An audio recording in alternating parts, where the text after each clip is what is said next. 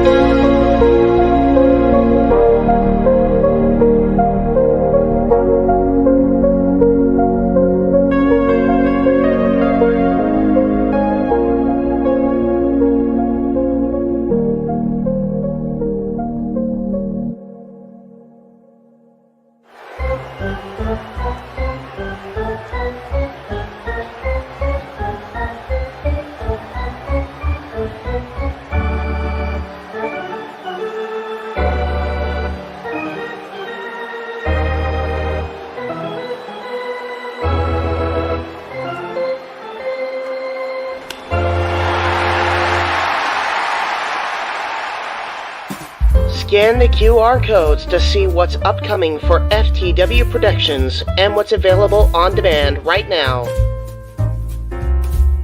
Button Master Stable Wars entire playlist. AEW Revolution Go Home Week, Dynamite and Rampage watch parties. Mistress Audio dramatic readings featuring voice actors from Weymouth Youth Wrestling. All Retro Wrestling Review Series videos on demand and upcoming. All WrestleMania-themed retros available now on demand. Star Wars Jedi Fallen Order Let's Play Series. WrestleMania 19 Revenge Mode Let's Play Series. All of A Simple Man's Brand Simply Predicting panels. Both episodes of The Don DeMarco Show. AEW Spark, WWE Aftershock, every show week by week. Indie Force Episode 26, available now on demand. Jeff Meacham Network, Backlash and Rebellion Watch-Along events. FTW Productions Watch Party for WrestleMania Go Home Raw. A Simple Take, WWE Simple Takes featuring Cassidy 18 Studios. Super Mario Bros. Z voice acting. Episode 3 coming soon. Breaking news. ATW View Impromptu. WYW Intro and Immortal Stream. Wrestling with Idiocy Episode 7. Our favorite WrestleMania matches. Plugs have concluded. On to the video.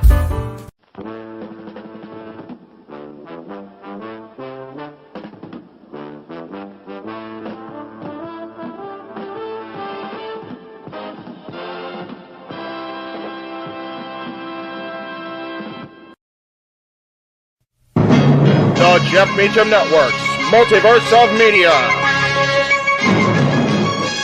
For over 15 years, the recognized symbol of excellence and the standard bearer in coverage of sports and entertainment. The following program contains strong language that is not suitable for young children. Viewer discretion is advised.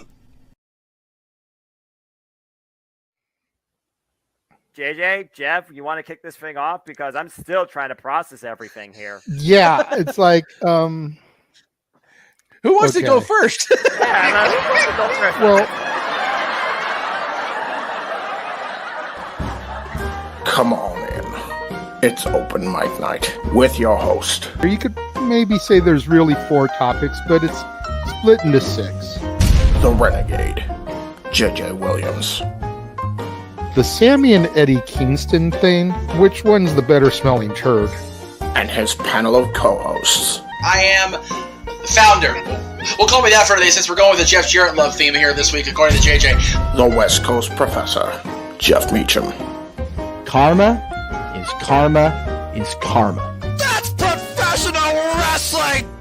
Damn it! The Simple Man, Noah Foster.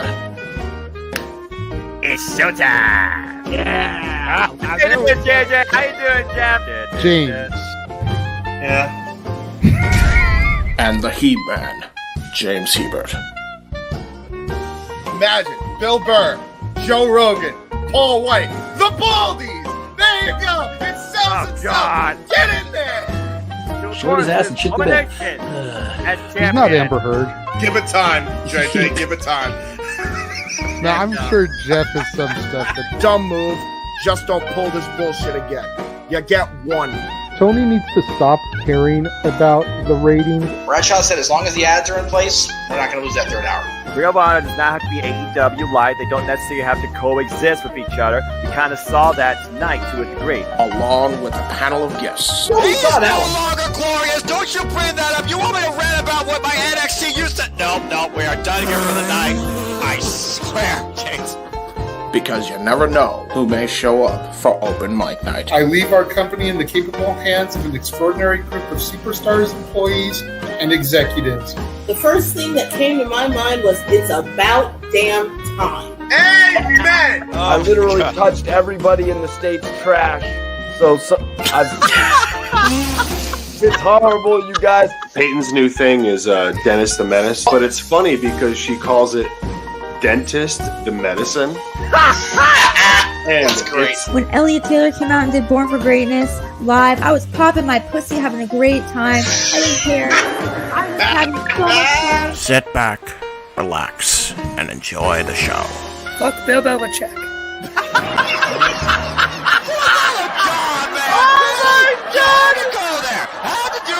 Football thing. We get it on wrestling, and then you bring in that shit. That's just how the thing goes off the damn rails. Brilliant, bloody brilliant.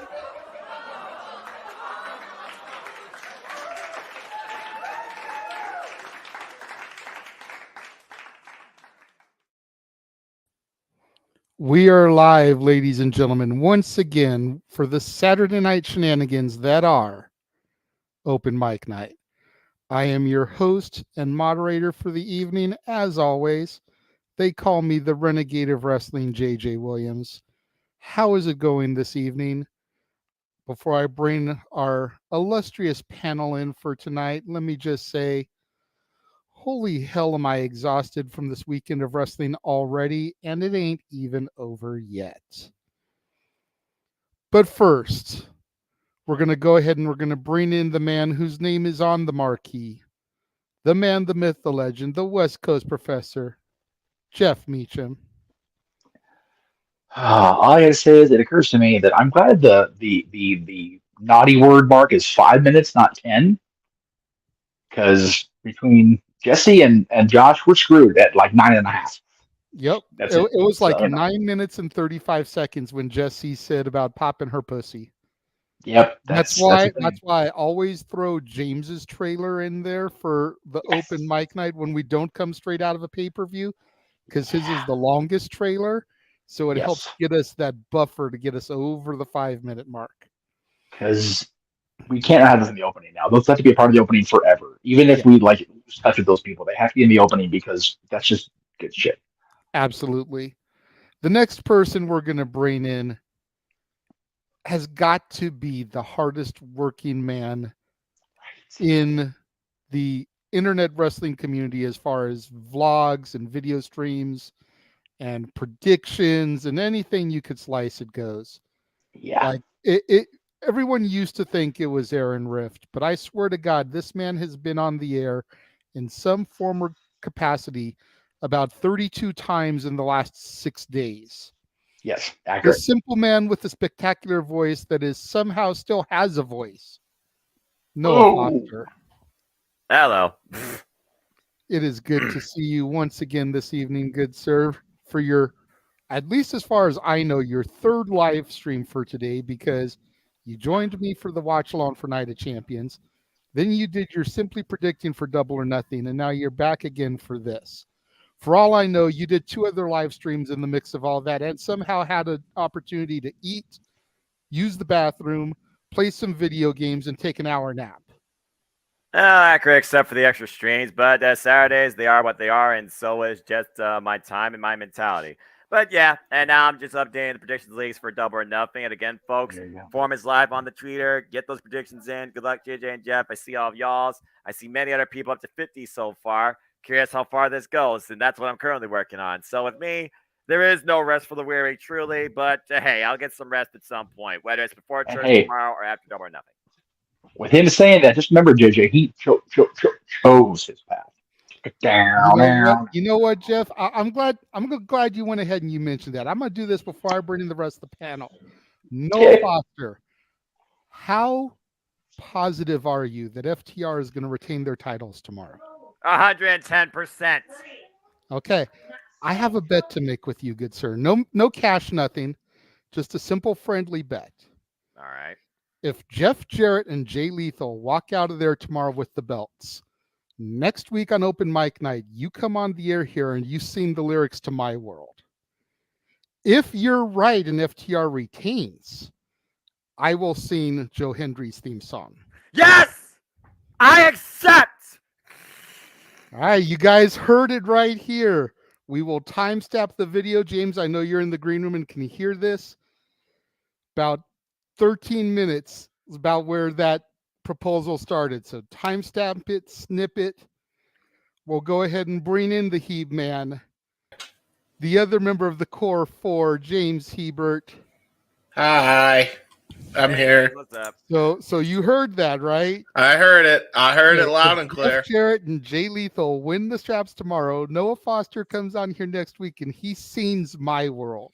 Well, you may have to sing We Joe already Hendry's got thing. him yesterday singing With My Baby Tonight. We did. This could be a double feature of Noah acknowledging the chosen one, the king of the mountain, Mr. JEFF, JARRETT, member of the Four Horsemen, leader of the New World Order, member of the Bullet Club, as if that wasn't too sweet enough.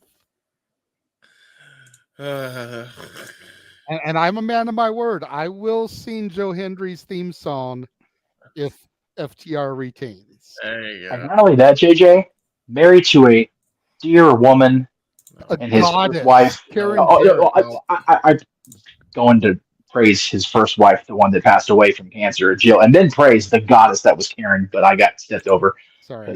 Yeah. Anyway, I just know how much Noah loves Karen, so I just wanted to get to the punch there. That's fair, and we all know the greatness that is Karen Jarrett, formerly Karen Angle. 2 Hall of Famers chose to betroth her. She must have something going on. Exactly. And before we get any deeper and I begin acknowledging all the comments that are in the chat room, let's go ahead and bring in the other member of the team for the evening, the Cleveland combatant, Josh Mansfield. Hello. How you doing? Working on the graph for Double or Nothing. Should that be a drunken link? Yeah, sorry. You're here now. You moved me. JJ, move me. I did. What was that, Jeff? I wanted to make sure that you were right there so you could point to your name on the marquee. Thank you. I appreciate it. Good. I was saying, sit up, you freaking drunken leaner, you. Anyway. Oops, sorry. Yeah, I'm a little toasted right now. I started As you drinking should around be. 7 p.m. Eastern time. Oh, As you Josh, should be. you No. It's okay. He should be. Because he has spent the day celebrating. We're all celebrating, but we'll get to that later. Yes. Start Love running you, through Jeff. some of these chats. Keen Mike says JJ always shouts it out. We love you guys in the chat. Did that part get removed from the intro? No. I'm not sure which part you're talking about, Keen Mike. You might have to go ahead and clarify that for me. Yes. Matthew says, here we go again. Ryan Dempsey, what is up? Keen Mike. Jeff. It's Jeff. Ryan Dempsey says, go Stars. Your name Jeff. No, that's a bad Ryan Dempsey. No, yay Stars. Let's go Stars. Let's go Stars. Yeah, no idea. Re-uploads, it doesn't really matter. To be honest, I have a lot of F words out, and many have just been accepted with no money issues. You know, Fair. I think it's just the fact that as long as it's not within the first 5 minutes, then we're good, which again is why we always try to run James's trailer as part of our opening, because his trailers are always like 4 minutes long. Yes. So that pushes us just past the 5 minute mark by the time we get to fucking Bill Belichick and popping pussies in the intro. So we're going to hell tonight. That is true. Josh Mansfield says Noah is the real wrestling god. JBL doesn't have the balls of Foster. That's accurate. Yeah, well, you know, JBL moved to New York for a reason. And just King Mike to say says, real I quick, often wonder how Noah has the energy to go to church after these live streams that usually last hours. That's a good point. Noah says, what is sleep? That is usually his response to those type of things. Whether it's 16 hours or whether it's 3 hours, somehow I make it all work. Matthew like I said, he chose his path. Matthew said he should have made a bet with me over Bianca Asuka. I'm kind of glad that you didn't. Yeah, seriously. That's a fight everybody's. I'm not a betting man. I'm a simple man. So it's one of those things where I don't think about that type of stuff. Daniel called us the 4 horsemen of open mic night. That is absolutely accurate. Yes, so does that make Josh Baby Doll? Damn, no, I would say that makes him JJ. Even though I'm technically JJ, that would make him JJ. Because you're Nate. This is your channel. You're the leader. I would consider myself Arn, your best bud in the trenches with you for how many years? Right. I would put Noah as Tully. The workhorse. Yeah. And then that makes James, Barry, or Oli by proxy, depending on which version of the greatest horseman you want to roll with. Sorry if it's Oli, James. We love you anyway. I mean, fair. Although, hey, and also to be fair, both the teams of Tully and Barry and Tully and Arn and Tully and Arn. Arn and Tully. Mm-hmm. And Arn and Oli. That's what I was trying to say. Neither team liked the WWF, so there you go. There you go. Works for James. By the way, How am I Jeff, drinking? What? I tried to super chat. YouTube isn't letting me.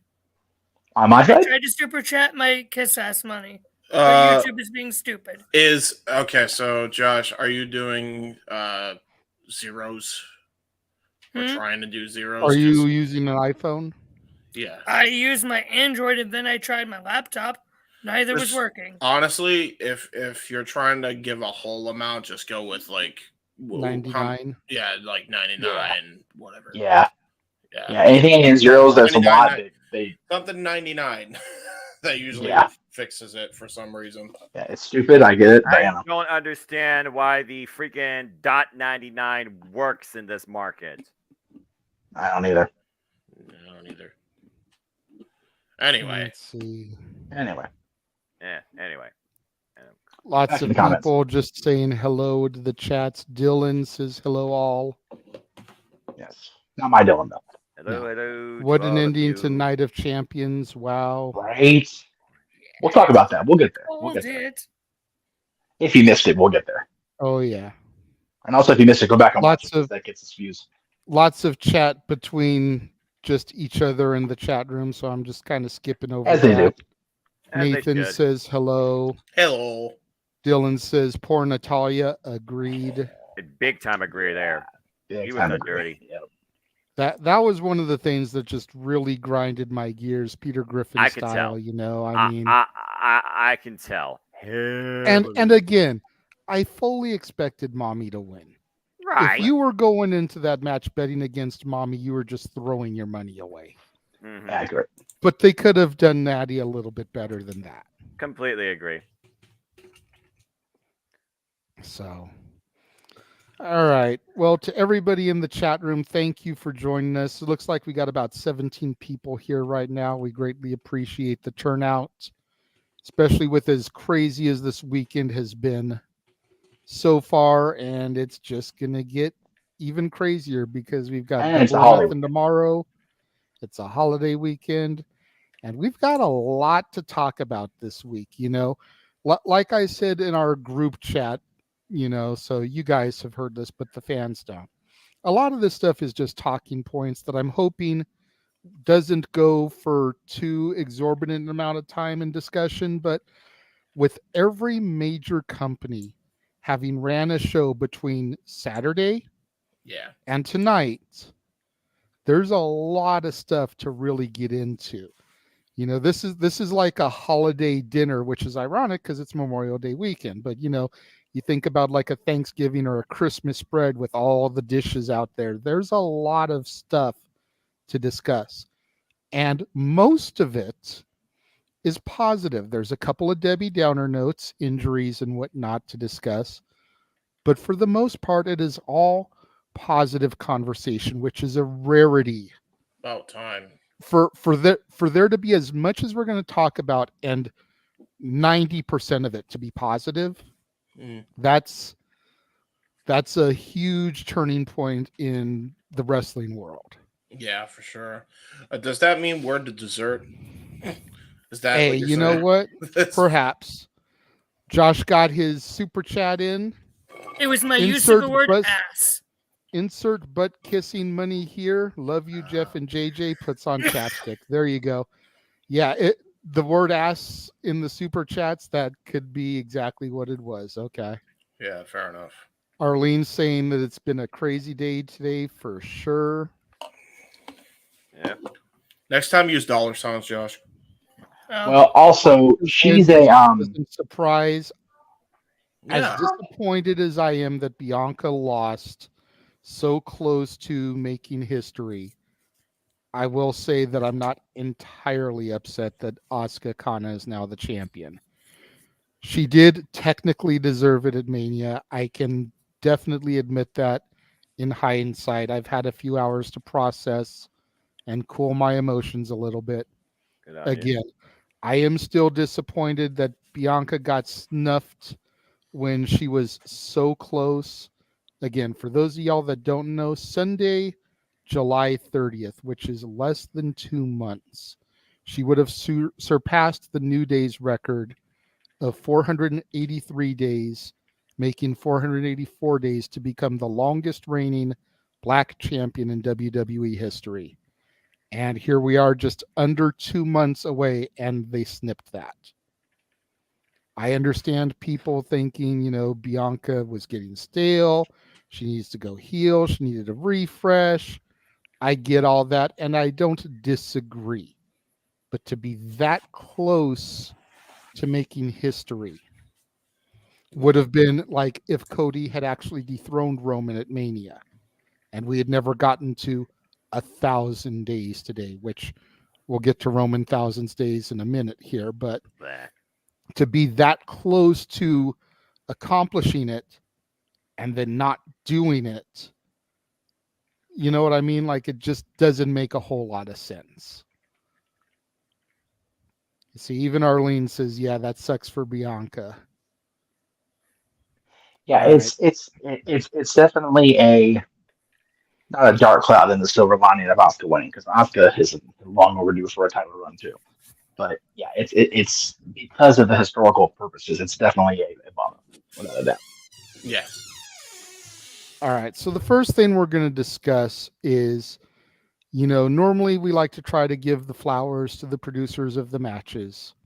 Usually when they do overseas shows like this, we're able to get our match producers list in time for open mic night so that we can give them on the same day. That is the case here this evening. I have a list of the match producers. The only one that I have no match producer for is Rhea and Natalia, which makes a lot of sense considering how bullshit it was and how short it was.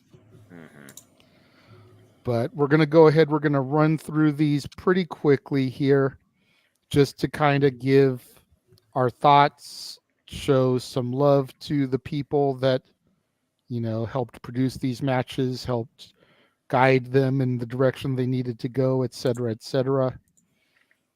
The opening contest for the new World Heavyweight Championship between Seth Rollins and the phenomenal AJ Styles. That was Chris Abyss Parks. Not at all surprised. Yeah. I was going to say, considering his history with AJ, not surprising in the least. But, No, when you think back, Jay, Abyss and AJ were partners, championship partners again. The progression, can the partners still exist in like 2004 as an NBA Tag Team Champions? They go back the entirety of both their runs with TNA and with AJ now, and both of them being WWE now. It makes sense that he would be the producer of that match, and got it. And Chris has such a good mind beyond being the crazy monster or the funny lawyer. So bravo to him for that, because hell of a match to start the show. Yes. Next, we went to Becky Lynch and Trish Stratus, and that was produced by another former TNA talent, Petey Williams. Don't surprise me. The one thing that does surprise me, and I'll go ahead and spoiler alert this right now, at no point is Tyson Kidd's name listed, and you think about the way that he works with the women, and especially, considering Natty had a match, you'd think he'd have his hands all over his wife's match, and you can take that in whatever direction you want to. But to not see his name listed in any of the producers was slightly surprising. Josh, I see your hand up there. I think part of it is TJ has been trying to work on his back a lot more, because I know he took a time off a little while ago. I think he's trying to take a step back and let others be more involved with the producing, because he's a veteran producer at this point.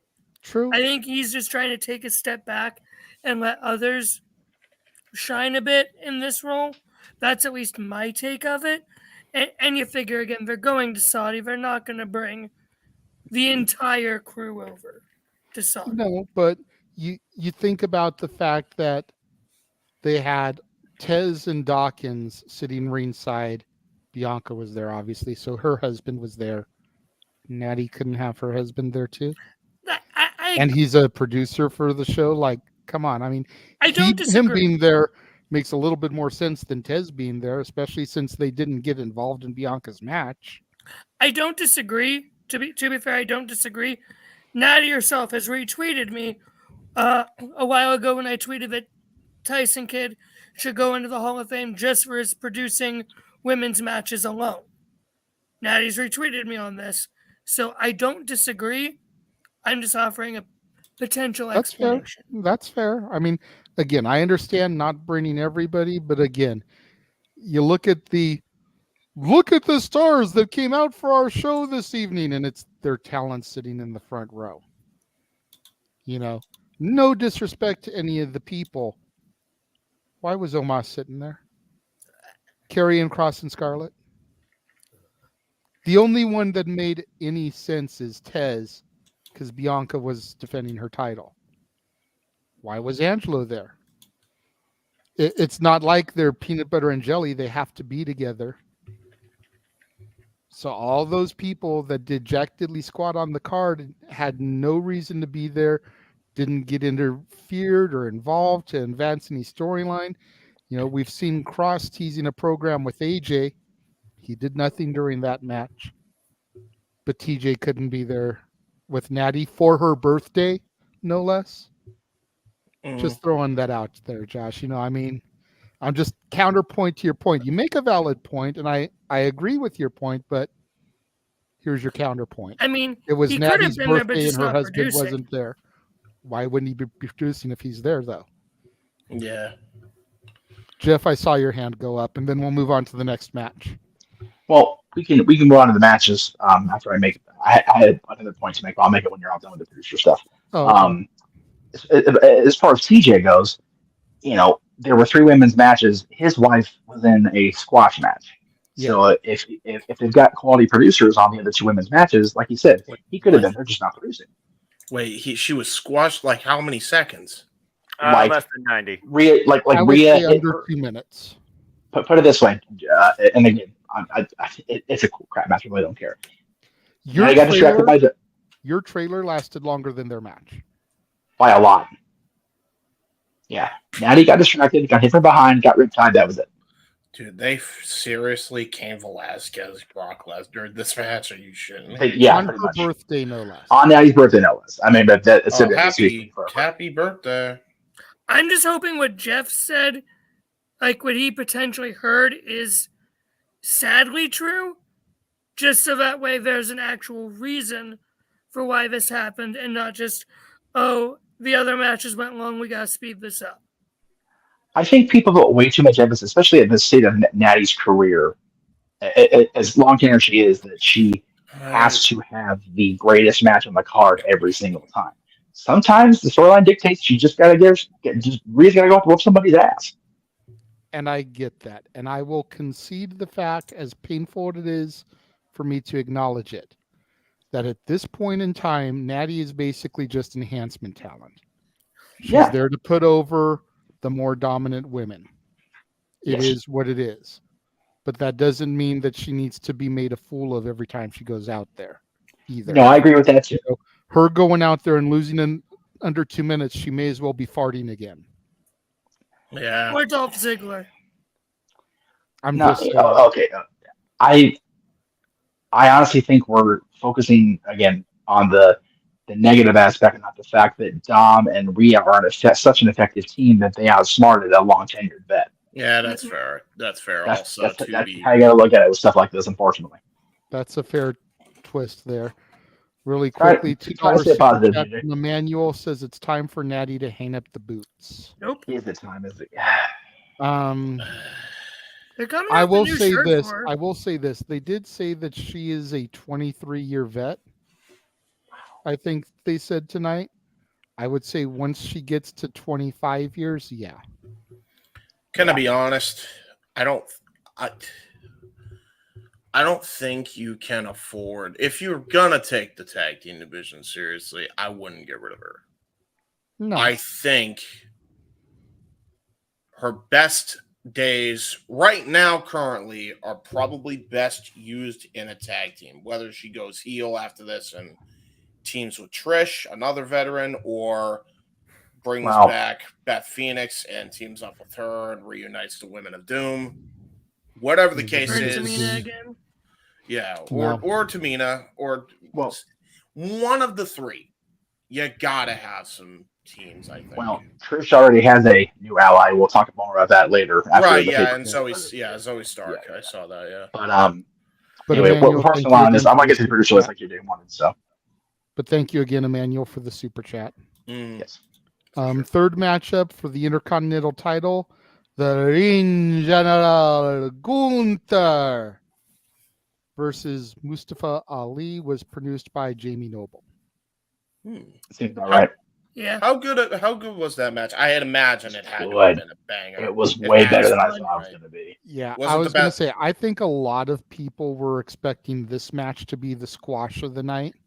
Yeah. And Mustafa went in there, and while, as Matthew says here, Gunther's victory was never in question, no, Mustafa put up a hell of a fight to show that he deserved to be in there with the Ring General. Yes, he did. And again, as Matthew said, Ali proved himself in defeat. I echo that sentiment. Yeah. Jeff and Noah were there with me for that one all along. Noah, I know what a Walter guy you are. What did you think of the fight that Mustafa Ali put up against the Ring General?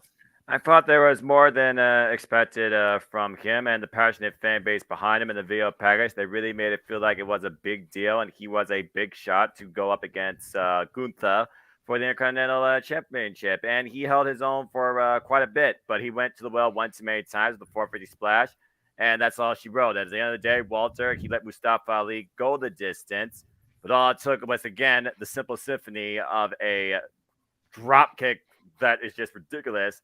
And that powerbomb was game over. But it was good effort. I definitely got more out of it than I thought I was going to get from Ali. So respect.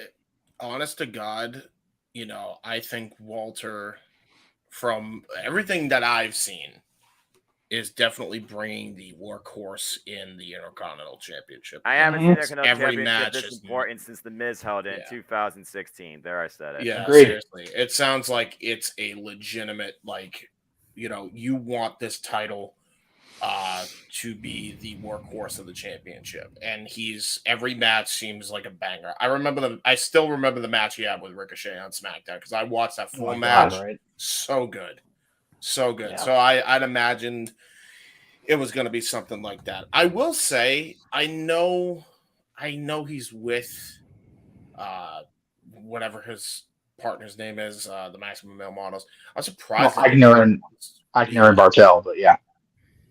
No, I'm talking specifically the Massey and Mansoor. Yeah, Mansoor. Those two yahoos. Yeah, okay. I'm surprised they didn't split him away to try and make him the star, and do this. I was surprised. I feel like they went with Ali because they thought they could get more out of him, but I still wonder why they ever split those two up to begin with. Well, yeah, with Ali, it's they're fighting from beneath because he was part of that Retribution thing that went absolutely nowhere. Thank you, Vince. And before that, he was just kind of there. Yeah, which is why the Retribution thing was made for him because he was just there and wanted to get his revenge. And then when that petered out, he completely basically sat home and went on social media and bitch. So they're fighting a battle from the ground up with him, and to Jamie Noble's credit tonight, to Creative's credit, they are trying with him at least. And the match was great too. Let's not forget, Kofi Mania was not supposed to be a thing. That whole sequence was supposed to be for Mustafa Ali before he got hurt, and Kofi took his place in the gauntlet. And then we got Kofi Mania. And Mustafa Ali got his shot and a triple threat with KO against Daniel Bryan at Fastlane, but nobody in the audience fucking cared because we were all chanting for Kofi Kingston. I know, I was there. I think Kofi Mania happened because of Kofi, not in spite of Mustafa Ali. I think if Ali had been in the chamber matches he was scheduled, he wouldn't have gone near that distance. And I agree. Well, you don't know for sure, but whatever. Yeah, I do know for sure. No, I agree with you on that. Mustafa Ali is not Kofi Kingston. He does not have that fan support, that fan love that Kofi did. Mustafa got hurt. Kofi got put in there. Fans were like, yeah, we want this. But Mustafa was supposed to get that gauntlet match, the chamber rush that Kofi did. But yeah. It's a what would have happened sort of thing. Well, yeah. Anyway. Dylan is asking in the chat, who is Gunther's next big feud?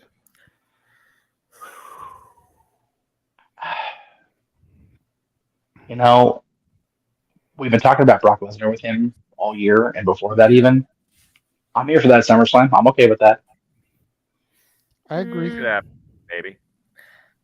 I'm going to say Johnny Gargano. I could see Matthew that too. says Bronson Reed. Or Finn Balor. Oh, Bronson Reed would be a big house fight. It would be. And he is on Raw. Bronson would be that big house fight that he would have at Lesnar, but it'd be as hard as this for me to say because I'm such a fan of Gunther's Walters. I think him and Bronson would be more believable that the title could switch because Bronson's come back with a chip on his shoulder. He's got that motivation. I don't think Lesnar gives the shit out of him the title. No, I don't think so either. It would just be a big hoss fight, like you said, James. But with Bronson in there, it'd be interesting to watch. Keen Mike says, "Is James watching WWE again yet or not?" I'm only watching for these next 2 weeks, with the exception of I'm only watching because I have to do WWE Aftershock, but then I'm out again. I'm not planning on staying around. Put it that way. Yeah. So are you going to go back and watch the PLE then, so you have frame of reference? I'm not doing the PLE. Chris and Owen are. So okay. But I may watch the pay-per-view just because why not, or matches from said pay-per-view. But otherwise, I'm probably honestly, dude, I think that you'll be pleasantly impressed if you watch the pay-per-view. I'm sure I will.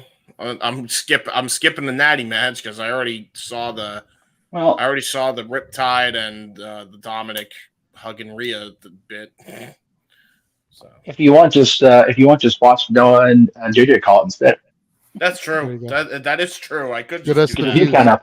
Yeah, there you go. So moving on, the Raw Women's title, which was contested between SmackDown participants, Bianca Belair versus Asuka, was produced by the greatest NWA champion in the post TNA era, Adam Pearce.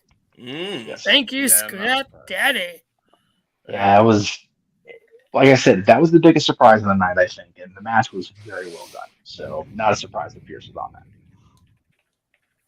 JJ might not like the finish of that match, but it was a freaking good match. It was a good match. Let's be honest. Besides, same with like Roman and Cody at Mania. Great match, sucky finish. But either way, depends who you're a fan of for a sucky finish. Exactly. Yeah, that's a true. I liked it because I wanted Asuka.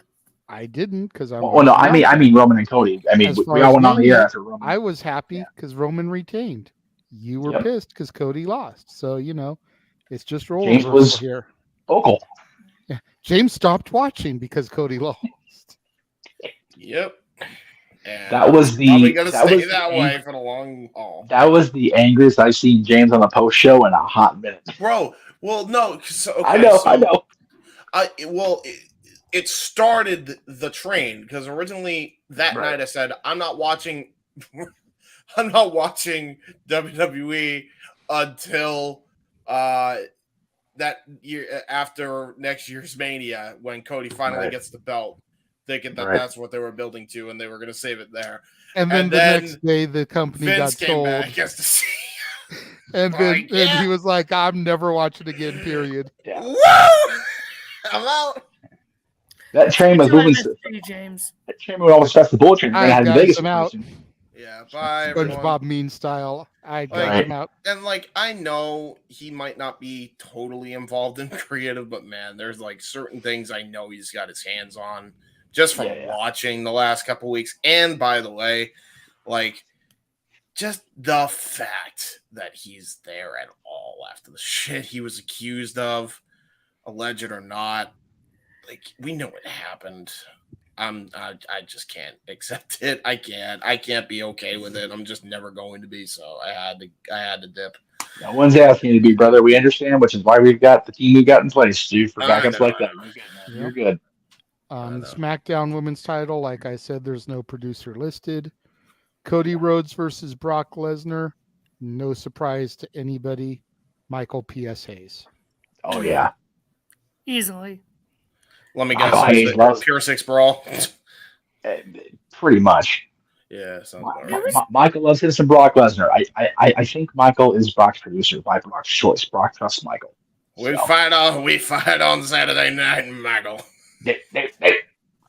And then the main event for the undisputed WWE tag team titles. And I got to say that the website that I'm reading the producer list off of has a great team name for Sammy and KO. They have them listed as the Wild Sammy Owens instead of the Wild Samoans. Damn it. That's the Wild Sammy Owens. Versus the Bloodline, okay? I've just got to say, to eWrestlingNews.com, I'd stand up and give you a standing ovation right now if I could, because that is fucking epic. The Wild Sammy Owens. And this was? Michael Hayes and Jason Jordan. Sounds about right. Yeah. Exactly, Matthew. The Wild Sammy Owens. I need that as a shirt. Yeah. Yeah, that is pretty good. And I just That's a ordered pretty good Owens' name. Keep on Fighting shirt today. Yeah. What about a shirt from the Multiverse of Media? Josh, have you ordered one of those Yeah, yet? goddamn. Yeah, exactly. In my defense, I ordered it for exercise purposes to lose this belly. It's, to propel me on, a motivational shirt to help me with my exercise. Okay, so Jeff, we know we got to start making a motivational shirt so that way people that want to work out do it. We have tank tops. Okay. Oh, we do have tank tops. Teresa has one. I just gave you $10, Jeff. Do I have to kiss your ass more? And Emmanuel No, just gave not Jeff tonight. another $2 super chat. Thank you, Emmanuel. Apparently, Asuka is now the number 1 heel, and Bayley is the number 2 heel for the women's division. I'd argue I love Asuka and everything, but if we're talking the entirety of the women's division, Rhea's number 1. Even though she's, getting cheered like crazy. More over than most of the babyface women on the roster. So right, but that sounds like just SmackDown. I say wait to see the next time we see Bianca before we start saying who's the number 1 heel anything, because she's gonna come in the Raw SmackDown True. Yes. Amen to that. And she should be. She got freaking, sorry for the graphic use of the word here, but finger missed it. She wrong for that. So Yeah, true that. Yeah. Rhea ain't no heel. no. I don't think she's a heel. She does bad things. Doesn't make her a bad guy. Yeah, No, for any guy watching, she's definitely not a heel. No. No, she's like the biggest babyface ever. It's just Dominic's the biggest heel because he was an asshole to his father, and on top of that, he's got the hot chick on top of it. So, I mean, That would do it.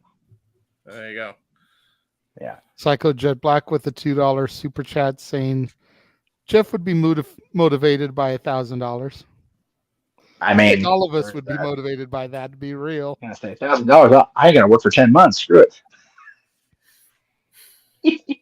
On here anyway. Rhea is the anti-hero and mommy. You know what? That is a fair point. She is a heel in the vein of Austin and the Outsiders, and she's getting cheered. So She's good at it. she's a cool heel, which is usually lamented upon, but she makes it work anyway. And there's the occasion when it's like, okay, Rhea, that was a little much. So it works for her. Yeah, true. And damn dog's a heel, tell you what. All right. Good stuff. Good stuff. I'm going to go on now straight into the next WWE topic. Ooh. And that is been hearing reports. Take it for what you will. Rumors, not fact. But I've been hearing reports that Triple H wants to make the third hour of Raw more adult-oriented. Yeah, that worked Like so the well old- with Raw After Dark and the electric chair. Like the old Attitude Era days. Oh yeah, back when they did the Raw and then it was the Warzone, but it was just still Raw, and then they made that Warzone TV14. Basically. Mm-hmm. Yeah. So better than what they did during the Thunderdome era with Raw Underground and Shane and Omos and dancing strippers. Well, anything's probably better than that, to be fully honest. Yeah. To be honest. And you know what's funny? It's bad when Vince Russo got that right. I'm just saying, man, like he at least, made it interesting and just like an accessory piece of the show with the strippers. I'm just saying. Fuck Vince Russo. But I digress. I understand you don't like him, but I don't like a lot of his creative decisions either, but facts are facts. I'm just the messenger.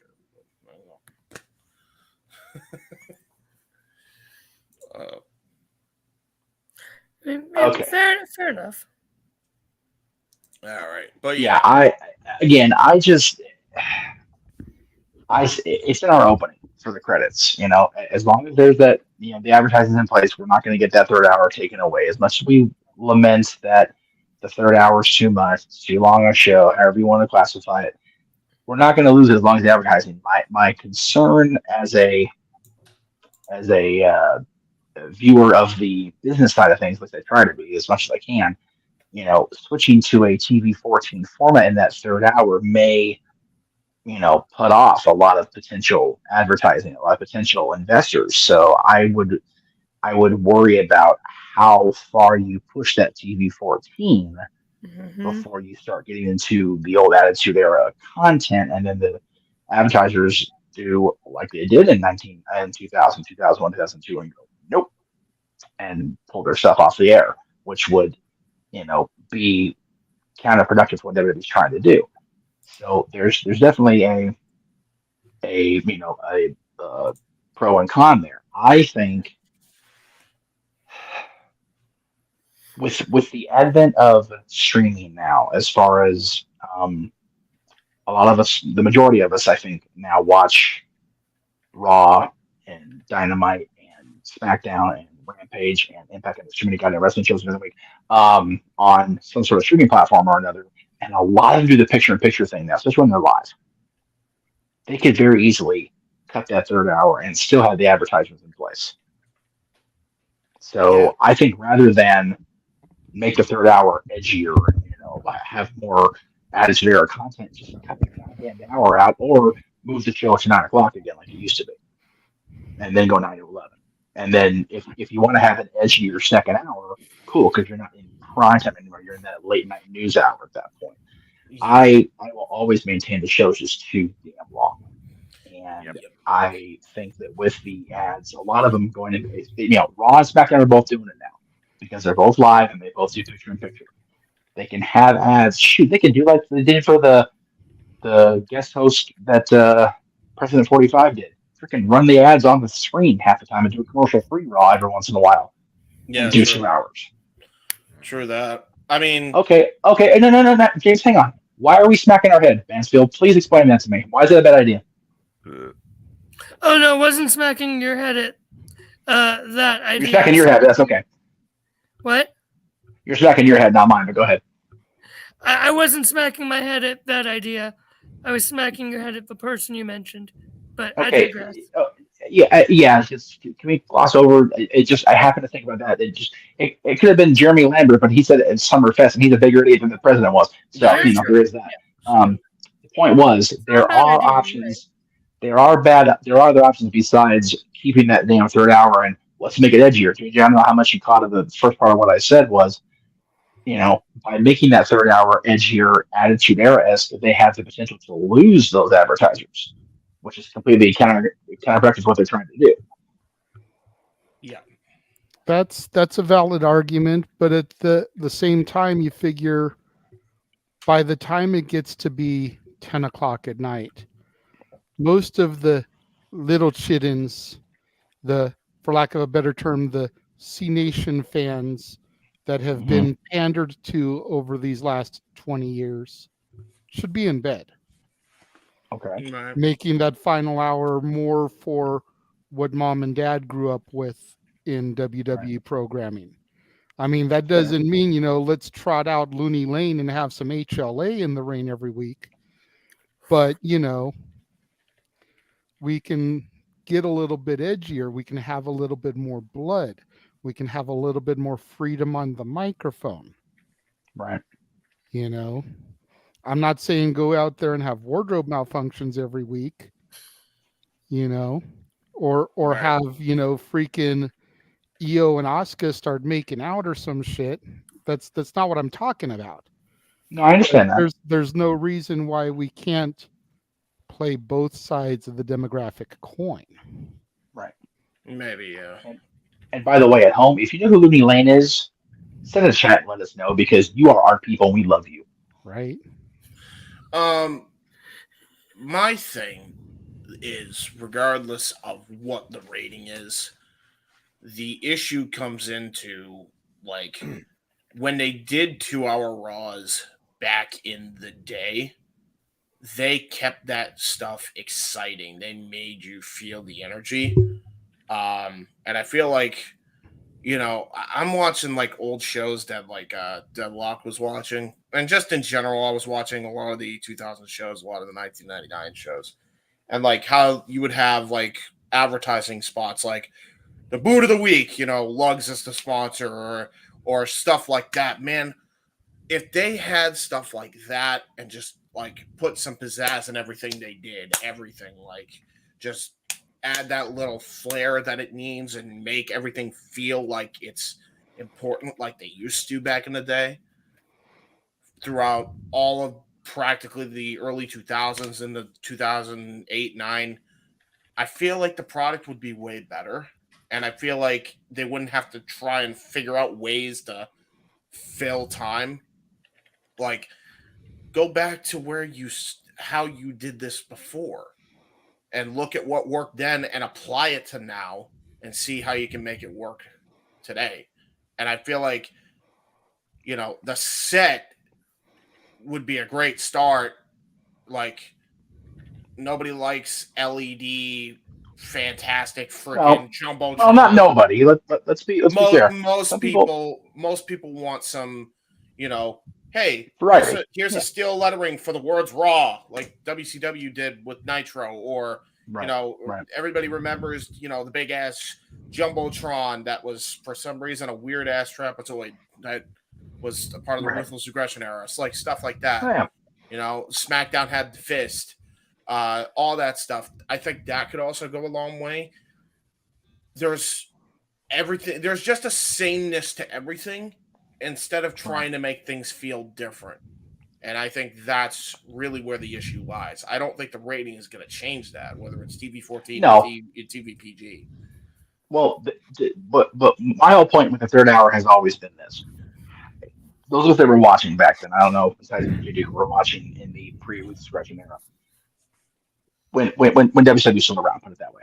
Yeah. How many of us as fans and how many people within the WWF were on WCW's rear end for adding that third hour and just having the show drag like an old setup, dragging on the freaking somebody's lap? Like, my God, that third hour just took forever to get there.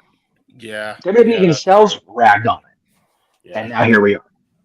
To be fair, I always said the way they should have done 3-hour Raws is you have your opening match be a hot one, then treat the next hour like Sunday Night Heat, the next hour and I mean like back when Sunday Night Heat was pretty enjoyable. Right.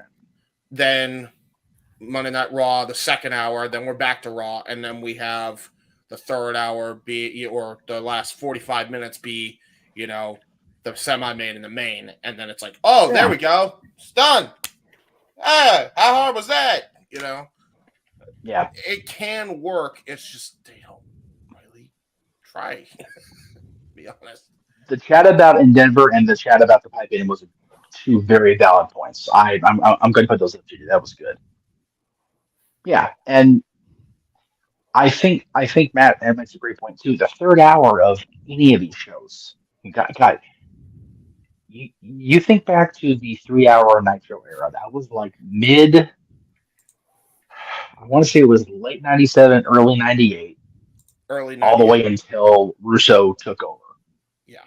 So that was a good 2 years that show was 3 hours. And man, you think about how quickly the nosedive started and how rapid it seemed in those 2 years. And think about, they went to 3-hour Raws officially full time for Raw 1000, correct? Yeah. Mm-hmm. That would have been 2012. We were already talking about the creative starting to taper off. Mm-hmm. Even with Punk as the WWE champion, which most of us loved. It was just rough, and it only has gotten rougher until very recently. And, there are valid points here. They've got how many people on rosters in both companies? You figure main roster-wise, there are 5 hours of TV every single week for WWE. There are 3, soon to be 4 hours of TV on TV every week for AEW. Yep. and people still aren't getting on TV. Yeah. That's ridiculous. Yeah.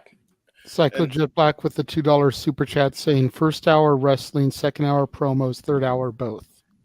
Not a bad idea. Not a bad idea, but I actually think it is a bad idea. And I only say that because not everybody likes just straight wrestling. Not everybody likes just straight promos. Yeah. So you're going to have either a major drop off right away or a major in the middle. Yeah, I agree. Yeah, that's fair. Nitro tried that 1 week and it was dreadful. Oh my God, I remember that. Oh, dear Christ. It was 1999. It was actually the Finger Poke of Doom, if you remember, Jeff. They did 1 hour of wrestling straight and then 1 hour of promos the next. It was, There was one episode, I forget, it was 1999, where they didn't have wrestling until the last 45 minutes of the show. It was like, yeah, it was 3 hour Raw, a 3 hour Nitro.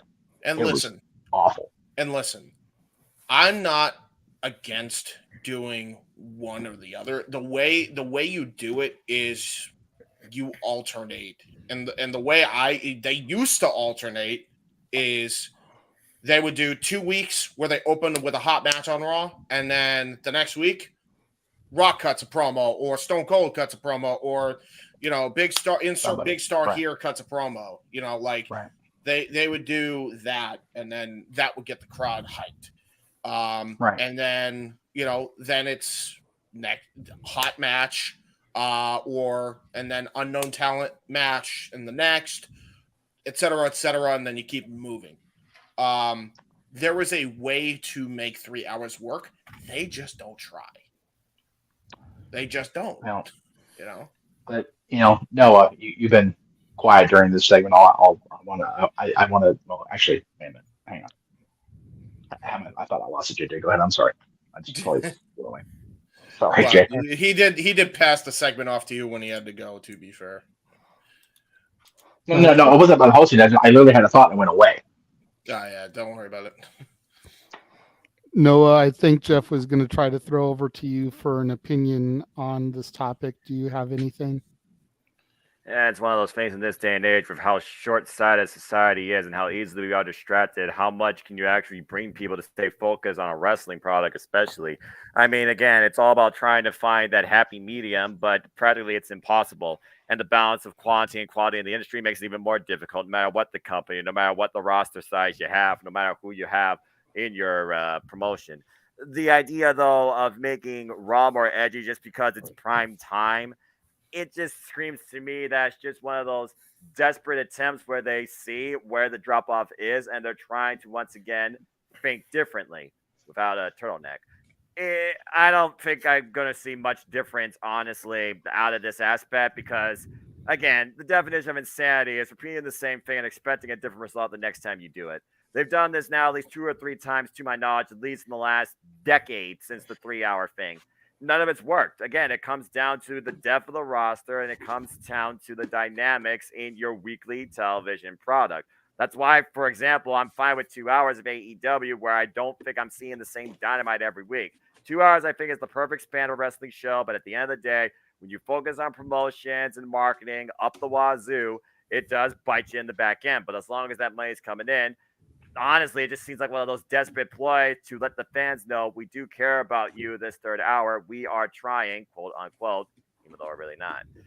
I just don't really see much change with this. At this day and age, I honestly wonder when ratings is going to become irrelevant because, again, people will buy into anything. There are too many different avenues to keep up with products.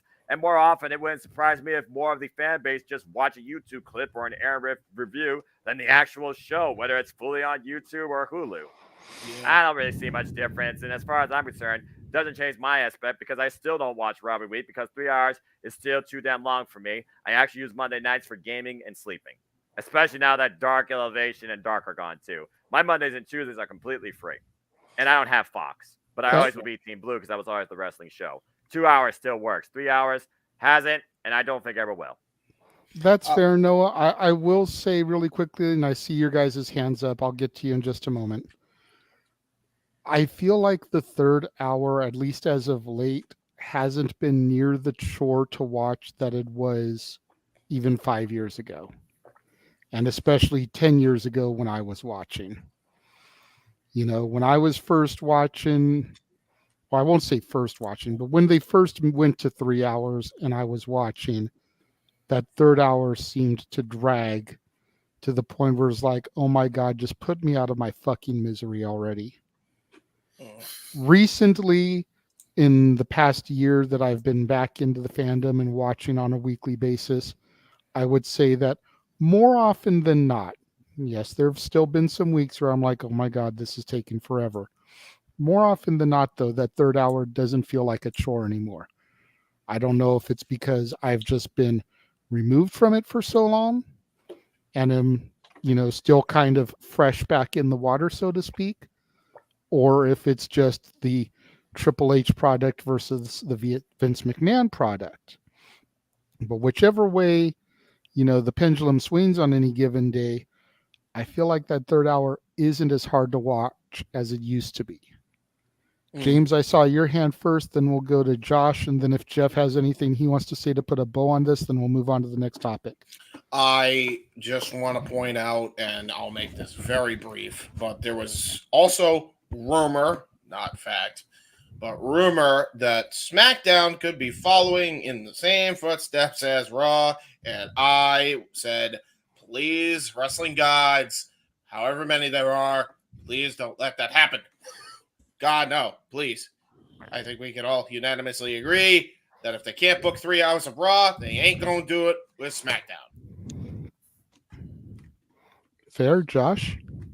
So for mine, if you could put up Arlene's last comment, I know it might, I think it's back a little bit. That's sort of what I wanted to touch on with my little thing. Scrolling. Next time, private chat me sooner so I can star it. He did, actually. Yeah, he did try. Yeah, right here. I started watching in 6th grade, single parent home. I watched all the way through. Like, there was no bedtime. I went to bed after Raw, went off the air at 11. That's what most middle schoolers, high schoolers are going to do. They're going to watch it, you know, that way through. And I think part of it was probably when I started watching, 2010, you know, Divas time, Kelly, you know, so used to that. But I think if they switch it to that, most people won't care, especially those youngers, like high school, like middle school, because sadly enough, they're used to it. What was considered grungy in like the Attitude Era, when all that stuff started, a lot of it's unfortunately considered normal now, to the point where, okay. Yeah, a little blood, it would have been like blasphemous back in like 95, 96, but now they're probably like, That's just my thoughts on that. Like, speaking from personal experience of when I started watching in middle school, in high school, I watched all the way through. I remember when I was in high school, when Raw went to 3 hours, I was excited for it. And I always watched all 3 hours. So I think you have to take into account the other demographics, which a lot of it is not the older generation that, you know, grew up with the Attitude Era and the moronic Hogan era. Yes, because sorry, Jeff. But that, I feel like Triple H, being that from where he came from in that era, is better at understanding what the current demographics are wanting and where it could go and how sponsorships could go with that. And like a previous chat said, with UFC and WWE being under the same umbrella, sponsorships really might not matter as much if certain ones go, because they could still get others. I think that's a point we have to realize. Vince McMahon no longer owns the damn thing. He may be, you know, on the board in charge of it. He doesn't own the damn thing anymore. No. So that's my point. When Vinceisms go away fully and permanently, I'll believe it when I see it. But that's fair enough. That's just how I'll see it. Jeff? to that comment about Cody being in 3 different segments last week or this past week leading up to the pay-per-view tonight. Like Cody, you got 3 different segments. Too much. I am going to torpedo this with a date in history. April 13th, 1998. Yep. That is important because the entire thread of that show, Awesome. we had different segments, different people, different things, but the entire show had a thread running through it of we're going to get Steve Austin versus Vince McMahon.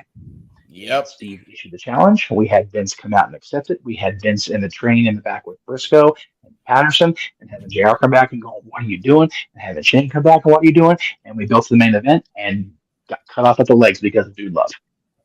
That night ended the Nitro Win. Yeah, it was.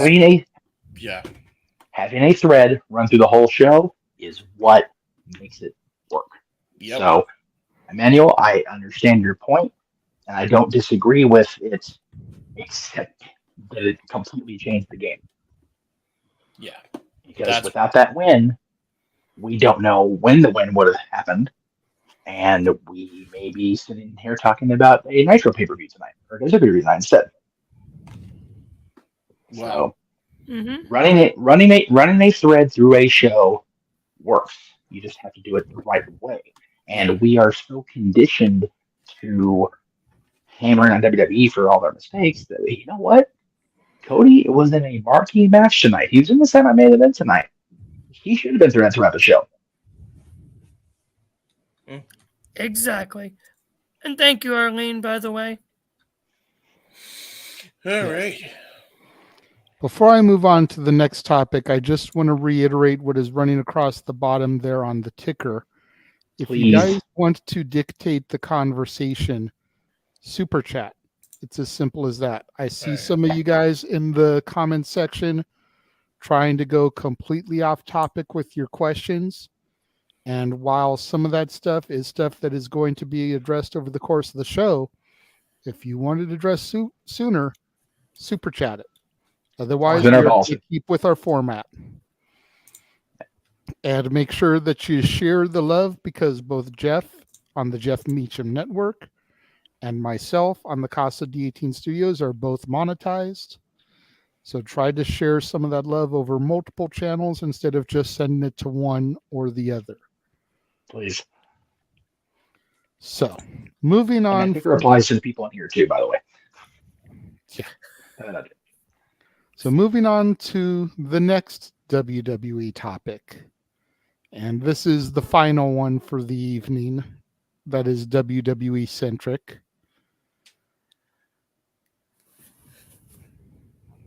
Today was the marquee day.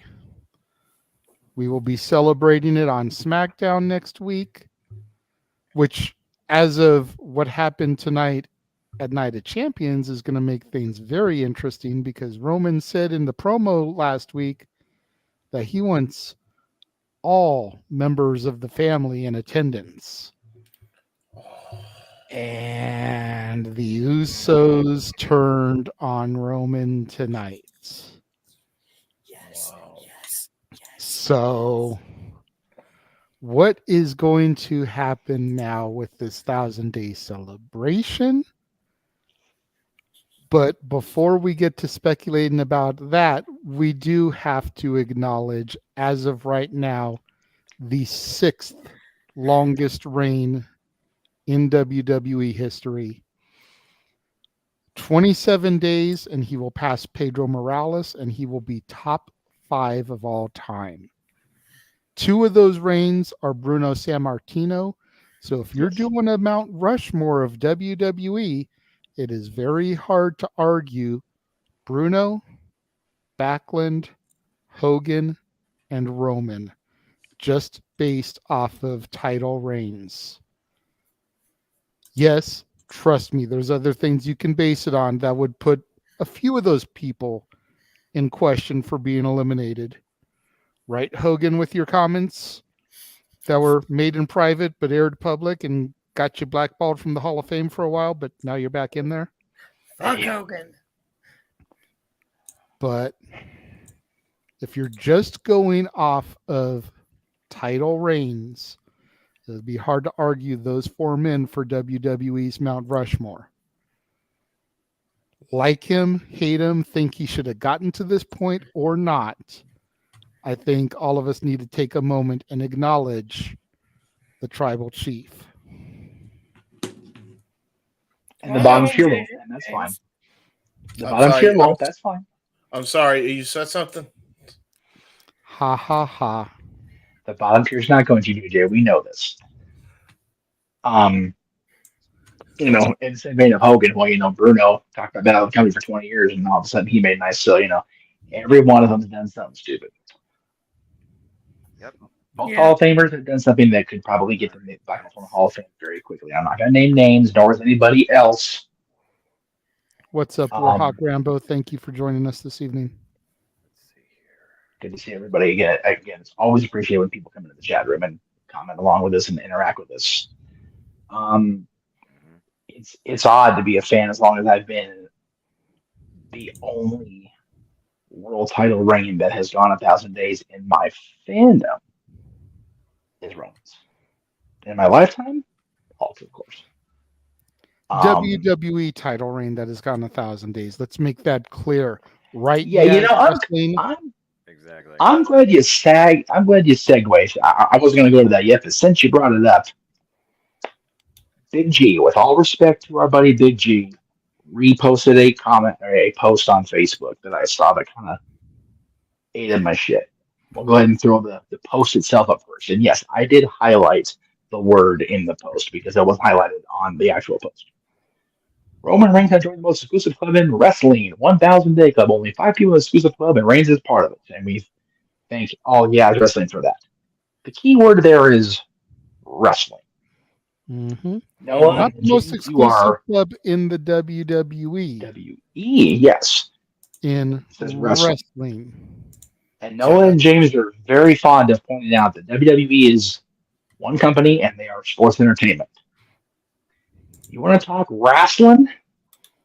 These. Yeah, wow. 8 men, well, 7 men because they did it twice. Wait all.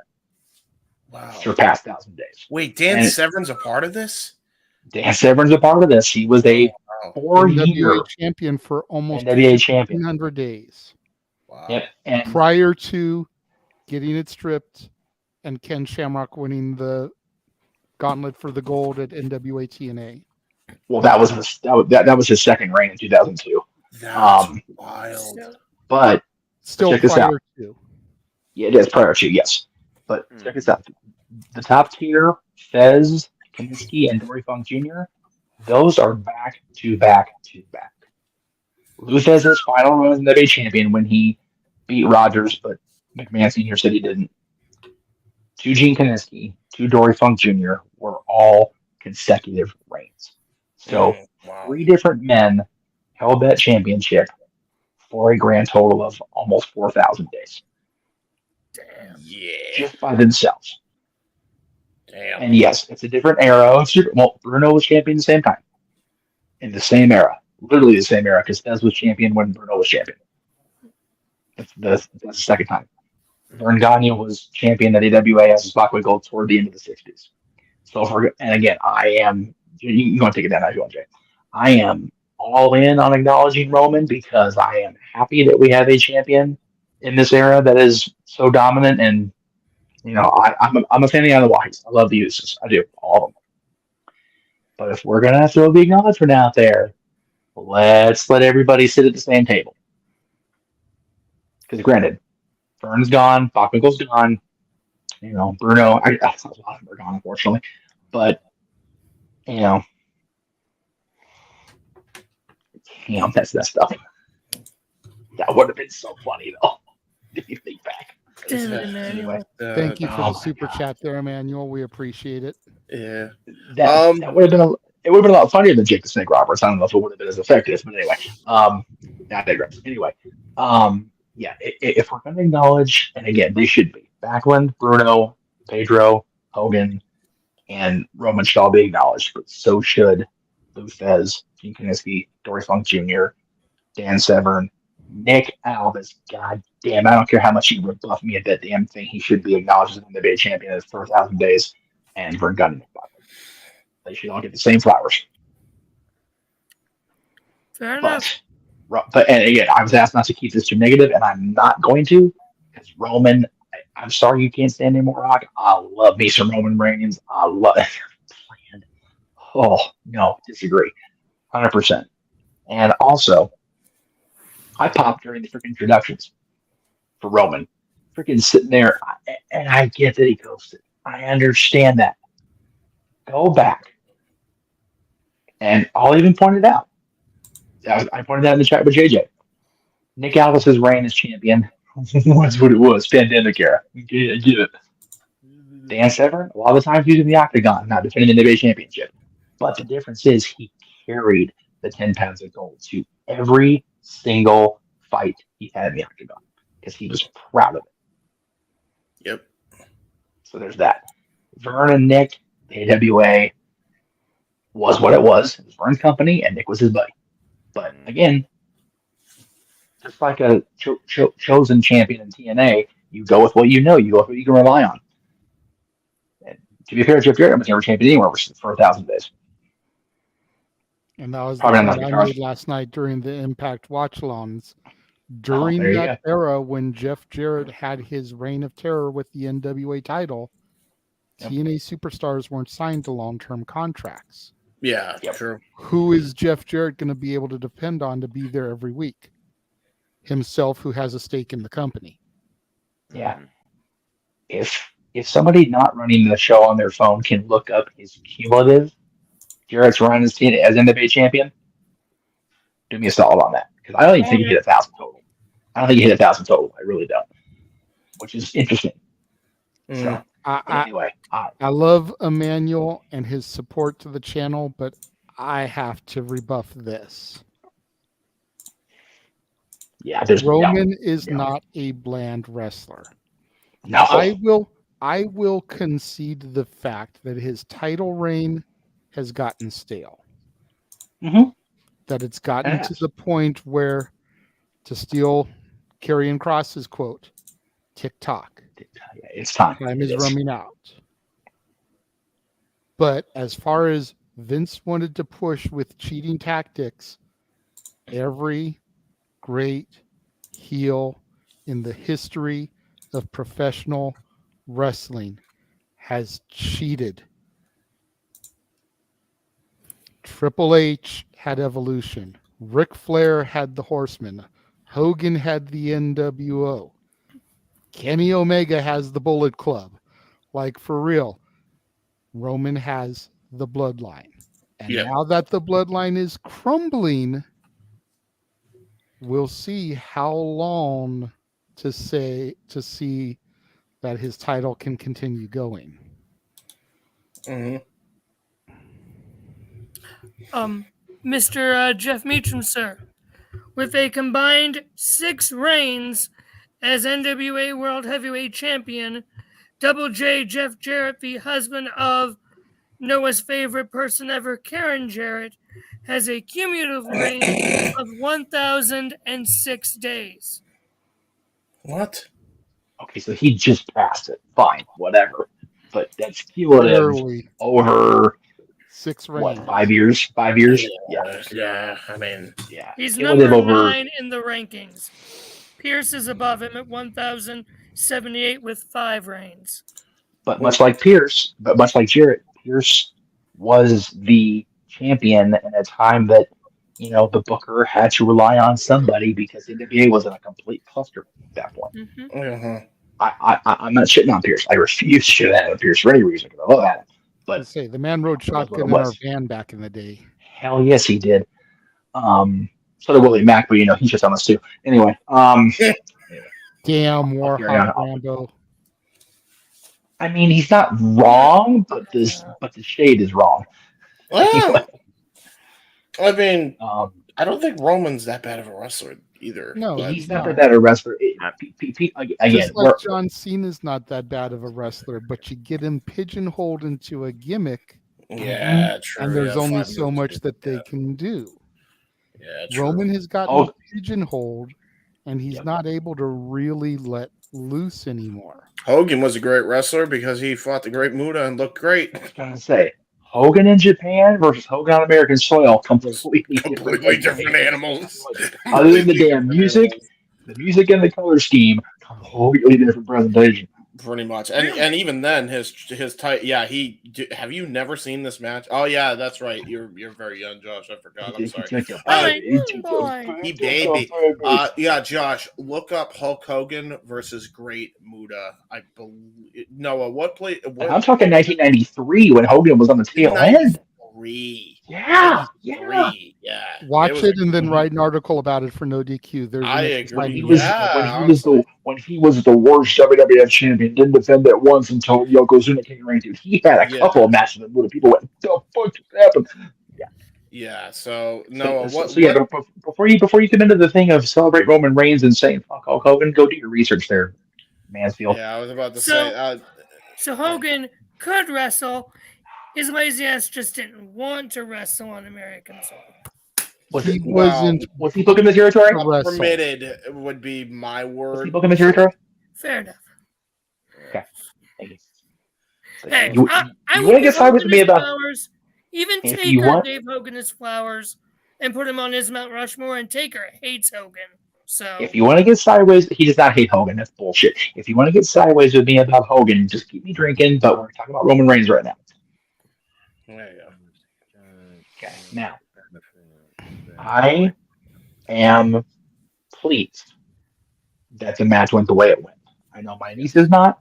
I know a lot of people aren't. But I am pleased the way it went. Having said that, I'm also pleased the way it went because now it makes Friday much more dramatic. Mm-hmm. Yes.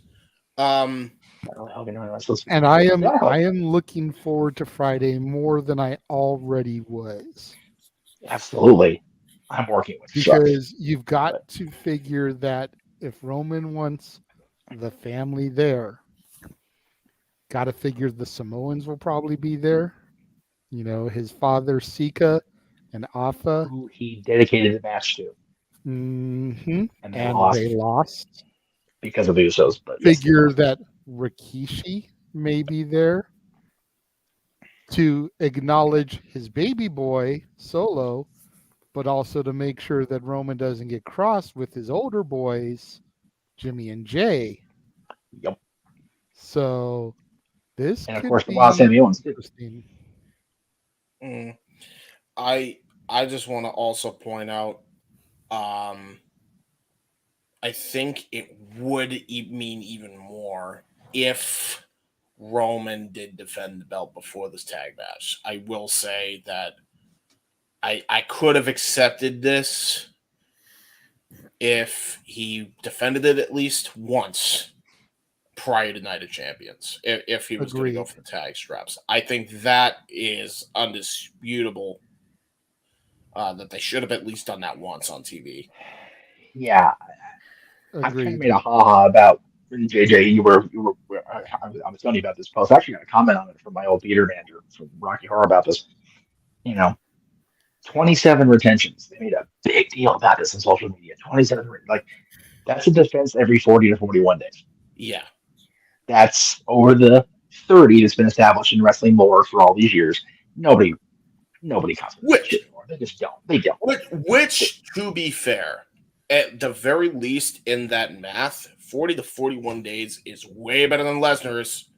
Oh boy, by a country goddamn. Way better than Lesnar's. Way better than Hogan's NWO run. Better than Hogan's first WWE title run. Yeah. He was champion for 479 days, I think, in that run, and I think he defended on pay-per-view only and the occasional Nitro. Give me a break. So yeah, it's our JJ. I want you to start the ticker up. Wrestling fandom will always be subjective. Yeah. But again, that said, Roman defending every 40 to 41 days is fucking impressive to be. Honestly, I'm cool with it because I think the title should have a 50-day limit if it's a world title. I don't even think it should have a 30-day. I think 30-day is dumb. Well, okay. Here's where that discussion can get subjective. As I was saying, Emmanuel, thank you for the super chat as well. We appreciate that. And I had other comments that I wanted to get to that are part of this, but go ahead. No, go ahead. No, because they're off topic, so go ahead. Oh, okay. Sorry, I didn't see that. So, I actually was going to talk about this. I was going to talk about Ghost going back to Roman. That's okay. Just I don't think it was only the internet that wanted to see a heel because I was pushing for that from the start. And granted, I'm an internet personality. I understand that, but I just don't think it. I think that's a little bit of a false claim. But again, appreciate the chat and I enjoy the discussion. So anyway, I was trying to find now because I got focused on that. I said that something about the thing. Oh yeah, it's one of those. In an era when Hogan wasn't defending often or whoever, I think the whole every 30 days thing was not as important because there were only 4 pay-per-views a year, sometimes 5. And then they went 12. Yeah. But the world title getting defended on a random syndicated superstars is like, why? Seven main events once a quarter. There you go. That's your every 60 days right there. So or whatever. So in the modern era, people want big matches every show, and that's the problem with the every pay-per-view a month era. It's too many big shows. They want everything all at once. They want the freaking Oscar-winning movie, but it's like no, you need to have some space too. Yeah, that's fair. That's actually fair. But yeah. So Emmanuel Super Chat said only saying the IWC wanted Cena heel. Probably get the same results that Roman got. That was the point I was trying to get at. Yeah. There was a point too where Cena was gonna go heel in 2012, right after he lost to The Rock the first time. He had merch made and everything. Like he was gonna go on a full run. And then WWE got cold feet and it's like, nope. Which, imagine a timeline where Punk was the face and Cena was the heel. Whoa. Ooh. No, for that time period. JJ, I know you have more of a point on that, and you got talked over again, so go ahead. Yeah, he said everything I was just about to say, so. Oh, did I? Okay. I'm going to bring it up now. I know, no. We're going to have a lot here, but I'm going to bring it up now. We need to stop talking over each other. All of us. It's ridiculous. We're all talking over each other, and it's getting on everybody's nerves. So please stop. Everybody, please. Yeah, I was just going to point out the fact that the IWC wasn't the only one that wanted Cena to go heel. Cena wanted to go heel. He did. And James is right. There was merch made. We got to see some of it. And then they signed Brock Lesnar back and went, yeah, we need him to be bad guy instead. That's exactly what happened. They signed Brock back. Otherwise, he would have done it. Yeah. Shit.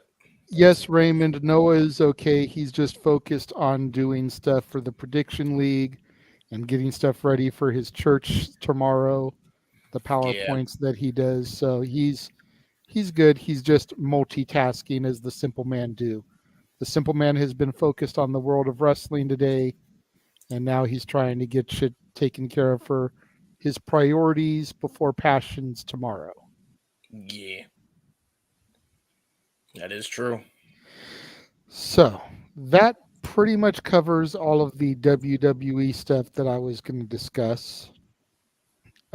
Josh sent a message in the private chat saying that he was going to take off during the commercial when we switch over to the next company. So Josh, if you want to go ahead and plug your stuff before we throw to our next commercial break. Yeah, just follow me on Twitter at CatholicJosh122, Instagram, Malamangram. You guys are the best. Really, I love doing this with you guys. There is no place I'd rather be on a Saturday night than with you awesome guys. Despite my tipsy state, you guys are amazing. Love you all. Have a great night. Jeff, love you, boss. JJ, you are the man. James, Thank you, and Noah, Simple Man, we love you. To all of you, have a good night, and fuck Bill Belichick. There you go. There we go. All right. So before we go into the next company, as we normally do, we're going to take a quick commercial break, and we're going to take a look at what is coming up next month from Renegades Reviews and the Casa D18 Studios channel.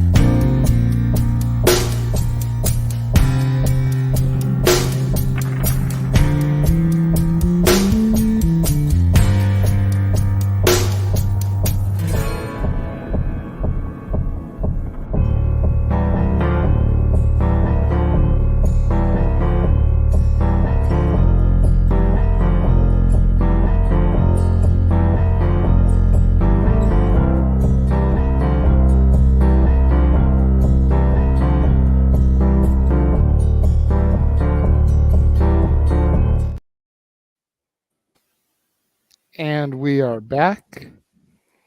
So looks like I deceived everybody slightly because we do have one more WWE topic to discuss because Arlene super chatted during the trailer. She wants to know who we think will win the women's Money in the Bank match and who will they challenge. Honestly, if I was booking it, and I've said this a few times, I give the briefcase to Raquel Rodriguez. Bianca is no longer champion, so she can't cash in on her, which I thought would be the money match. You know, seeing Raquel versus Bianca. But I also see a huge upside, especially with her new allegiance for Zoe Stark. I could potentially see her getting the briefcase and cashing it in. It really just depends on who the champion is come that point, if it's still Rhea and Asuka, or if we have new champions by the time she decides to cash in.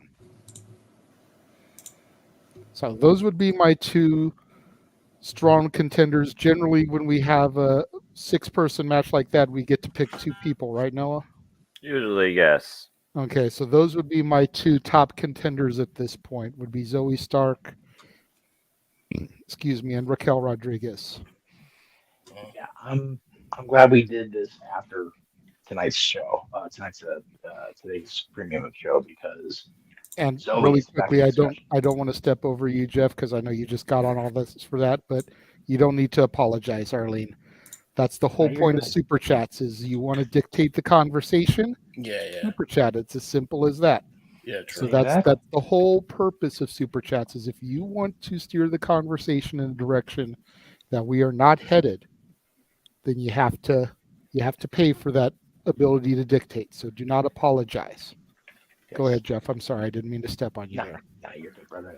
I was not seeing it because I'm having trouble seeing. My glasses are having issues anyway. It's very bright in here.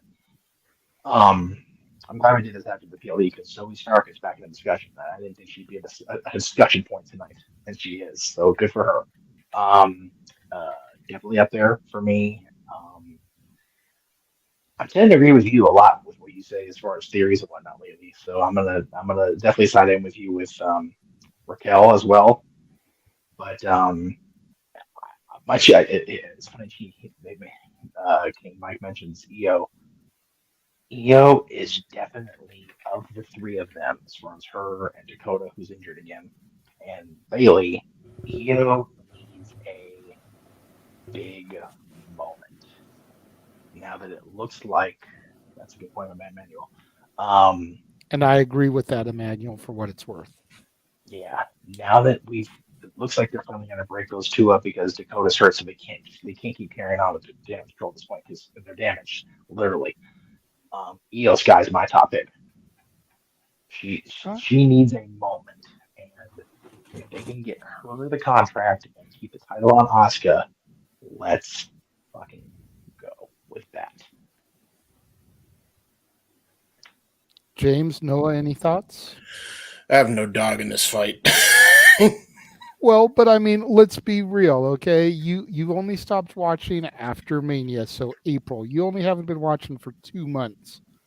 Out of the women that you know that are there, who would you like to see get the briefcase? It's not like it's a whole new field of women, dude. It's not like you've been out for 10 years like I was. That's true. You've been out for barely 2 months.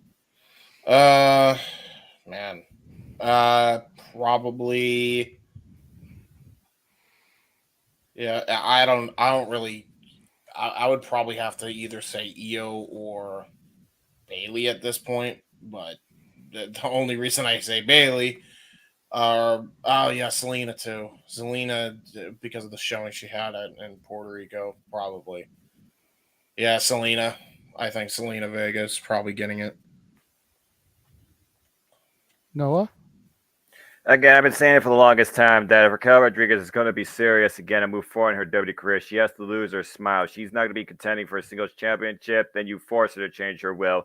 Give her the ultimate opportunity to do that. She's definitely one of my first ballot picks for Money in the Bank. As far as damage control, that's been damaged goods with 1/3 of them out. Io Sky needs to turn on Bailey, go on her own. Io Sky is my prototypical babyface to happen. That would probably be my secondary. As of right now, those are my top two across the entire women's division. This Zoe Stark mentorship role with Trish Stratus, though, could go the distance, but I can more so see Becky Lynch for Zoe Stark at Money in the Bank, Trish in Zoe Stark's corner. And that's how you continue that feud, but that's how you also don't do Trish versus Becky again, because truth be told, is the slowest match in the card. So my top two right now, it's Raquel Rodriguez and Io Sky.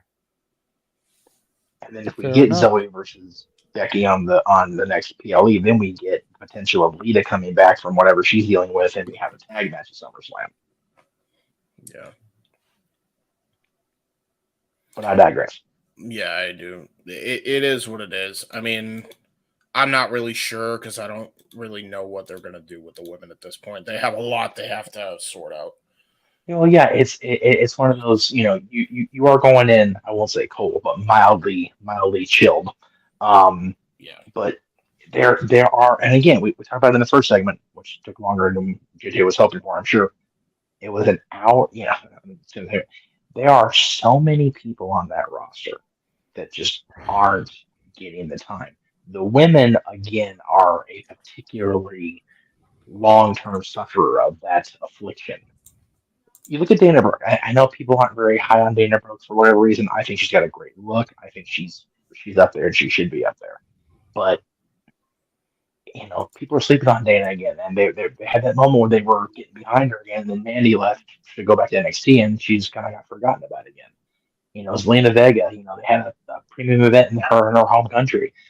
I talked with a mutual friend of ours before that show, and I found out that they were going to, I found out that was going to be in Puerto Rico before the world got the big PR announcement. So cool for her. I'm not saying that's enough momentum to get her into a Money in the Bank situation, but it's definitely helpful. There are so many talented people on that roster on both sides of the gender pool, if you will, that Money in the Bank field for the first time in a long time is wide open because Money in the Bank was originally conceived by Chris Jericho. I'll take a step back, Chris Jericho, to get the people that weren't getting the love, the opportunity, which is why Edge was such a perfect first this Money in the Bank because he was right there. They just couldn't figure a way to get him there, and he got there. Don't have people like freaking Randy Orton, John Cena, and even Boombox Brock, who was funnier than shit. Don't have people like that become Mr. Money Man. That's stupid. Give it to a person who we can believe. We just don't yet. That's what Money in the Bank was and still should be. Yep. And that is why Theory should have held the briefcase longer than he did. Yeah. Because now that the bloodline is starting to crumble, it still would have been within the 1 year of him holding the briefcase. Yep. And he could have tried to take advantage of everything in a situation like tonight. Yep.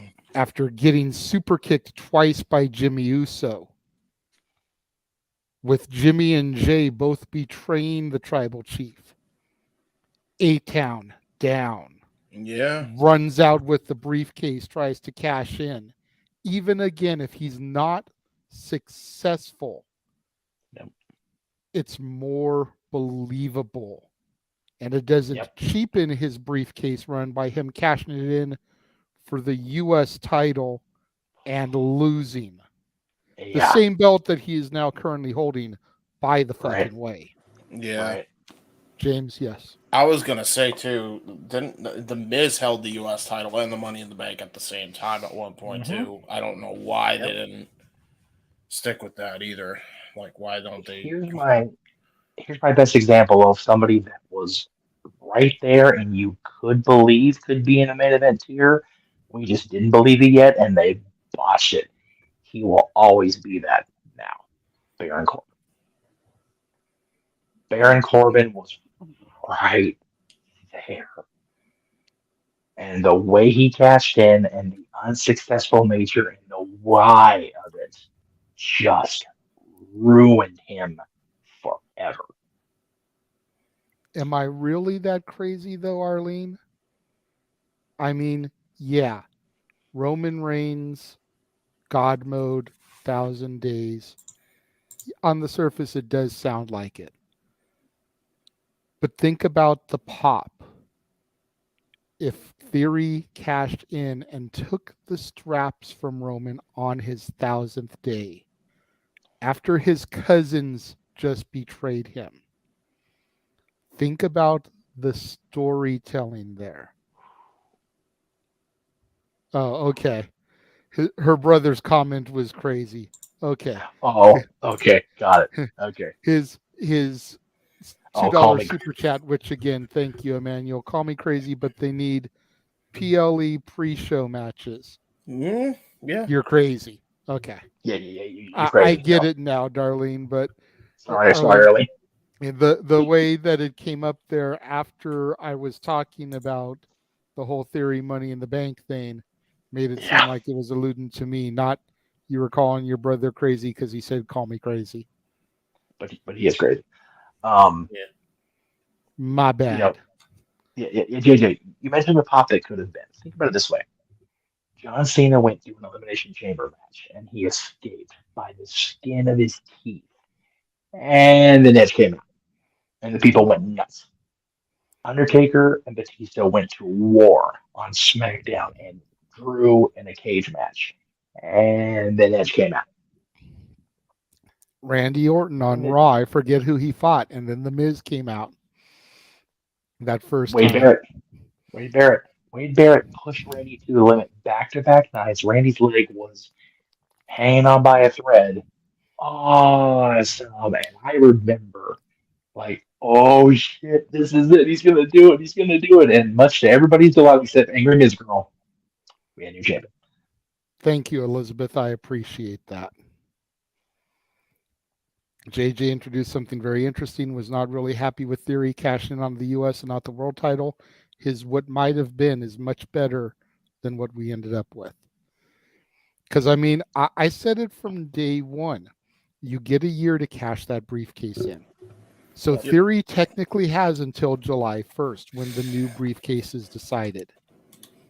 And even if you were going to have him lose, have whoever's the champion come that point, if it's still Roman or whatever, Theory come out, cash in, maybe even put him over and have him win.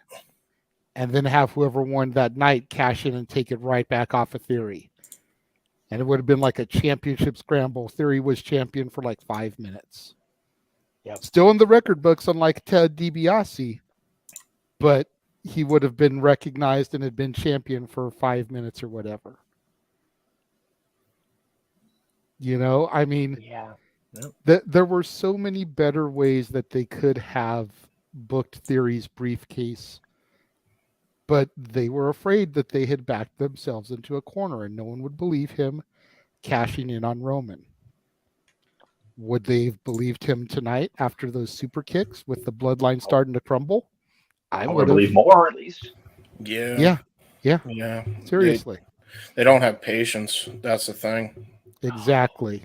Yeah, and it's kind of the point that their lack of patience has cost them the viability of the contract, the briefcase in the first place. Yeah, and now that you bring it up too, like you didn't even need to necessarily have him win against Roman either. You could have just had a competitive match with Theory and Roman, and it would have been believable. Yeah, and then Roman would have still defended his titles on his 1000th day. Yeah. Yeah. Damn it, man. Because the thing. It's not hard to book. It's just hard to finance. Yeah. Roman's laid out. He's despondent. His cousin's turned. Solo lost the fall. Theory comes down when Roman's at his absolute worst he's been in 3 years. Solo ends the night by redeeming himself by spiking Theory right in the throat. Then you have SmackDown come out and go, I still came out as champion. I still persevered. And you two dumbasses nearly cost me everything. And that's when shit hits the fan. We're going to have that probably anyway. But the wrinkle of almost having lost the title would have been. Exactly. Chef's kiss. And like I said, you would have had Roman lose the match for the tag titles and still defend the undisputed titles on his 1000th day. So all in the same match. You start with a new world champion. You end with the established champion defending. Again, Jay, you said it. James, co-sign with you. It's not hard to book. And we know that Stamford, Connecticut watches our show. I am looking for a job, by the way. You know, if you want somebody else creative. All of us on this panel here could probably write a week's worth of television and make it compelling. Just throwing that out there.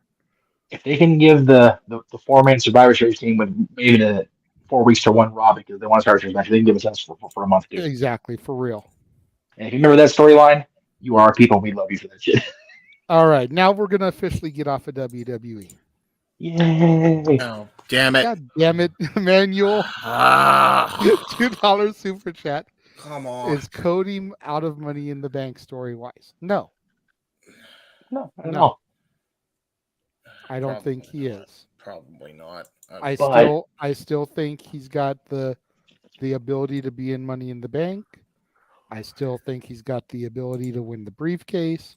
I still think he has the ability to cash in on July 7th at Madison Square Garden to finish the story like I have said. Now, if they come out on Raw and announce that Cody's arm, you know, he's got to take time off, then it is what it is, and we're going to miss this window, and I will begrudgingly have to acknowledge and begin believing in Joe Hendry because the story will not be completed as I said. And I did make that deal with Noah. And I'm a man of my word. but I still think it can happen. I don't think his injury is as severe as they want us to believe it is. So, for clarification purposes, before we move on, first of all, your bet with him as far as the Jeff Jarrett thing is related to Joe Hendry, so that's fine. For Cody's story, does it have to be Money in the Bank, or does it have to be July 7th at the Garden? The story has to finish at the Garden. Okay. The easiest way to get there, considering Roman is SmackDown, Cody is Raw, is for Cody to win the briefcase. Fair. Otherwise, there's no reason, no way for him to get to the Garden and SmackDown. No easy way, anyway. Yes. Yeah. So. Yeah, I still agree with you. That's going to be a thing at the Garden, but it's just we got to get there. Yes. Okay, so we are now going to move away from WWE. This is not the company you are looking for. We're going to move into the next topic we're going to do kind of ties into a later topic. And starting this past Sunday at New Japan, we kicked off another summer of injuries. Oh, yeah. Mercedes Moné and Aussie Open having to relinquish their tag titles because, correct me, Mark Davis? Yep. Is injured? Mark Davis is injured. Yeah. Poor guy, man. Like, they were on the run of a lifetime, too. That was, like, the worst part about it. They just won the IWGP World Tag titles. And now it's... Aussie Open's taking it, man. They had Ospreay down for so long, and now they've got region tag titles. Like, damn, man. Yeah. I hope your topic lead headline is wrong. It's not the summer of injuries, man, because Mercedes going down right now is just barbaric because she had the momentum. She comes fresh off of WWE, finally gets somewhere, and then she drops the world title, and she loses the tournament final, possibly an audible being called because of that. Everything that I've read say that it was an audible. Mercedes, Sasha, however you want to refer to her as, for those in the fans that don't follow her as Mercedes. Right. She was chiseled in granite to win that match. Right. Like, that is how definitive it was supposed to be. Yep. And she got injured, and Willow got the moment. And don't get me wrong, I am happy for Willow Nightingale. Yes. Everything I have seen from her on AEW television, as minimal as it has been, because she doesn't get featured as heavily as some of the other women. No. I have enjoyed everything I've seen of her. I am a fan of Willow Nightingale. When I first saw this 4-woman tournament, and I talked to Noah about it briefly in private, I was like, it has to be Sasha and Willow at the finals. Yep. It has to, because no disrespect to the other 2 women, but I don't know those other 2 women. Right. And while they may be phenomenal female athletes in their own rights, I don't want to take anything away from them. You figure something like this, you want some star power in the finals. Yep. And the casual fan that is driving down the street in Long Beach, California, and seeing an old school poster to promote this wrestling event at the Pyramid of Cal State Long Beach is going to see names like John Moxley and Wheeler Yuta and Will Ospreay and Mercedes Moné, FKA Sasha Banks, and Willow Nightingale. And they're like, dude, I want to go see this. Mm-hmm. And they're going to expect to see Willow and Sasha, Mercedes in the finals because those are the most recognizable names for the women's matches. Right. So it had to be those 2. And you're walking to the Las Vegas book room, you're betting $1 million on Sasha Banks to just crush this essentially. Again, I'm not trying to shortchange Willow, but essentially this AEW jobber. Right. There's no reason Sasha shouldn't own her. Yeah. And then If Willow you're- if wins you're- the belt. Yeah. So if you're going in casual, it was an audible that was called. Yeah. I've heard such a it damn from multiple people, whether you call them sources or dirt sheet journalists or not. I've heard it from multiple people. That was the plan, was for Mercedes to become the first champion, which is why she lost the other belt in the first place. Yep. And shit happens. Yeah, it does. And it's I commented during the watch along, it ain't ballet. Well, ballet dancers are pretty badass themselves. It ain't Taylor Winks is what I ended up saying. Because, you punch Taylor Winks and we're seeing music, one of the little pock things in the eye. It sucks. It's painful, but whatever. I understand where you're coming from, Emmanuel, and this is one of those situations where I have to separate Mercedes Vernado, the person, and Mercedes Moné Sasha Banks, the performer. Exactly. As a person, what she did walking out of WWE, the way she went out, taking her ball, going home, excuse my language, she was a punk ass bitch for that bullshit. As a performer, she is an amazing talent that deserves to be the face of just about any women's division out there on the scene. Because she is a hell of a talent. Yeah, I mean, it's so heartbreaking because, that match was going to be probably one of the best women's matches of all time, and it was literally on that track before that injury happened too, and that's the worst part of it. And yeah, I mean, what's funny too? The first round matches that both women had, probably the best women's wrestling I have seen all year. And Naomi not far behind from Impact this week. And also Jordan Grace and Driana as well. Those 4 matches really did kind of show what women's wrestling could be, but to me, man, those 2 are the top for me all year. Those were so good. Yeah, they work with Giselle on Friday, right? Yeah, she works with Giselle Shaw and Deanna with Jordan. Oh, right, Gianna Jordan, I knew. I forgot it. It wasn't. I should forget. I legitimately forgot because I wasn't there. So, yeah. So I like I said, I hope your headline's wrong, brother. Because man, we don't need any more people. No, I agree, and I don't want to jinx it, but it just seems like last year, right around this time, everyone started to drop with injuries, and we kind of joked it was the summer of injuries, and with these happening and being announced at the same show.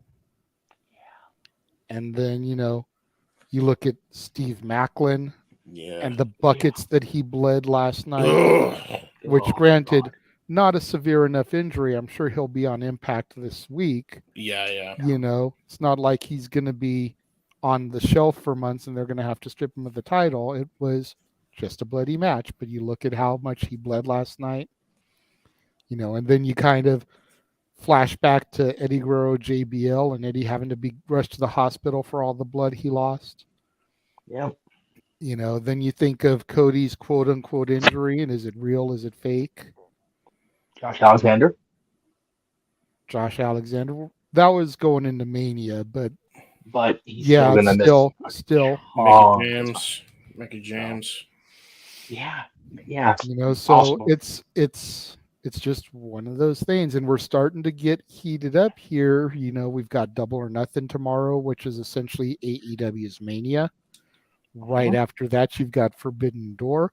Right after that, you've got Slammiversary. Right after that, you've got SummerSlam. So we've got a lot of big shows coming up, and everybody always tries to show up and show out for these shows. Yeah.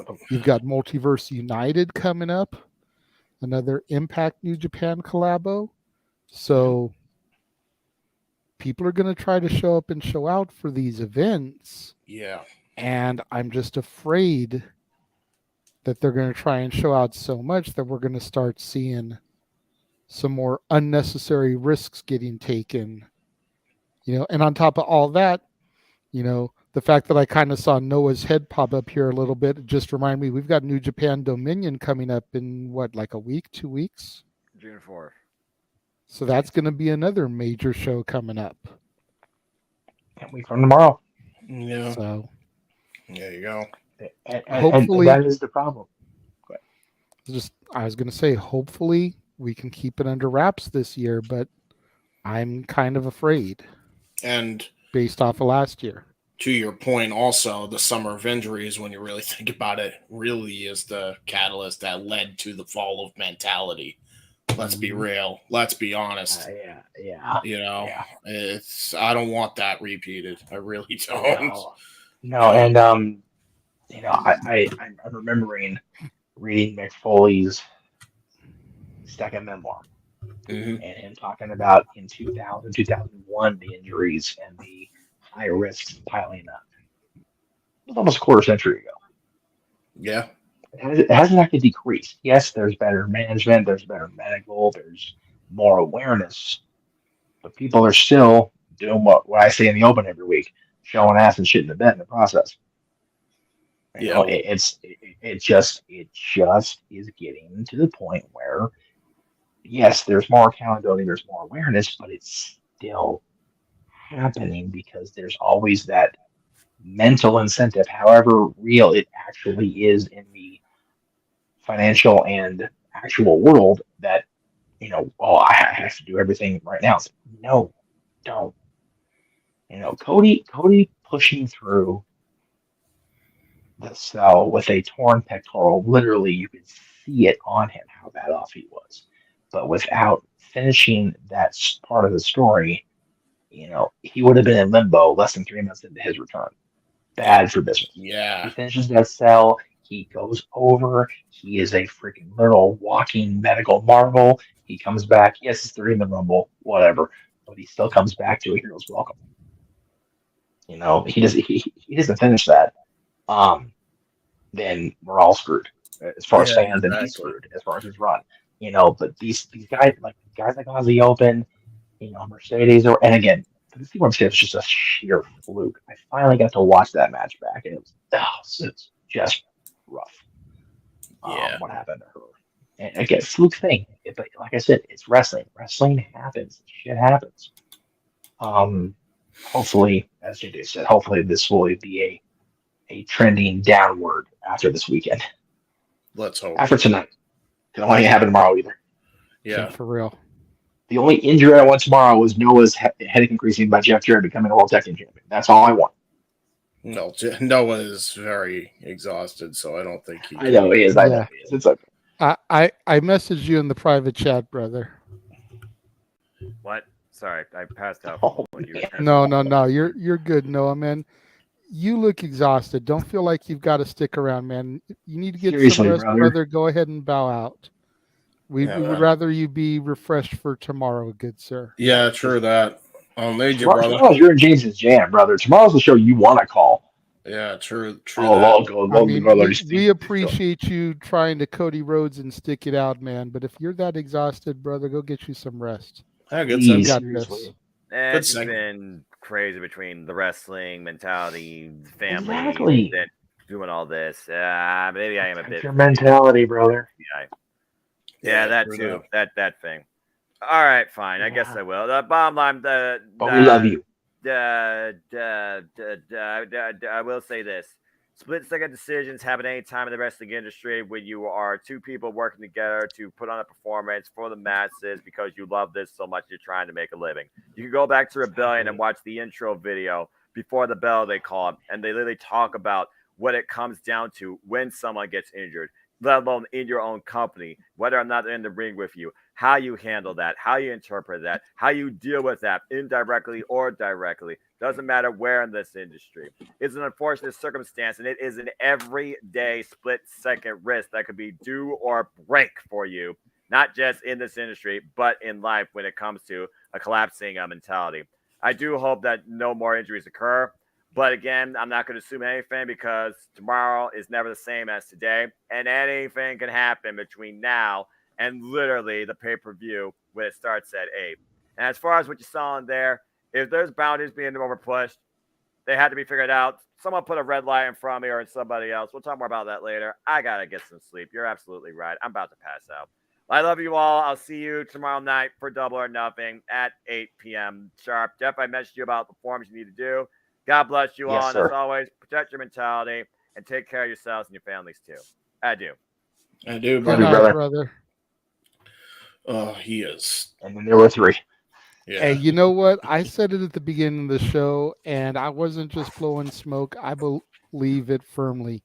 He is one of the hardest working podcasters on YouTube when it comes to this professional wrestling shit. Mm-hmm. He has been on at least one stream every day, I believe, since Resurgence. No, since Open Mic Night last week. Yep. Yeah. Because Open Mic Night Resurgence, I'm willing to bet he did something Monday. He was on the predictions for No DQ Tuesday. He did his own predictions Wednesday.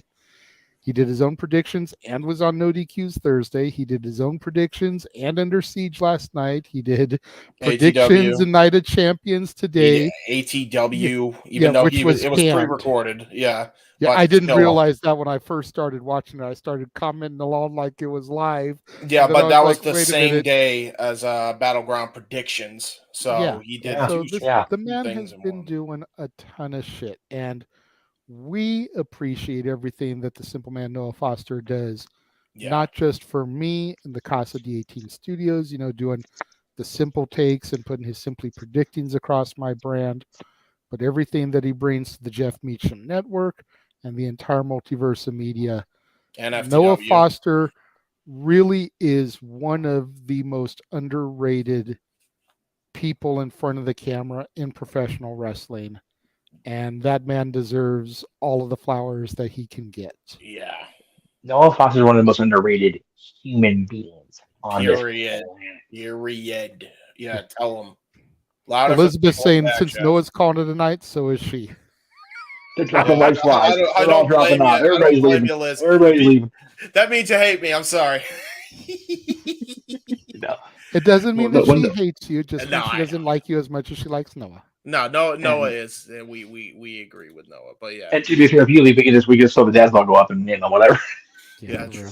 I mean, that's what it is. That's why. Yeah, I trust me. I'm probably the one that's most energized here because I can get up ass early like you crazy. But yeah, well, real, I've though, still got a bunch of energy in me. I just have to keep getting up to go pee because I've been drinking liquids all day. I don't blame you. So I'm gonna let you guys bullshit for a minute while I run to the bathroom again, and then I'll come back and throw to a quick commercial. It's just because the next commercial is only going to be 40 seconds. It's not like it's long enough for me to go during commercial. So yeah, there you go. All right, well, for real though, without Noah Foster on the play-by-play, there is no watch-alongs on this shit right here. There's just not, because we did a few test runs with everybody, and just Noah just connects with everybody. He puts his passion out there that everybody. He very much is like the gorillas of old and the JR. He brings you in with his calling the action. Yeah. I've always said, and I don't give him credit a whole lot, and I think I should more than I do. But I subscribe to the whole Dave Marquez theory. You want to call a match like you're telling it to you're calling it for somebody that can't see it. Yep. Right. You want to call a wrestling match like you're talking to a blind person, but you also want to have an analyst like JJ, that can react to what's being called and give the proper context. And that's why you three guys are the team I have out there. I did one night of professionally paid color play-by-play, and I not only shit the bed, I brought the bed back to the mattress store and tried to give it back. That's how bad it was. Awful. Fair enough. Just bad. But I also realized that a lot of that wasn't my fault, and but having heard myself in subsequent tapes, that's not my bag. My bag is hosting. That's what I do. Yeah. My bag is interactions with everybody. That's what I do. That's just why the game night worked so well last week, because as great a producer as I am without making things complicated, Noah showed his talent with the presentation, as you do often with your trailers. and I had a great time hosting, which I don't get to do a whole lot of anymore because I'm either JJ has been, moderating this show, more frequently. The guys do the commentary. I don't get to do anything but host my show, Talk Wrestling. Aaron and Virtue moderate the reviews or the predictions or whatever. So getting to host and figuring out that, the game show stuff is going to be good because Noah enjoys the game shows. We're going to split the duties on that. He's going to create the presentation for matching. Letting my host legs get stretched a little bit more often is going to be wonderful for me once a month. That's fair. Or a few months depending on how often we do it. But yeah, I can't say enough good things about him and really everybody on the team. I am so grateful, and especially the stat boy after last night, and I will give Mikey his flowers in due course. I did an estimate, JJ, for WrestleMania hotel and flight. Yep. I have to maintain at least the 2 days a week checks at Disney and get a payout every month from this. And I still have only maybe 500 left over. Wow. By March 1st. By March 1st. And that's just for flight and hotel. If I booked it today, it's going to cost more by the time I actually book this shit. True. Then I've got Mania tickets and Raw tickets and SmackDown Hall of Fame tickets and whatever else is running that week.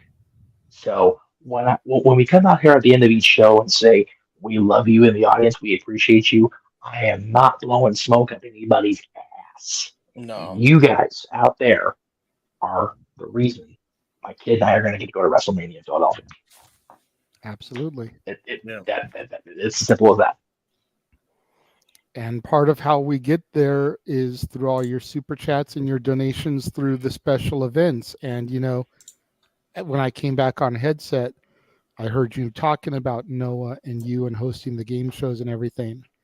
This is a brand new 40-second trailer. This is all of the open mic night special events that are going to be coming up both through the end of this year and the few that we have planned for next year already.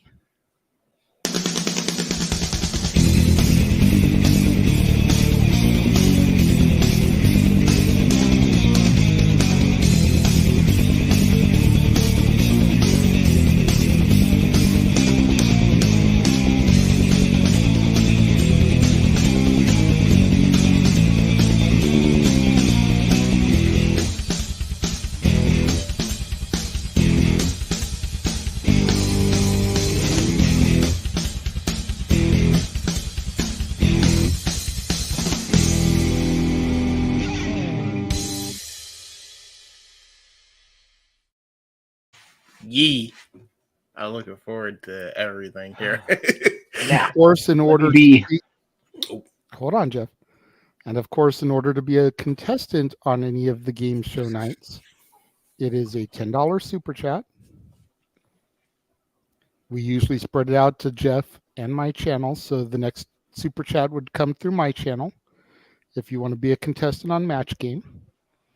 We are specifically looking for another female contestant because we already have 2 males, Big G and Emmanuel, and we have Arlene all locked in.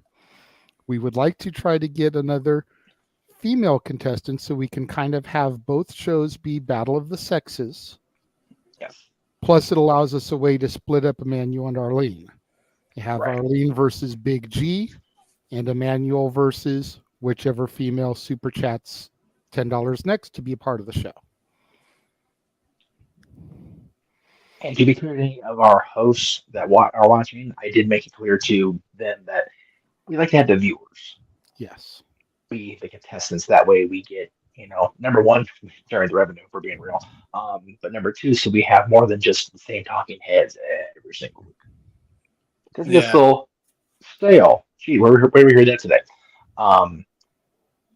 If nothing else, I do have somebody I've been chatting with. Matt, thank you for coming in as always, brother. We appreciate you. if we don't have anybody soon, I've been having a private conversation with somebody about that $10 for a female contestant. So we will talk more about that later. But please, if somebody in the chat room watching wants to be a part of it, come on down. And speaking of that, for Price is Right, okay, we're not going to do every game on that show because that's that shit. We're going to try to gear toward the games that aren't based on prizes given away. Yeah. Like, for example, clock game. You know, you try to guess the price. Higher, lower, higher, lower. That's easy enough to do in this format. Yeah. And JJ had a very valid reason for picking January for Price is Right. Oh, I had to think about what the reason was for a minute. Oh, no. Like, put me on the spot. It's been a long day. No. The reason that we picked January for The Price is Right is because of the current host, Drew Carey, who, of course, participated in the Royal Rumble one year, which is how he got the induction. So, you know. But because of Drew Carey's involvement in the Royal Rumble as the current host of Price is Right, that's why we decided to do that one in January, kind of tie the two events together. So we're going to try. Keyword try, because Rumble's a long day anyway. Yes. Either the week before or the week after, depending on what AEW and Impact Wrestling and New Japan throw at us in January, because we know January 4th New Japan's old business. Yes. So. And we haven't really been promoting it tonight, but if anybody wants to donate $25 to the Casa channel, we have El Renegado de la Lucha Libre, who is going to make an appearance on the show for at least a segment or two. Oh, boy. And nobody, to my knowledge, has seen the Masked Man. No. Nobody out here in the sphere knows about this. Noah had seen the mask, but he's gone for the evening. Yes. You know what's up because you're the man whose name is on the marquee. No idea. But nobody else knows what's going on. So if you guys would like to meet El Renegado de la Lucha Libre, $25 to the Casa D18 Studios channel. And if you know, then you know too much. Stay away. Shush. There you go. But anyway. We appreciate the fact, Arlene, that you're willing to go against your brother, but we want to try to split up and make things a little bit more fun, because beginning with the match game, whoever gets the highest points out of both games played is going to get to return the following month, or if they choose that they don't want to play that game, right, whichever next month they want to participate in, and they don't have to pay for that game because you have won a free play essentially. Right. So even though we are not giving out prizes per se, the winner of the game for each month essentially gets a free entry the next time they want to play. Yes. And the reason we're doing this match game, generally speaking, one game takes about a half hour of the hour time slot they had back in the day. So figure an hour game show before Open Mic Night starts, that's 2 games. Unless we do like we do and ramble on and on, then we're going to be on the air for match game for 5 hours and then whatever. It is what it is. It is what it is, brother. That's fun. I'm there for it. So yeah, it's going to be good coming up. As we transition into the next topic, we're going to discuss a little bit of Impact Wrestling on the heels of last night. As a lot of people know, and James, I know you know a little bit about this because I threw this up when you guys were doing Simply Predicting today for Double or Nothing. Mm-hmm. But on the heels of her loss to the virtuosa Miss Deonna Purrazzo, Jordan Grace, Thick Mama Pump, is now apparently done with Impact Wrestling. She is now a free agent. Her contract expired. That's why they worked the gimmick where if she lost, she would not get another shot as long as Deonna Purrazzo was champion. So she is a free agent. What does this mean for Jordan Grace? Do we see her going to WWE? Do we see her becoming All Elite? Do we see her re-signing a contract with Impact in a few months and maybe just kind of milling around the indie circuit for a little bit and then coming back to Impact? One would think that as long as Jonathan Gresham is around in Impact, Wifey wouldn't be too far behind. But at the same time, and here's where the AEW Double or Nothing came in, they were talking about Jade earlier today on the predictions. Yep. And her match coming up with Taya Valkyrie. And I pointed out that I think that Taya needs to be going after the world title and either Jamie Hayter or Toni Storm and not be fucking around with the TBS title. So Jade Cargill gets another notch in her belt, and who could be her next challenger? Jordan Grace is All Elite.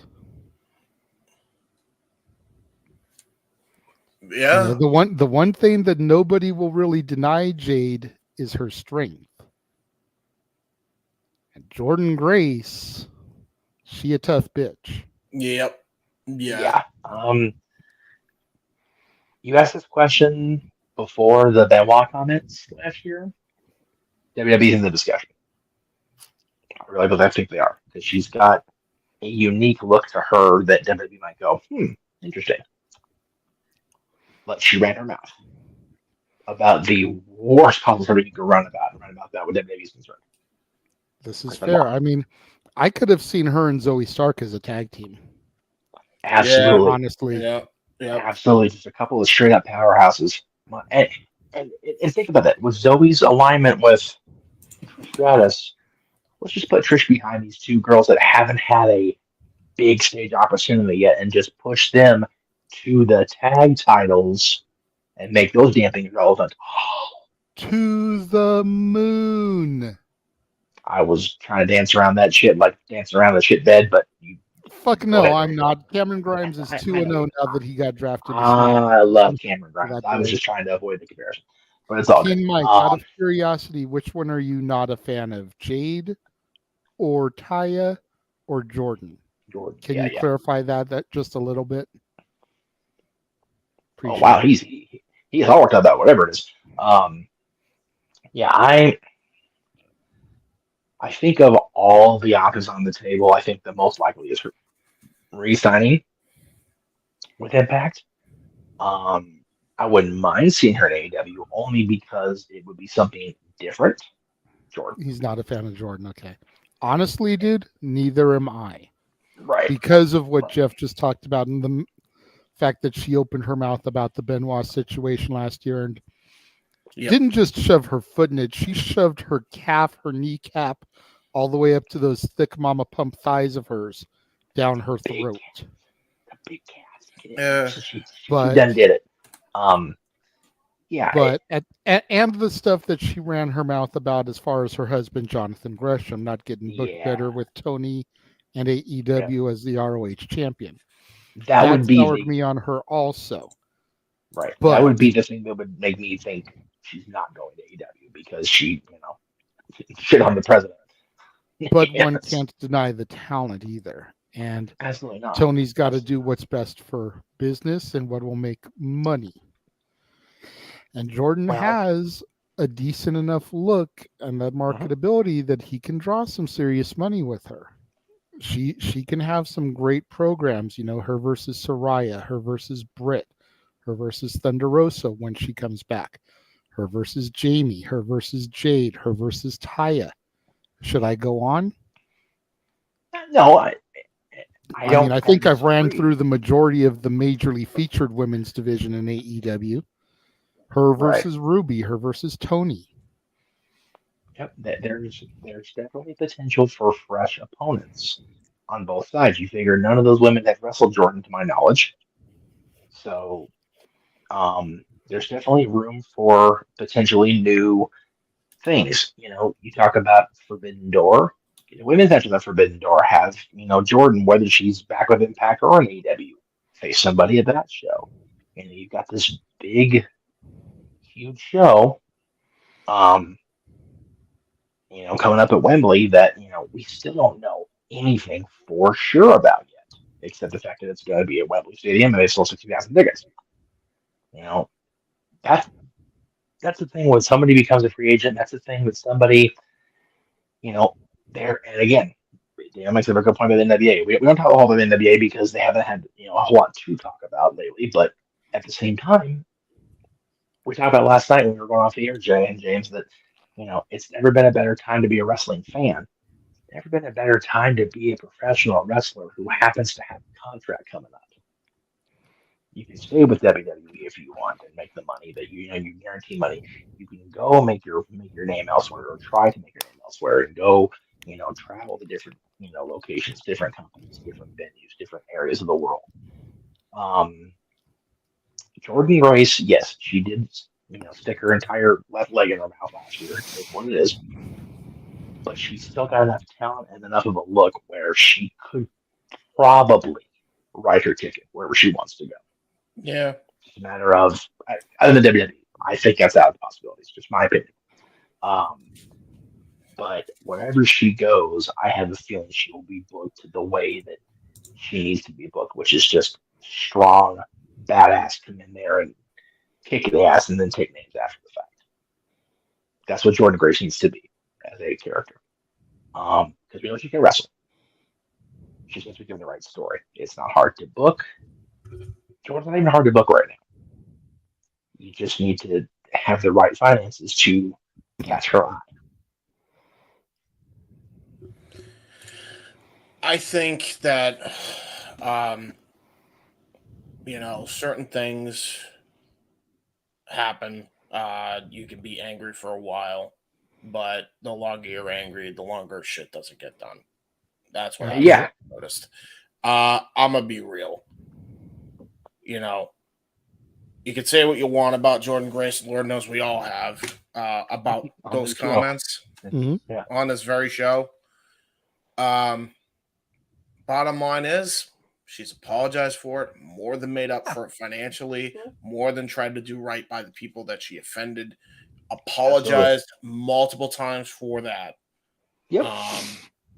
So I do think that, yes, it's one of those things where, okay, it's still dicey, the comments, but I'd be a hypocrite, and I probably have been a hypocrite with certain people, but I'm gonna try not to be here with Jordan because I've been trying to, I was hammering home that the Briscoes should have been signed way before Jay died. Agreed. Yeah. Absolutely should have been, for it, because he has long since apologized for those. I'd be a hypocrite if I'd say that about the Briscoes and not about Jordan. Absolutely.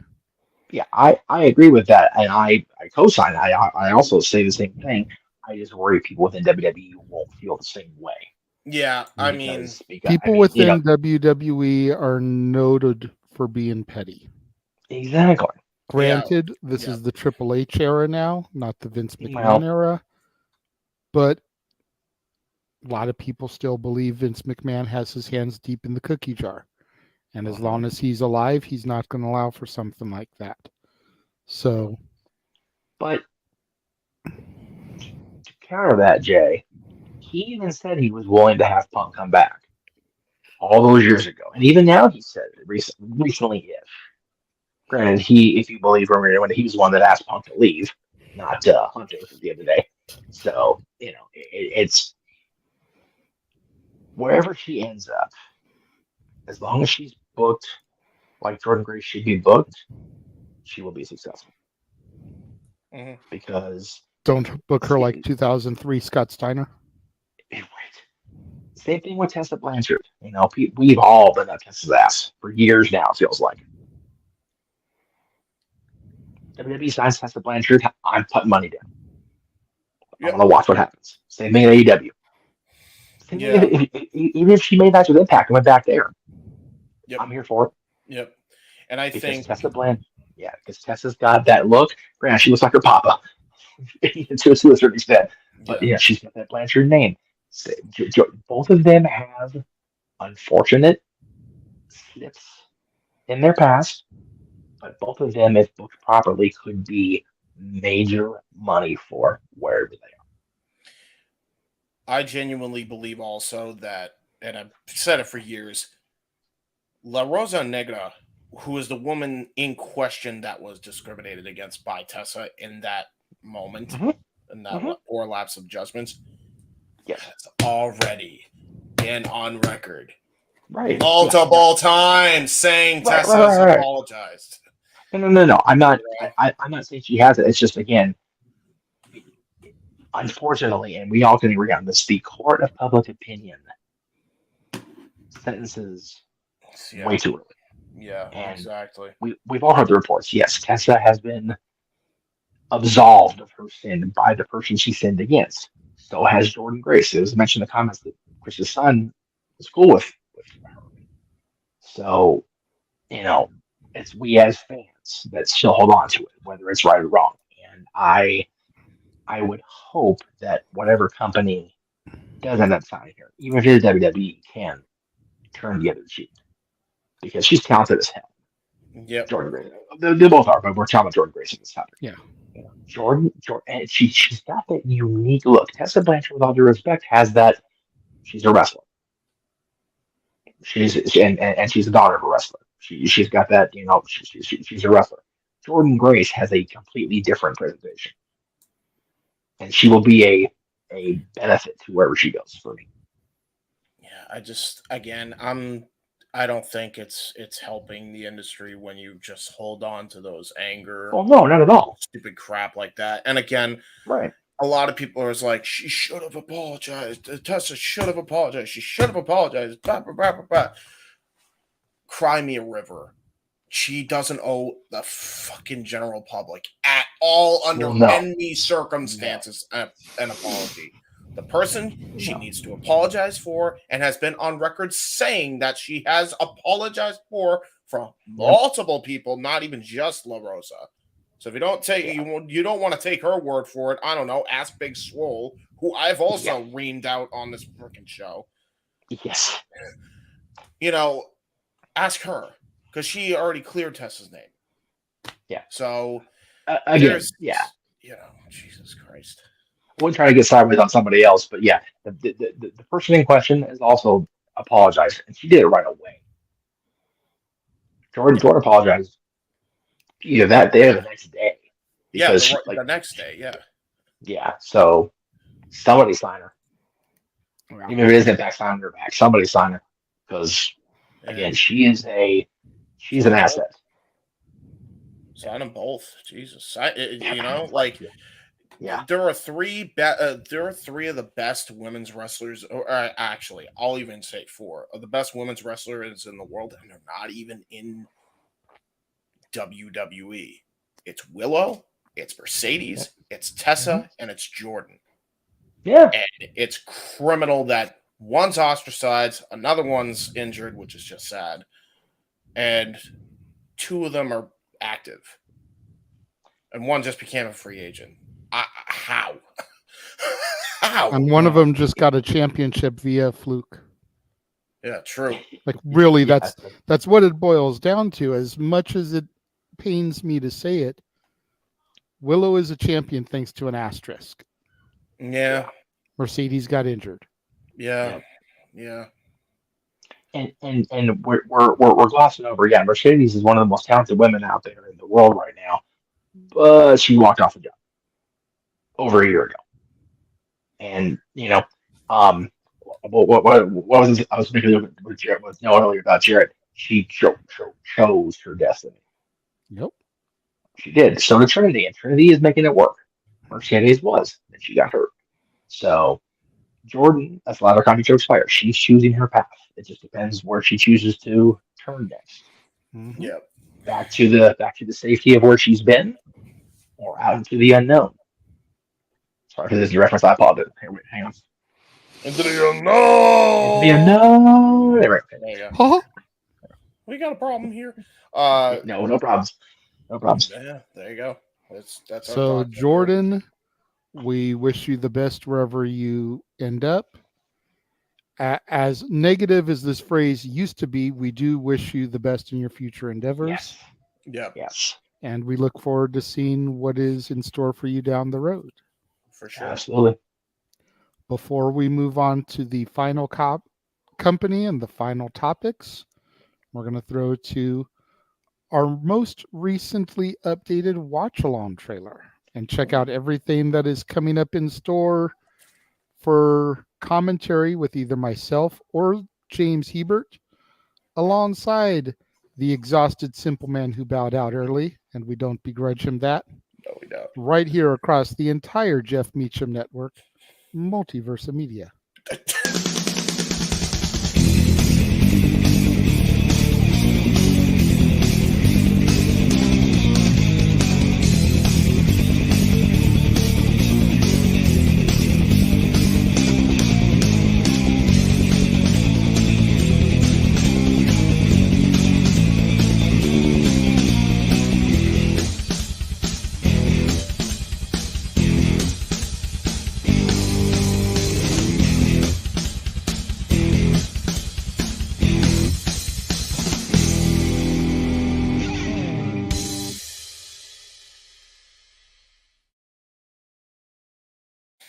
That is all of the good stuff coming up here on the Jeff Meacham Network Multiverse of Media, and that doesn't even factor into the equation what was announced last night on Impact.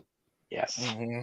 Victory Road will be covered here, and whenever we get the next one made, which will probably be post Double or Nothing tomorrow, this will be in the slideshow graphics. So Impact Victory Road, Friday, September 8th, coverage right here on the Jeff Meacham Network Multiverse of Media.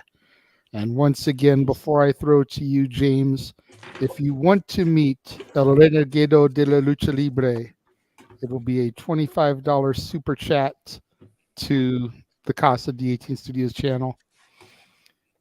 Emmanuel says, when is match game? I want to see this mysterious masked man, El Renegado. Well, match game is going to be, just saw it in the trailer there, but let me scroll down to the graphic. Bam. Yeah, there it is. Saturday, June 17th. You've already got your spot, Emmanuel. So if you want to see El Renegado de la Lucha Libre, feel free to super chat. There you go. Where's the chat room? Where's the super, Be able to meet him today. Yes, James. So, I know we talked about this briefly in passing, but I did offer that since nobody else can do it, and I'm a crazy son of a bitch, and so is Noah, we would do New Japan Dominion as well for a watch along. Okay. So, do we want to add that as well? What time does that start next Sunday? I don't know. We'll look it up later. It's okay. We'll look it up later. Well, I don't. Is it next Sunday? Is it that soon? It's June 4th. It's the 4th. It's the 4th. Yeah. Wow. Okay. So yeah, it would be. It's gonna be pretty late. In the night East Coast time. So for the record, if it's late in the East Coast time, I'm 95% sure. JJ, I sent you the chat with the graphic today or yesterday or whatever it was with my schedule. I think Friday the 4th is when I'm off at 11:30 my time. If that's the case, I can at least try to be there to produce it. As long as you guys can get the graphics loaded in the day before, I can control the board. Right. No, I understand that. That's a breeze for me. I understand that. What we've been doing with the graphics is we've been share screening them. Yeah. Ah, gotcha. That way it pops everybody to the side and you've got the graphic on the other side of you. So it doesn't even have to be loaded in because otherwise you're overlaying it over everybody and you can't see you guys commentating. Right. Yeah, true. And I get the amazing facial reactions from you, especially. Yeah. On stuff. That is true. The only thing, but still, if you could send them to me also directly. Yeah, no problem. But yeah, just figured I'd recommend that because if I know that the Wrestle Kingdom one did views. Yeah, well, I mean it's also Wrestle Kingdom. Yeah, I think Dominion can do it too. That's not a problem. I know Jeff has no problem with more content going across the network, Never, especially when it comes to a company like New Japan or something that we don't cover all the time. Yeah. If there's the interest, if there's the desire, then I'm all about it. I know Jeff's all about it. We can make that happen. Now, I don't know if it'll get added to the watch along trailer, since the only time we'd really be able to promote it would be next open mic night. That's fine. It would kind of be silly to add it to the watch along trailer. Yeah. For one, maybe two runnings. I can make a special trailer. But we can definitely, create a graphic for it that can be thrown up on Talk Wrestling and all the other stuff. So, for the record, I actually work the morning of June 4th at 11 a.m., so I'm not producing shit. Yeah. You're fine then. I gotta be in bed. I think you know what that will. For the record, if it's a Sunday as well, that means I won't be able to call it, but Noah can call it by himself, which was tremendous last time. If it's Sunday night, June 4th, for us, is it Sunday going into Monday or Saturday going into Sunday? It's going to be. Ooh, that's a good point.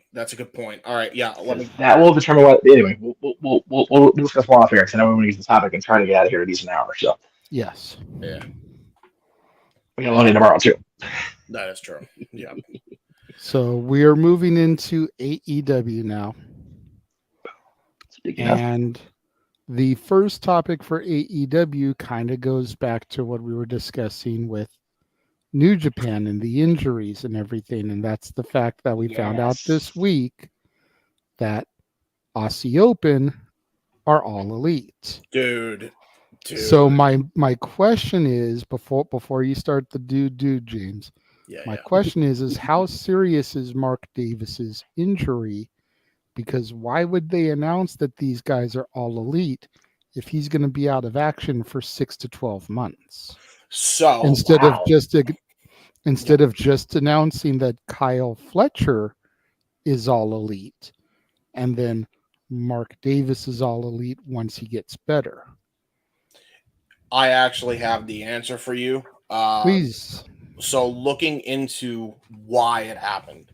So here's the craziest thing about this. And this is where I have to praise Tony Khan for this. Because, he's a fucking saint for stuff like this. So when Kyle Fletcher was already scheduled to be on Dynamite anyway before they got signed. And the injury happened the night before everything happened. Well, that's when he got the news. And so he told TK, and he did a couple things. Before he even signed Mark Davis, paid for his injury out of pocket, full on out of pocket, with his own cash, and then signed the team. That's it. He just felt sympathy for the guy, and he paid his injury out of his own pocket and signed him to a contract thereafter, along with Kyle Fletcher. That's really it. It's unheard of that somebody is that nice when it comes to stuff like that in the industry. It's very rare. That's when Tony being a fanboy is a benefit, not a burden. Yeah, exactly. Exactly. That's what I'm saying. That's because the sympathy meant name another time where, that happened in, wrestling. Anybody, anywhere, yeah. The last time, and ironically enough, I can recall that being a thing and being that publicized was Vince with Harley Race. Yeah. I think that's the one that I can. You know what though? I will go you a little more recent. 96 is recent compared to whatever, but compared to Harley, it's recent. Pillman in 96. Yeah, Pillman in 96. Yeah, true. Brian was on the cusp of really something special with that loose cannon gimmick coming from WCW, and then he just rolled his Hummer, man. I'm like, oh no, it was rough. Yeah. So, but they made a press conference. He's on crutches, and he's still Brian Pillman in it because he's Brian Pillman. Yeah, but man. yeah, And that even if that's the case, that's still 27 years ago. Yeah, man. That something like this has happened where a guy is hurt going into the signing, and the company went, "All right, well, we'll do it anyway." It's really, really cool that Tony did that. Like, that's awesome. For real. Like, I know a lot of people bag on Tony. Lord knows I have to, especially Russo. 3 of us in here. But, you know, for real, man, that's fucking cool that he did that for Aussie Open, and especially for Mark Davis. That was out of pocket, bro. Before signing a contract. He didn't he didn't even sign him to pay for his injuries. Like, that's the craziest bit about that whole story. Yeah. He paid for the guy's, career-saving surgery. Just being a nice guy. Which is crazy because that happened. Right after that happened, that's when Eddie Kingston went and got his hernia surgery. Mm-hmm. How crazy is that? Because the whole reason why, and Eddie, while even under contract, Tony also paid for his surgery out of pocket. Well, right, because So it's like, dude, that's nuts. It's funny. We rag on Tony a lot on this show, in the show open even. But, we also rag on Vince. Even as ruthless and horrible as Vince McMahon was in the 80s, taking over the world. There you go. There it is. Good guy Tony this time. He didn't have to bring Harley in as the king of the ring. No, he didn't. Harley's career was over. And Vince came in and took the damn territory anyway. And he's like, nah. But instead of being that guy, he's like, well, we won't make you the champion because I've got Hulk, but you are the king of the ring. So here, let's just make it official. And didn't he fight Hogan too in a marquee match at one point? Actually, it was the match with Hogan that hastened the end of his career because he hurt his back. Right. Well, damn. But still, he got that payday with Hulk. He did. He got payday with Hulk, and he was the king of the ring man for Bobby Heenan during that match. And then he came back briefly to feud with the new king, and he was Haku in '88. It's not because I did get you a freaking payday or whatever, but it is what it is. But like even then, Jeff, like I don't even think he paid out of pocket like Tony did with. But keep in mind though, 87, 88, everything was out of pocket for Vince. Yeah, that's true. Yeah, that's fair. Right up in for real though, right up until maybe by WrestleMania 3, he was starting to have revenue besides his own pocketbook. But in any event, every once in a while, these crazy, ruthless or whatever, these wrestling promoters surprise you. And again, I said it earlier, Tony being a fan definitely helped with this decision. Definitely is a blessing to the company, to the talent this time. People rag on Tony, he's too much of a fanboy, he books for himself. He's booked for himself for 50 fucking years, people. Like, seriously, 40 years. For real. For real. And for the most part, it's been what it's been. We talked about it. But Tony, it's about the human being. And, this kind of been, we talk about a thread of the show going throughout the show. There's been a thread of this show. It's a thread of our show every week when Noah closes us out with his message of positivity. Priority over passion. The priority is the human being and the physical and mental welfare, not how much, how many t-shirts the guy's going to sell on Dynamite each week. Mark Davis is still a young man and still has a career ahead of him. Kyle Fletcher now having to go forward without Mark, but being signed to AEW, and with Ospreay popping in and out of there often enough, still have an Aussie Open presence on AEW TV in addition to New Japan. Yeah, for real, man. And I pray to whatever wrestling gods are watching or hearing me, let me be at one goddamn show with Ospreay working soon, please. Yeah, right. This resurgence. I'll be done, my son. Yeah. Yeah, this resurgence because of work. Didn't wrestle on the boat, but got drunk as fuck with him. Of course, we all did, to be fair, with Will. Everybody drank with Will. Everybody. No water for 4 days. No water for 4 days. Everybody. Almost got left in the Bahamas forever. Forever. Of course, my daughter's right here hearing me make the joke. She understands that reference. Yes, she has that reference. Oh, God. She's got the biggest smile I've seen on her today ever since the main event went down because she lost her smile for that one. Oh no! Yeah, she's a Shawn Michaels all day. The poor thing.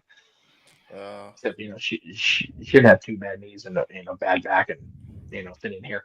Thank God for that. Because she's 14, thinning hair would be bad. Anyway, that's true. I digress. But yeah, I commend Tony for this. I do. Yeah, for Good real. on him. Good on him for that. But now we know why they were signed. It's pretty much match and scene, JJ. There you go. Yeah, just out of the kindness of TK's heart, really. It's crazy. Every once in a while, even the craziest will surprise you. Yeah. How do you feel about that, JJ, knowing that TK paid out of pocket for his surgery and then signed? Hearing it doesn't really surprise me. Right. Knowing what little I know about Tony Khan. Yeah. I did go into this severely questioning the decision, but I mean,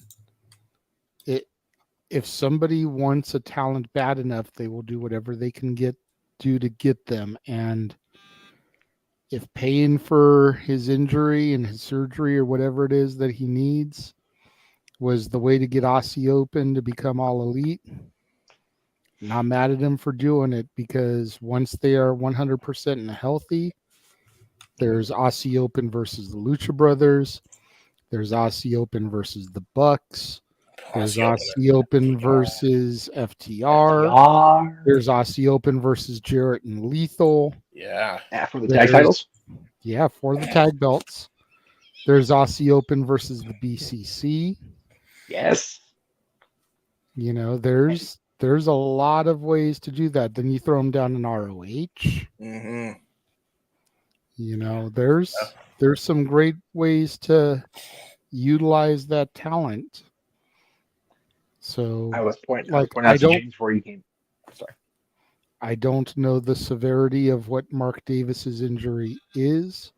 That's just why I threw out the 6 to 12 months. But I mean, if it's not overly severe and they can begin getting the benefit of those guys being signed by Forbidden Door, or at the very least by All In, there's some money to be made right there in either one of those shows with those guys. So that is fair.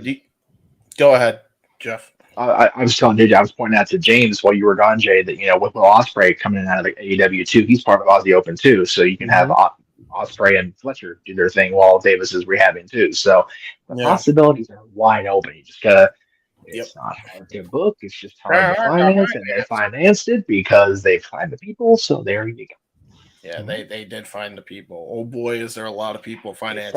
They found the people, and they financed them by signing them and paying for surgery. So that's got the loyalty factor built in. That and all of Tony's other side projects that he gets paid for as well. To be fair, that's fair. That's very fair. Yes, there's a reason he's a multimillionaire outside of just the wrestling bubble. Also, yes, very true. There is that. But here's my question, JD. Do you think that this was just because he wanted them so bad, or do you think that this was a selfless act for the most part on his part?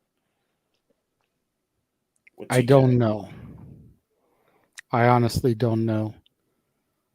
From looking at it from the business standpoint, I think he just wanted them that bad. That's a fair point. Aussie Open is one of the greatest tag teams in the fucking world today. And the best way to keep them from going to the competition is doing whatever you can do to get them signed to your own label. That's fair. You look at what Tony did with Switchblade Jay White. And has Jay White really benefited from coming to Impact? Or excuse me, from AEW just yet? No. Yeah. Not really. No. But Tony prevented him from going to WWE.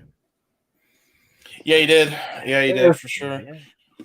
I mean, just imagine if Switchblade had gone to WWE and he could have been Cody Rhodes, AJ Styles, Luke Gallows.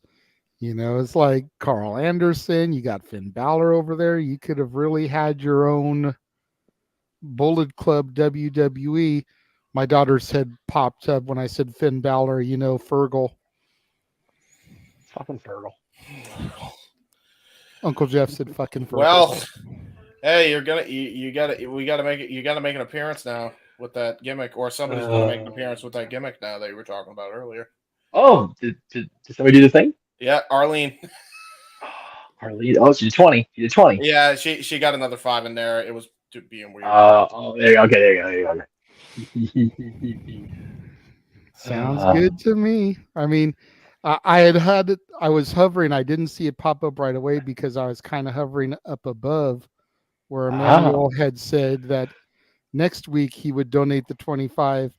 That way I can buy a pizza with Jeff and his channel because of how he tries to even out the donations. But then Sis went and did the 20 and the 5.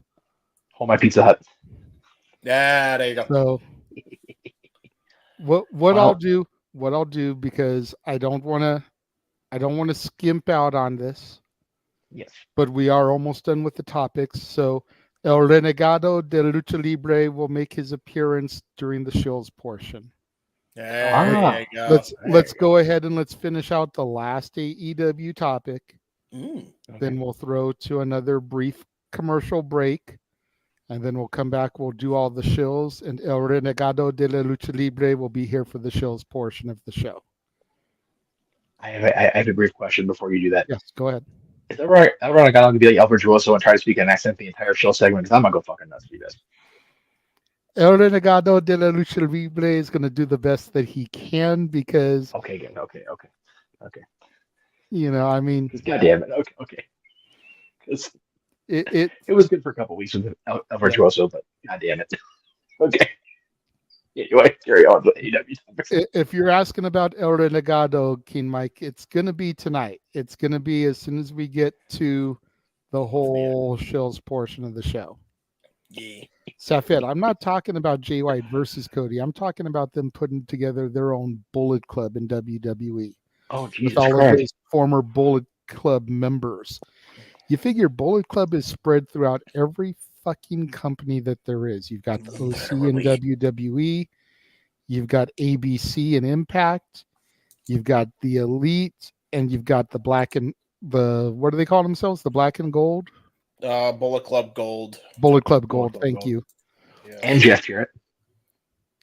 He's not representing them though, but yes, but he was on. But you've got Juice and Switchblade doing the Bullet Club Gold. You've got Paige and Kenny and the Bucks doing the Elite. You've got regular Bullet Club still in New Japan and everything. In fact, they're everywhere. They're everywhere. It would be interesting. Yeah. And Bullet Club should have been a ripoff. They're in every major company on the planet. NWO didn't even do that shit. Nope. Not at the same time anyway. I was going to say not in every major company, but they did have WCW and NWO Japan. Pretty much the only major company they weren't in at that time was the WWF. And if you want to count DX, the Click, yeah, they were. The Click, yes. Because the Click started with those specific members. Yeah. And Hall and Nash helped form the NWO. Michaels and Helmsley helped form the DX. Click stuff. So, you know. Connects. Exactly. And even in their death. And if Bischoff had allowed that gate to get opened when the Tank rolled up on Nitro, right, could have been a huge moment with DX and the NWO at the same time. And even when they died, they were in WWE and TNA in the same year. Mm-hmm. Just weren't called NWO and TNA, but they are all in the same companies now because Bullet Club is Bullet Club. For life. Well, that's For true. life, or whatever their damn catchphrase is. Too sweet. There you go. We'll do that. So the final AEW topic for the evening is something that really should surprise nobody, but it is a hot talk point. Yes. Tony Khan had his huge announcement this week on Dynamite. Mine was more huge. It actually was. And it is official, Adam Pearce style.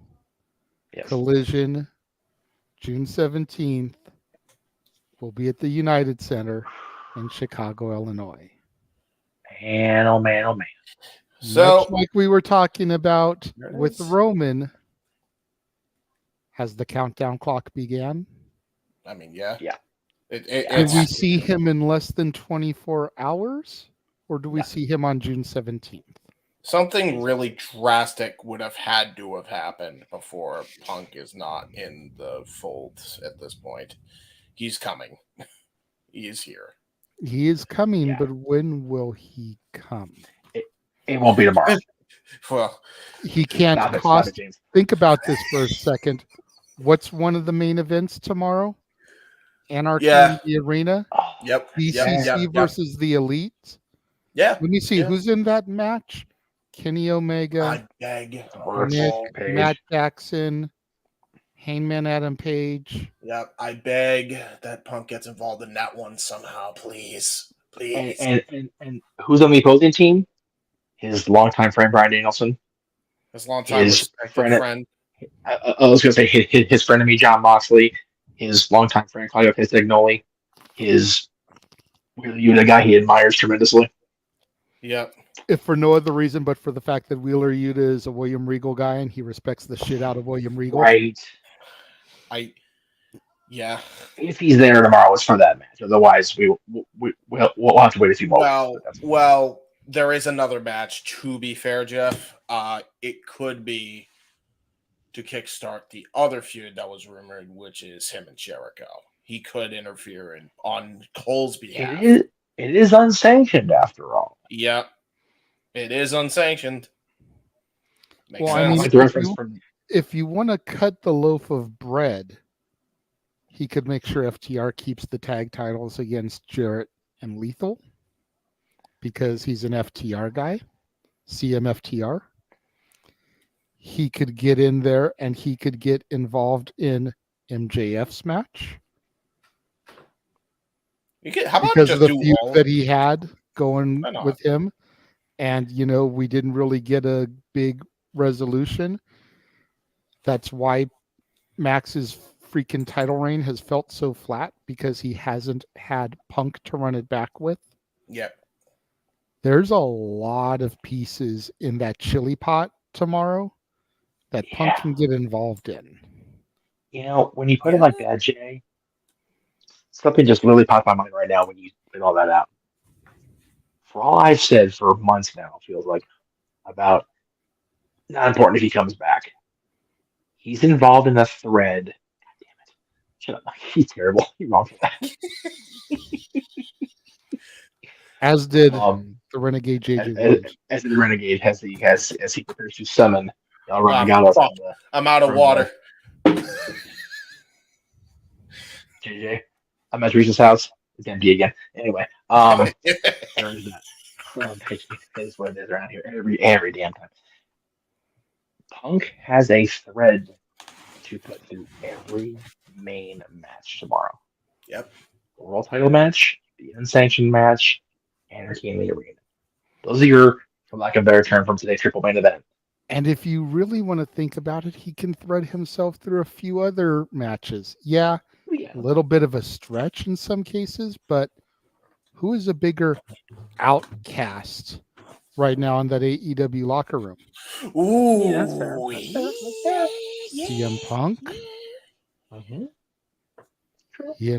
Who has Jade Cargill spoke very highly of in recent months? Punk. CM Punk. Yep. True. Like I said, a few of these may be a little bit of a stretch, but he can be threaded through a lot of these. You know, you think about his feud with Max. Who was Max's heavy for a long time? Yeah. Bro, could you imagine? Just have him do it all. Screw it. Just have him absolutely wreak havoc all over the show. Why not? Just cause a fucking headline. Be the reason. Just like I said at Revolution, man, have him come out wearing that devil getup that Max usually wears. Yeah. And everybody thinks it's Max getting involved. But then he comes out while Max is in the ring too. And how can it be Max if Max is in the ring? That's right. And then you unmask the man. Yeah. And there's CM Punk. Sure. You were asking why not throughout the whole show? We just praise the man. Do we want to put it back on a Coke binge? Like, Jesus Christ. Well, I think, yes. Is it overexposure? A little bit. But JJ does kind of have a point because you put Punk in that devil mask. He's out of control. I keep that image loaded It's just so like good. I do this one. Oh, Because damn it. it's There we so go. great. It is Stat Boy approved this time for sure. Hopefully. We We'll gotta find out. make. I gotta make like titles around Tony Khan that just says, "I'm out of control," all around his face. The whole crop his head out like the fucking old school memes with the fucking color back. But when you do that, though, make sure you use the Reese's the Cappy Leaf font. Otherwise, it's not near as funny. Yeah, he does. he does. I've been That's what's on the happening. air when it happened. We was How there. many times has he broken the no DQ servers? Yeah, At least once, for sure. I thought it was at least twice. No, No, they're a different site. No. It happened in Vegas for sure. And I thought it happened again when he came back, or No. right after Brawl Out. No, that was No. It didn't break it. It broke us because we were over that shit right away. But well, clearly we're not over it. He's talking about it for a fucking year. But yeah, it didn't. Like, yeah, seriously, the promo in Vegas literally hit the server. And remember, this is pre-YouTube and all that other shit. Not pre-YouTube, but this is really when it was still in its infancy as far as we were concerned. It hit the actual site server so hard with the news breaking that Aaron's server literally crashed. I remember because I was standing next to you. You were standing next to when me. He called as the 4th of July episode was beginning to get filmed. What the fuck is going on out there in Vegas? Yeah, I've had 2 of those calls from Aaron in the history of ever. The night that Punk did his thing in Vegas, and when probably when Benoit died. Yep, I was gonna say when Benoit, and that was only weird because not only did I call from Aaron, I got a random text from my Rocky Horror cast lead about it, and I'm like, okay, this shit's real. Hey, I probably got one of the worst calls regarding Benoit that a dude could get. I was in the middle of Disneyland when I got a call about the Benoit thing. Oh, I remember that. Oh, that was rough. I was at work at Target. Oh, well, that was just But I great. digress. Anyway, but yeah, as far as Punk now goes, it's the clock is ticking. It is, and the thing is, if they don't deliver him, and they're going to be United Center, we're going to be hearing about Chicago fires in the 21st century. Yeah, for real. It's going to be a thing. Like They're gonna they burn said that up fucker here, like Emmanuel said, if it's not Punk, there's going to be a backlash of boos or a riot. Yeah, It's gonna be ugly. Yeah, I was about to say, there is that little bit of me that's like, yeah, it could happen. You have that skepticism, but I can't imagine he would announce it and he's not going to be there. I do think to sell those tickets, because he's still struggling to sell them because the lightning in a bottle was never going to happen twice. I think they should do something to announce his appearance ahead of time. Definitely should. Or at least make it blatantly obvious it's going to be him. To be real, like Punk, like is going to be, you know, whether you love him or hate him, the difference maker for this for everything coming up. Literally, like, you know, you think Double or Nothing's about to happen, Forbidden Door. I recommended on the panel today for Simply Predicting with Noah and everybody else, the matches that need to happen in that building that night. I believe it's in Toronto somewhere in Canada. Tanahashi and Punk, because we never got that match. We still have yet to have that match. Okada MJF. Those are your two money matches that need to happen for sure. And I only stutter step on Punk and Tanahashi because it's literally a week before Forbidden Door. That's a week build. If they don't announce him until Collision. Right. Which is why I'm saying he's got, I think it makes sense for him to appear at Double or Nothing. So, like, Double or Nothing, you know, could be impacted heavily. That leads into Forbidden Door. That leads into the video game. That leads into the premiere of Collision. That leads into All In London, which, if Punk's announced, you know they're selling the rest of that arena out for sure. I mean, it's already a done deal, probably, regardless if he's there or not. But him being there is going to seal the deal. You know, I hesitated to say that this show tomorrow is make or break. I say it's the start of the make or break summer. Agreed. From this point tomorrow, around the same time, because the show will be over by then. Wait, what will be over by then? This is an AEW show, so yeah, it'll probably go from about 5 to midnight. No, that's fair. From this point tomorrow until the end of All In, we'll determine everything with AEW after that. I'd even go as far as to say till the end of All Out, if it is in fact going to be 1 week later in the States, like it's heavily rumored.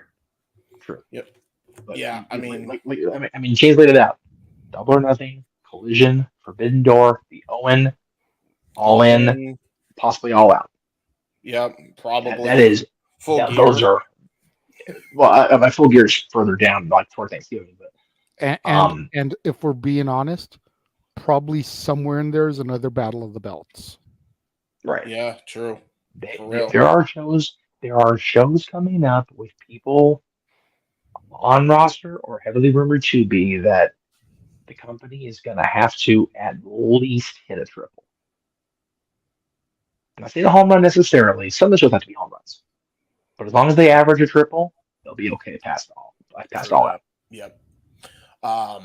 Speaking of one of those things as well, has anybody seen footage of the new AEW game? By the way, yes, I've seen screenshots. I haven't seen footage, bro. It's very promising. I'm telling you, it's pretty promising. Like, I have nothing but high hopes for the future of AEW. Yeah, if they have found a way to right the rudders after everything that happened with Brawl Out last year, even if it took them almost a year to do it, if they have found a way to right the rudders and get back on the course, there is nothing but upside for AEW in the future. Yep. Agreed. I hope that it all happens. But for right now, I can say without a shadow of a doubt that we are not going to get any more CM Punk versus the Elite backstage bullshit discussion that has plagued this IWC comment section and discussion places since September happened, and I'm here for it. So here's a little happy dance. I'm going to do a happy dance. Yeah, I'm a happy dance. I'm very happy about this. There you go. And while we're doing happy dances, before El Renegado de la Lucha Libre makes his appearance, I'm going to throw to this video that I edited together. And if I'm being real, it's probably going to get its copyright pinged. Jeff, I already told you about this in advance. Oh, no. So we'll probably have to trim this out in post-production. Yes. But over the course of the week, WWE has been uploading footage of their superstars in and around Jeddah, Saudi Arabia, just being human beings. Right. And I took the footage, I chopped it up, and I think it's important to watch this footage because we think of the WWE superstars a lot of times, and I'm not saying we, us in the room necessarily, but we as a wrestling community, the royal we, think of the WWE superstars as larger than life, as superheroes, as the entertainers that they are. And a lot of times we forget that they are people just like us. They are human beings. So I really wanted to show this footage because I feel like it really humanizes them in a way that WWE or AEW or Impact or Ring of Honor or New Japan doesn't humanize their people enough. Mm-hmm. You know, we here at the network strive to be a positive change in the internet wrestling community. I've posted that on Twitter a couple times. You know, we try and we strive to stay away from the negativity that the fan base brings our way. And sometimes it's hard. Sometimes we get caught up in it. Sometimes the topic is just a Debbie Downer topic and it has to be addressed because it's news. But whenever we can find stuff like this, that is positive, that is reaffirming, that shows our heroes in a different light, I think it's important to do that. I agree. So check this out. This is just under 10 minutes because of all the clips that I edited together. Ooh. But the fact that it's that long, I think just makes it that much better in a sense, because it's that much humanization of these people. So enjoy this footage of Bianca Belair, Montez Ford, Mustafa Ali, Sami Zayn, Rhea Ripley, L.A. Knight, Yeah. Rick Boogs, Omos, all just being normal people for a change. Oh my God. I remember when they first started building it in 2004. I was like a freshman in high school. I remember going man, I hope one day I get to see this in person. Gosh, look at this. It's happening. We're here to ride some rides, play some games, and eat some food. I don't know how to break this to you, but there's a freaking shark on your head. We're gonna need a bigger boat. Hey, are you tall enough to ride this? Come on. Okay. It's not gonna work, buddy. I don't think so. Story of my life. I'm used to this. Story of my life. I'm used to this. I'm gonna take a nap. We're here. I want to live it up. I want to do something different. This is very different from me. Yep. And it spins too. It rocks. It doesn't spin, it rocks. All right, fall and pray. Fall and pray, that's right.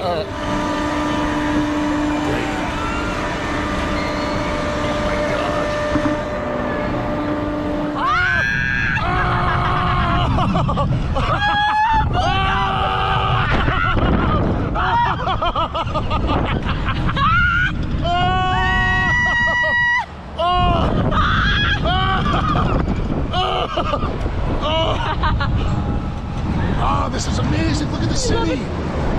Oh, I'm so glad we did this. Look at the city. I love you too. This is awesome. Anytime I see Scarlett smile, it makes me happy. Wow. So now we're gonna do bungee jumping, right? What? No, we're not doing bungee jumping. Sure, Carrion is too.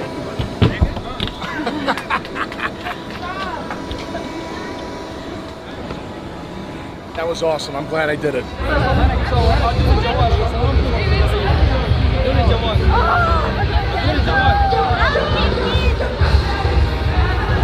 About to go up to the highest point in Dubai. Are you ready? The highest point? I don't know. I think I'm ready. I heard that it only takes 1 minute to go all the way to the top. 1 minute? 1 minute to 150 plus floors. 1 minute.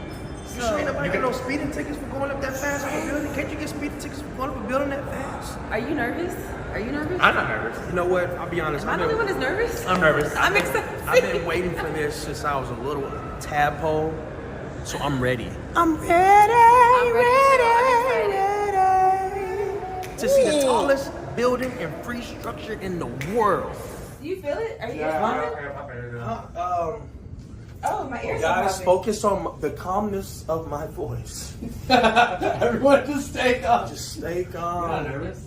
And guys, we're at 90 floors He right likes now. the camera too much. He's not even paying attention to the floors. and yeah. We're at 100 floors right now. Oh, okay. Yeah. Just so you know. Oh, just so you know. We're at 100 floors. Ooh. Are your ears popping? My ears pop so many I times. feel high. You feel higher? Yes. The air's a little thinner. Falcon meeting. Montez, it's a dance party out here. Come on, bro. Yeah, guys, I wanted to get this close to the No, come on, man. We can everyone jump up and down. I believe you. Stop jumping. We can do this. You know what? Don't look down. Look out. Does that feel better? Yeah. Looking out, right? Yeah. I think looking down is okay. Look straight out. Jeez, hey, just look straight out. You know what? I'm gonna just. Babe, if you look straight out. You feel better, right? Yeah, if you look straight out, you feel way better. Way better. We're at the top of Dubai. Jeez. All right, I'm gonna walk over here. This is wild. Wow. I never thought I'd ever be in Dubai, let alone at the top of Dubai. Come No, on, Dad. it really I is did it. nice. You did it. Yeah, you're here. You're here. You're here. We got it. We got it. We did it, babe. We did it. We did it. Apparently this might be an intestine casing. I don't know. That's what somebody told me. I don't know if they're right or not. What's this, like a meat pie or something? Sort of. Something like that. There's meat, bread, whole deal. What did you eat? This bread's delicious, I'll tell you that. But look, after you go and you ride a roller coaster that's spinning you around and zipping you around, the last thing you want to do is overeat. So I've just been having a little bit. Over here just enjoying my stuffed pigeon. Yummy. Oh, this is fragrant. Really thick and bold, so you can tell it's fresh. Strawberry juice, almost like a jam. Like a liquid jam. And then I'm chasing it with a Saudi coffee. So you got the essence of the tea and the coffee with the thick boldness of the jam. Oh my God. Oh. Wow. I got lemon mint. Probably the most natural tasting popsicle I've ever had in my entire life. It's pretty freaking delicious. Lemon with mint, mouth watering. Just juices flowing in my mouth right now. Salvation. It's good. Oh my God, it's good. It's really good. It's very refreshing. Oh, it's so good. That's melon. Thank you. It's like real mint. It's so good. It's not like candy watermelon. Like it's Shoot fruit. 1, 2, 3. Cheers! Oh my God. Wow. So we're parked now just outside of Masjid al-Haram. And it's just, I don't know, very, very, very surreal for me to be here. No, we're at the anime section, the Japanese section here at City Walk, and it's insane. Everything here is so cool. I need to find me a Vegeta somewhere. There's a Vegeta. Oh my God.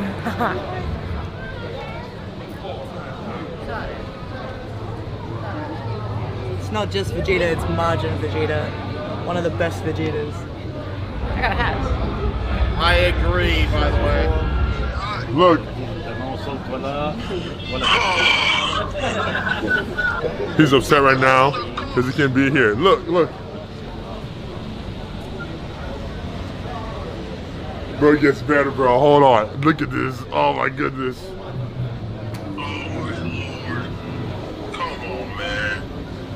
Yo, I got big, bro. Come on, man. Oh my goodness. Look at this joint. Come on, dude. Yeah, I had a couple of artists there, so mangakas, and a couple of Japanese calligraphy artists. And she had the pleasure of writing my name, the Nigerian Omas, in Japanese, as you can see here. And I had the privilege of practicing one myself based on what she's done here. And this is my try. Not too shabby. I think you give A for effort, you know? We went all the way to the 154th floor, the highest that you can get here in this building. We were at the top of Dubai. How did you feel? I felt amazing. Did you? You know why I felt amazing? Why is that? Because I got motivation for you guys, and you guys got motivation for this weekend. That's right. To be the future Intercontinental Champion. That's right. To still be the future and still Raw Women's Champion. I like that. That's right. And I'm a champion in life. There we You go. know why? Because all three of us are the three highest WWE superstars to ever visit Highest. 154. Oh, Highest. highest. Highest. EST. Oh, you see what you highest. did there? You see what you did there? Highest. We didn't even mean that, and it Highest. happened. Yes. I love it. I love In it. Dubai. Here In we Dubai, go. baby. I can't really understand that I'm here. It's very, very hard to put into words. So we're actually about to go in now, and I don't know. I'm not really ready for what I'm about to see, but let's go do it.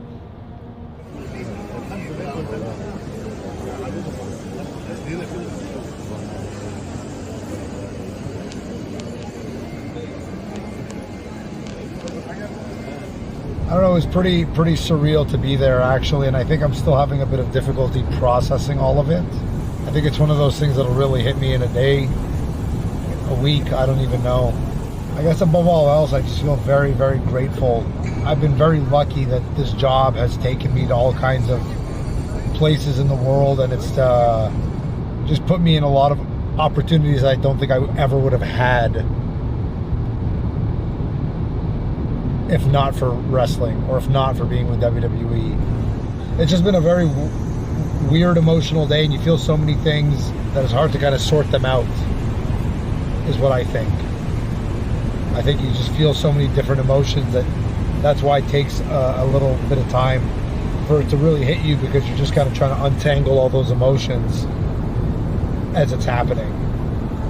But very highly emotional day, and right now, the number one thing I'm feeling is just grateful, alhamdulillah, that I got to do this, and that this crazy thing called wrestling and being a WWE superstar is somehow how I ended up here. It's crazy.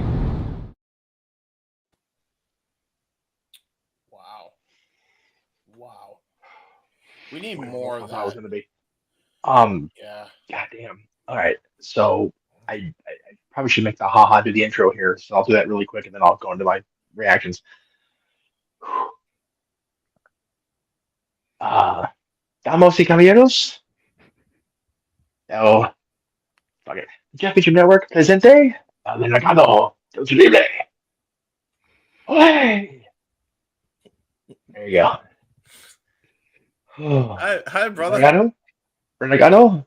Gracias por joining us tonight. I'm not going to do the accent. I'm not fuck up. There, here we go. What was my shit? Ole. Ole. Su niña still awake? Sí. Está loca? Presente? Muy loca. Oh, lo siento. Lo siento, niña. Anyway, whatever. Okay. Let's kill the Spanish stick, because I don't understand half of it. But okay. I was trying to say, is Natalie still awake and seeing this mess? Because if she is, I feel that. I'm sorry for her. Anyway, okay. So my initial reaction was, damn it.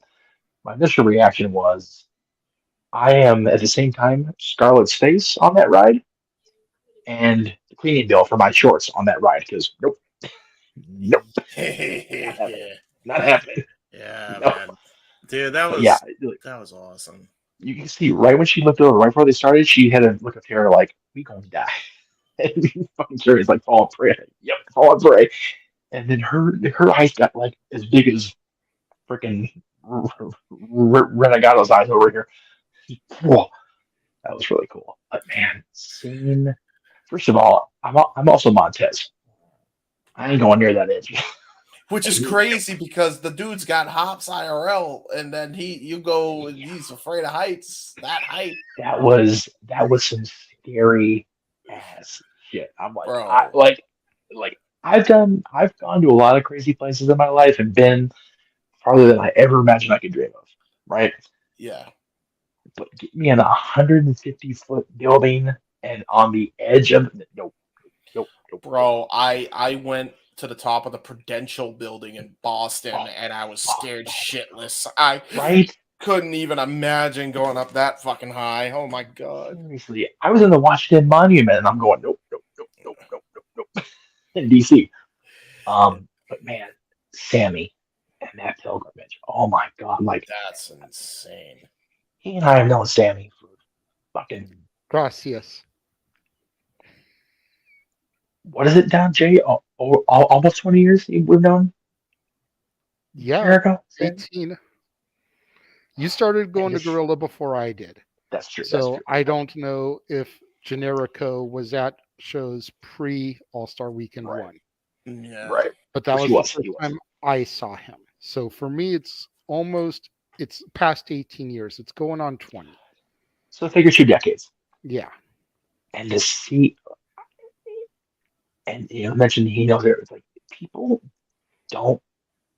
in this little wrestling bubble don't understand how fucked up that part of the world is. Mm-hmm. When it comes to stuff like Sammy has had to go through the entirety of their contract with that country. There's a reason why Noah used to refer to it as country redacted. Yeah. And for him to be able to of all of the negativity and the blood money and all of the hashtag shenanigans by the shirt that are associated with the Middle East. No disrespect intended. If anybody in the chat is Muslim or originally from or has ancestry from that part of the country, that's not what we're going for here. But there is a stigma for a long time that went with that part of the world. Yeah. And to be able to see, like I was talking about beforehand, our heroes essentially being able to go out and just be themselves in that part of the world. And my friends, dude, Sean Ricker, Sami Zayn, like God, being normal people. Yeah. You saw Rhea get stopped, posed for pictures. There was one clip that went up, and it wasn't shown in any of those highlight videos, but there was one clip where a girl asked Rhea if she could hug her after interacting her, and Rhea was just like, "Yes, come here." Damn, dude, that's so crazy. That we always hear about, and we read about, and we have to report about the negative side of things. Yeah. Would rush them at the airport and shove the 20 pieces of merchandise into their faces to get Oh my gosh. sell it. Yeah. The people that bum rushed Bianca's SUV last year and started smacking on the door window so that they could get a picture and a signature. Yeah. We always have to report on these type of people, these type of fans within the community. Yep. And when you are the way that the fans approached Rhea, no makeup, no gimmick, no title belt. Yeah. Just being regular people. Yeah. And you treat them as such with the respect that they still deserve because they are on their free time. Yes, they are WWE performers in Saudi Arabia to perform a show. They are not on the clock in that moment, even though cameras are following them filming for the WWE.com. They are not on the clock. If they were, Rhea would be in full gimmick. Yeah, man. And to see the way that they give back to the fans when the fans come at them the right way. It's beautiful. Yeah, it really is. And it needs to be focused on more. And like I said, I know we're going to get copyright dinged for that.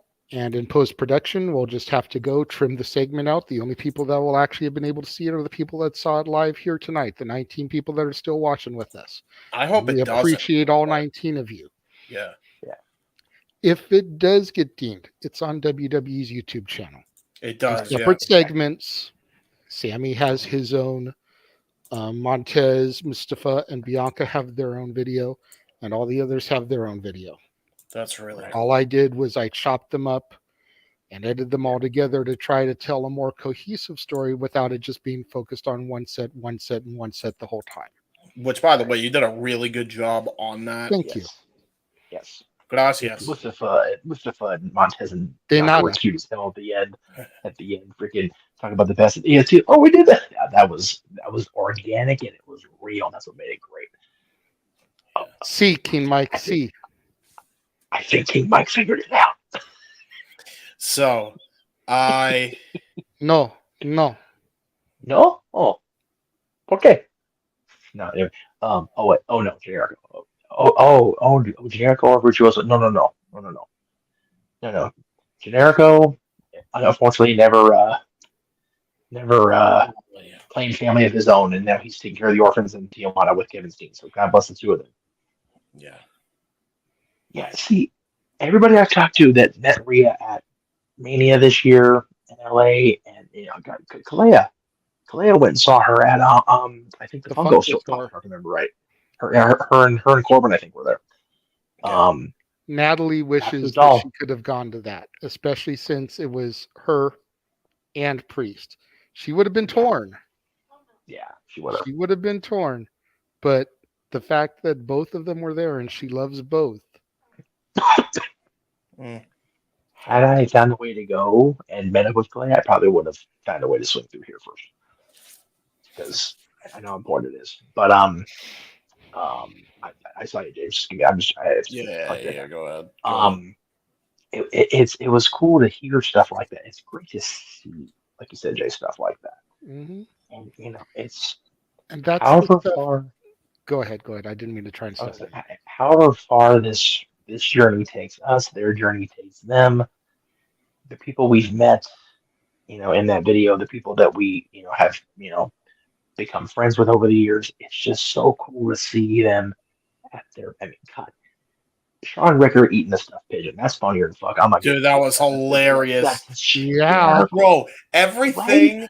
Dude, it's hilarious because it's LA Knight being asked if he's tall, if he's too tall for the ride. Like, come on, yeah, man. dude, too tall for the ride. Too tall. Sean Ricker is literally even when he's not cutting a promo, he's cutting a promo on everything. Yeah. It's just him. It's so funny because he and Brian Cage are so the opposite people. Right. I like Brian. But I love Sean. Yeah. And Percy saw that in them. Yeah, that's nuts, man. Arlene, it wasn't the fact that they were sold out; it was the fact that she had school that day. Yeah. And not to put my daughter on blast, but she missed enough school during the course of the year. Yeah. We couldn't justify pulling her out and missing a day to then go to meet Rhea or Damian Priest. Right. Yeah, it was the right thing at the wrong time. I will say, maybe. I will say the great thing about that whole video, I think, is two people that really stuck out to me were Omos, because I've even said it for a long time that Omos, man, he's so dope, man. Like, as a human being, man, he's super cool. Right? Yeah. He's super cool. Like, I'd hang out with that guy for a day or two. You see the way he's presented on television, and then you see that, and it's like, man, he's the next big show. I just want to go chill with Omos now. Like, for real. He's a cool dude. Dude, he's gonna be the next big show. They're gonna turn him face, and he's gonna be like, he may even be Khali. As long as they don't turn him face heel as many times as they can. I think they're gonna do still less times than Jeff has pictures with Mickey Mouse. This is documented. I think they're gonna see this, and then they're gonna, because they saw it with Khali, and they're gonna turn him babyface because they realize how amazing of a guy he is, that he's just gonna get over organically with the audience eventually. It's kind of already starting to happen. But they need to let it happen. True. Absolutely. So, but yeah, that was very cool, Jay. Who was the other one that stood out to you? Rhea. And the main reason being is because, dude, the hardship she went through during Mania weekend, losing her aunt and that autograph crap and all that. It wasn't her aunt, it was her Nana. Nana, right. And then the fan being a dick on Twitter about her Nana.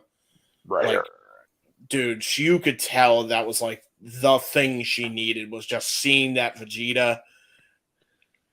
Yeah, the fact that she pointed out the difference in the Vegeta. Seriously, like I want, like Natalie, like Rob will want to see that JJ because he'll get a kick out of that.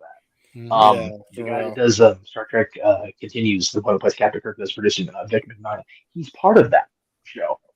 Vegeta's on. So like, I'm about to tell you, like, it's all Majin, everything in the world connects back to wrestling. JJ, it does, Absolutely. it does, dude. The other one that really stood out to me was Killer Cross, Karrion Cross. Yes, yeah.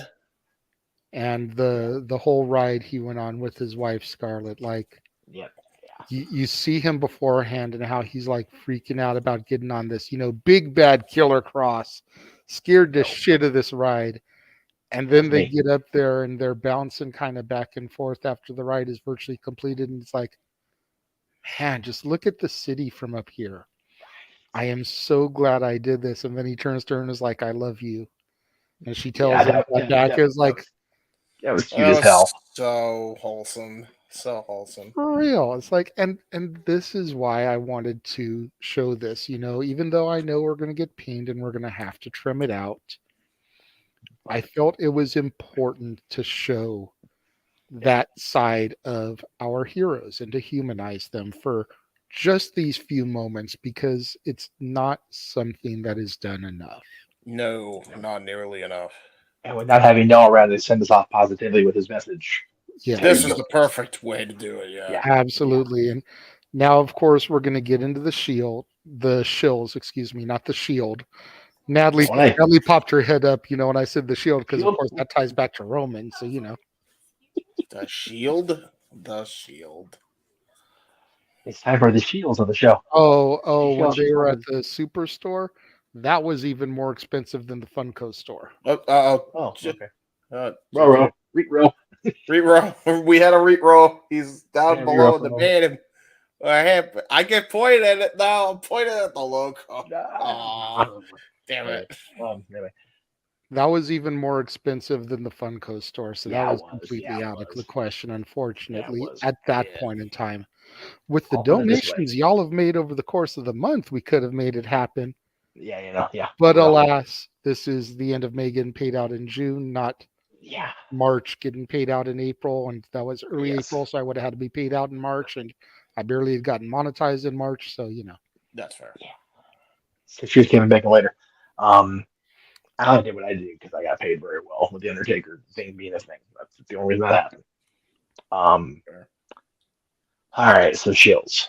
Yes, start with me or start with James? But I'm just going to start running through the images in the order that I have them here, and we will talk about what comes up as they pop up. James, if you have anything that you would like to share aside from what was in the trailer at the start of the show, feel free to share screen. And once I get through the laundry list of stuff that I have over here for myself, Jeff, and the entire multiverse, I will pop your screen out. I was going to say, too, do you have Noah's stuff? Because I can also run through that since I have some of his stuff up here. Yeah, so that's perfect. Yeah, so run that on every day. That's first and foremost, of course, follow your peeps on Twitter. Always. At Hathaway Lou, at LBStatKid1977. Of course, your weekly bar keeps for Statboy Sports Bar featuring Dory Lou. The food is hot, the beer is ice cold, and the seats are warm, so pull yourself up a bar stool and engage in some conversation about professional sports with your bar keeps, Statboy Mike and Dory Lou. That may have to be at 4:30 because I'm going to be on NerdQ at 5. That's fine. Okay. I just have one formatted graphic forever, so. I'm just letting you know. Make sure you guys follow the Cleveland combatant, Josh Mansfield, who was here earlier, at CatholicJosh122 on the Twitter, at MallowManGram on Instagram. Follow our buddy Big Baller G, who's always happy to be here when he does show up. Yes. Jeff Jarrett's #1 fan at Big Baller G 1988 on TikTok. NoDQ.com/Big Baller G on the Twitter. NoDQ_ Big Baller G 1988 on the Instagram. Follow our buddy, the Frank Sinatra of the Spanish Mafia, Gino I Told You So Rivera. Booking inquiries, Gino_Rivera at yahoo.com. Facebook, first name Gino, last name Told You So. Instagram and Twitter at Gino Told You So. You can find me, of course, on Instagram, the Renegade JJ Williams, on Twitter at ROWJJ Williams, and on YouTube at Casa D18 Studios, which some of you guys are watching right now. Thank you very much for your support. Of course, on the Casa D18 Studios, we do have the members only section that you can join for $5 a month. Check out this little video clip that we've rolled a few times and find out more about that.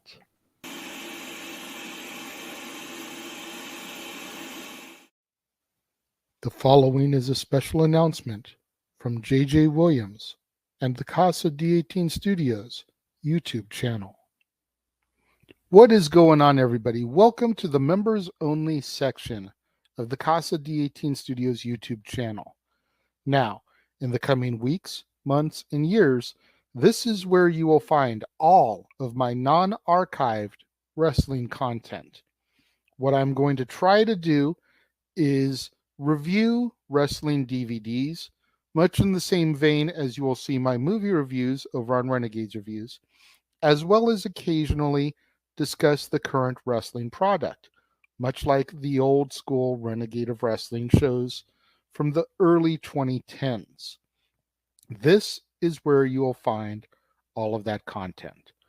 I'm looking at doing it on Thursdays, as that's usually a dead day here on the channel, with the exception of the Throwback Thursday content that airs on the main Casa D18 Studios side of things.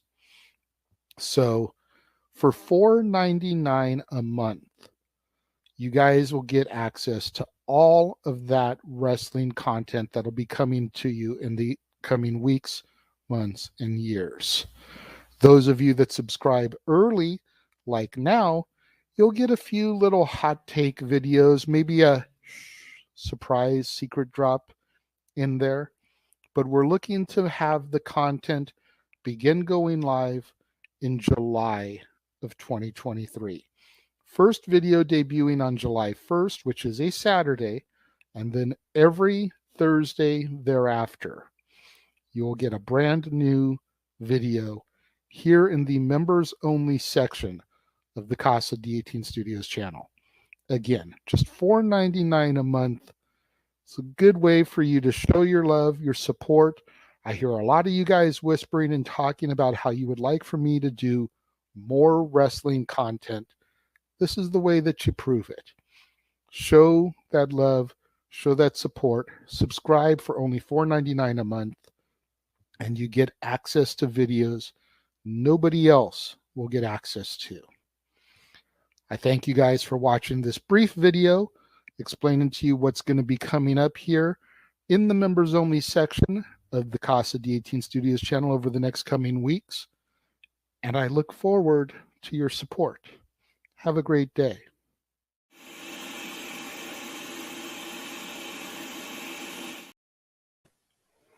Ole. So there you go. That is what is in store for you if you join the members only section. We currently have 5 subscribers. Mm-hmm. There you go. So we appreciate everybody out there that is subscribed to the channel.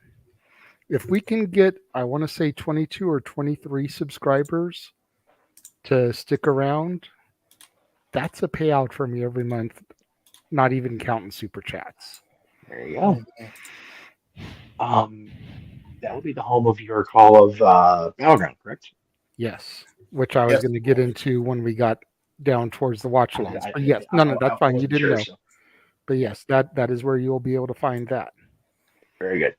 Of course, on the Casa D18 Studio channel, in addition to my Renegades reviews on a regular basis, we are also where you can find our Throwback Thursday content, featuring content from all brands of the multiverse of media. J. Hebert Studios, we've got the Simple Man brand, we've got NoDQ.com, we've got the Jeff Meacham Network, and of course, classic Casa D18 Studios stuff. We've got the War Zone every Sunday, the weekly acquisition report where I show off the latest additions from my ever-growing movie library. Coming up next month, as you saw earlier in the trailer, we are celebrating the 60th birthday of one Johnny Depp. Damn, that's Still crazy. hard to believe that he's going to be 60 years old. Doesn't look it. Well, some of his Sundays. more recent photos, now that the court case is everything, yeah, he's starting to look his age. Fair, But that's fair. 5-10 years ago, you wouldn't have guessed he was his age. Thanks, Amber Heard. Right? For real. When you get your wife in your bed, you're going to age rapidly. Yeah. Crazy Of bitch. course, we ask that everybody support our friends and the big boss man, Aaron Rift, across NoDQ.com. Jeff, you want to take this one? I will, because we'll do a brief edit here on as far as the day, because the NoDQ review will be this Tuesday, because, of course, Double or Nothing is tomorrow. Aaron's going to be doing a recap of that once we are done with our coverage, but he will have recaps of Raw, SmackDown, Dynamite this week, because they'll all be live this week. SmackDown was, of course, not live this week. NoDQ review on Tuesday this week, usually on Sundays at 8 o'clock. Also, predictions he has for AEW WWE shows. So, like, subscribe, turn notification bell for at NoDQ.com as well. Of course, you can catch me on NoDQ.com and the entirety of Multiverse Media on Tuesday nights after NXT's East Coast broadcast, 10:05 Eastern, 7:05 Pacific, with the flagship 16 years worth. 16 years in July. The day before Disneyland turns 60. The hell is years? It's 68. Jesus Christ. Our buddy Lizzie Valentine, of course, is still in the running for Miss the cover of Muscle Fitness Herd. You can vote for her through my Facebook, through her Facebook. There's a link at the bottom. Please check her out. My longtime, lifelong friend, Nikki Stevens, of course, is still offering up Zoom and Skype guitar instruction. Check her out at Instagram at Nikki_Nacho Stevens. Let me do that again. Nikki_Nacho_. God damn it. It's on the screen. You guys read it. Anyway. And then the next time you'll see Jeff and I together, we will be doing Dads this Friday. The top 10 must-see moments of the Monday Night War. This is not in the can yet. This still needs to be filmed. Me and Jeff will get together at some point this week to can it. Yes. This will be a shared list. Yes, it will, definitely.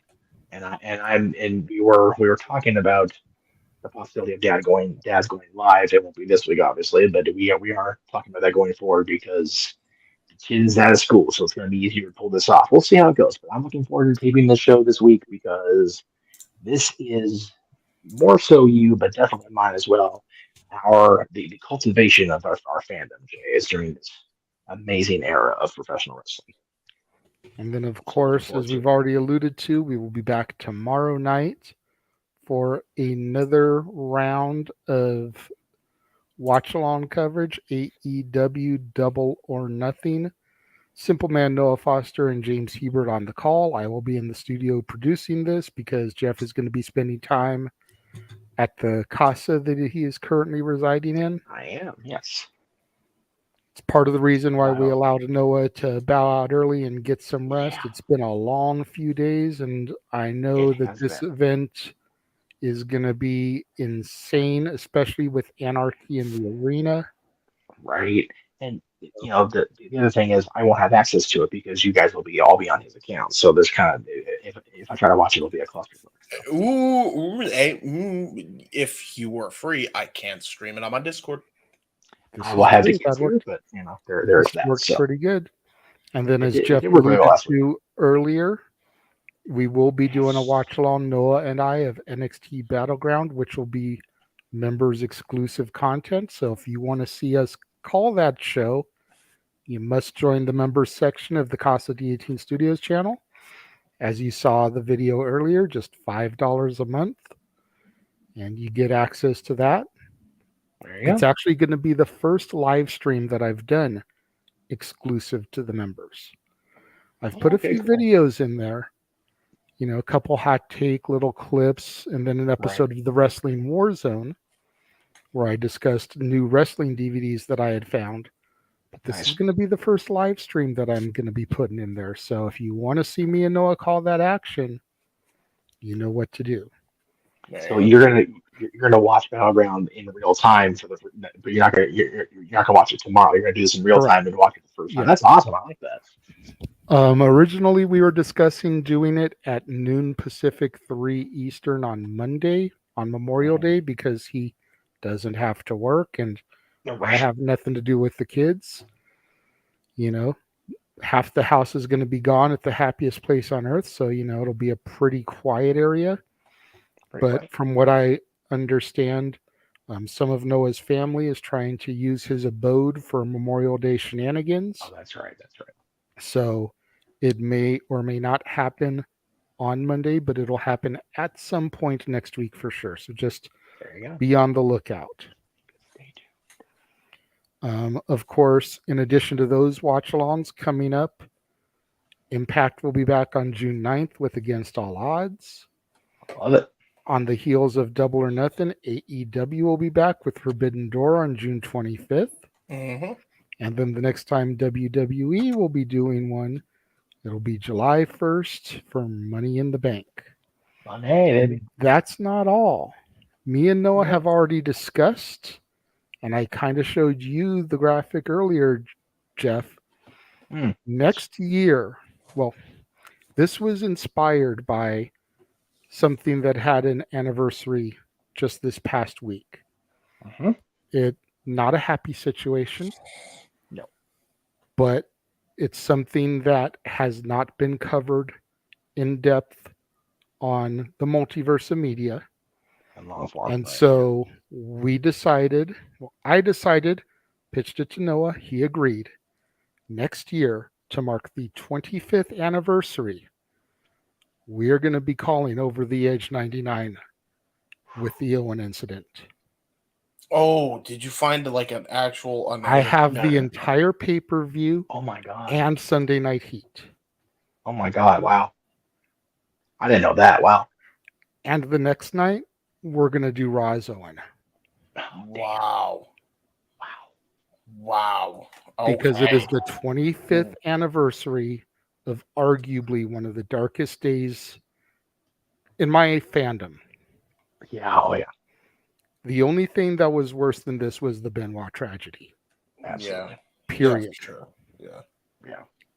And again, this event has not gotten enough coverage on the multiverse of media because of the tragedy that was the Owen Hart accident. Right. But we feel like this is something that needs to be revisited. Yeah. And it needs to be addressed and it needs to be handled. And I've only ever seen the show. I've only ever seen the show once. I did not watch it live as it happened, but I did purchase a VHS of it off of eBay shortly after the incident occurred. It had news footage from the night's news after the pay-per-view, but it was the entire pay-per-view event and then like some of the local news updates on what happened with Owen. Only watched it once. This will only be the second time I have ever seen it. Wow.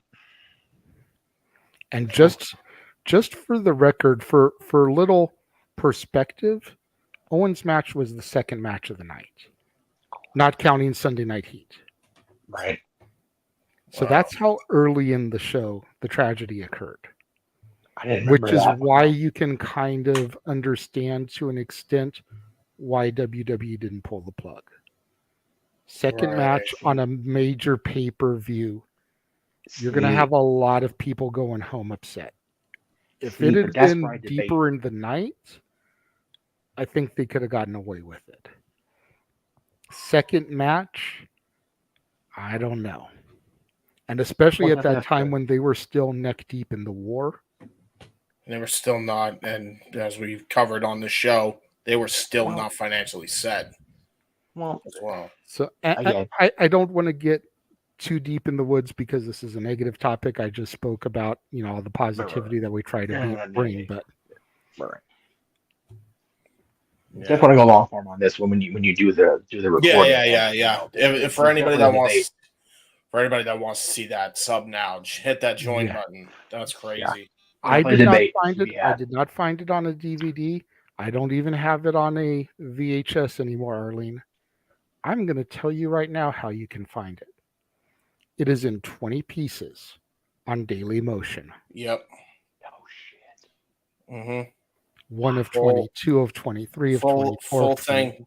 Because WWE And can't Sunday even- Night Heat is Yeah. on YouTube in its entirety. Martha does the reason being, by the way, Martha won't touch that with a 9-foot pole for obvious reasons, and WWE will not touch that with a 9-foot pole for obvious reasons. Mhm. So The quality is not the greatest. it's not. But as long as me and Noah can see the action to call it, that is all that matters. Yep. And I am going to put all 20 pieces together into one cohesive clip. And that's what we're going to do. But that is such a monumental thing. And as, let's be real, as depressing of a show as it is, yeah, I'm excited to do this because, like I said, it's only the second time I will have seen it, and it's a situation that doesn't get talked about near enough on the multiverse, and it deserves On its wrestling, coverage for the good and the bad. Yeah. Because Roz Owen is a beautiful thing that came out of that tragedy. It is. It is, and when you think about how monumental the main event was and the pivot point of that storyline with the corporate ministry, Yeah. The Devil Undertaker wins the WWF champion at an event where Owen Hart died. Think about this for a second. Yeah, no, yeah.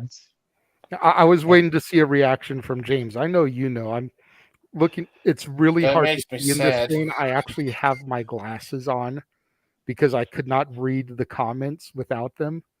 Yeah. So I was kind of looking down to see James's reaction. But yeah, think about that for a minute. The Devil, Speak in Tongues, Ministry Undertaker defeats Stone Cold Steve Austin for the WWF Championship at the event where Owen Hart dies. See, that's where my debate. Probably not the best look for WWF, but you know the show must go on. I mean, if he was scheduled to get the belt, I mean, do you The pull an cool of the audible and thing wait is- for him to win it the following week on Raw? The week after Raw is Owen? Maybe, but still, it's like, what do you do here? Yeah, I mean, here's where it gets. I mean, the debate is great. I mean, Jeff Jarrett became Intercontinental Champion the week after on Raw because Owen was supposed to.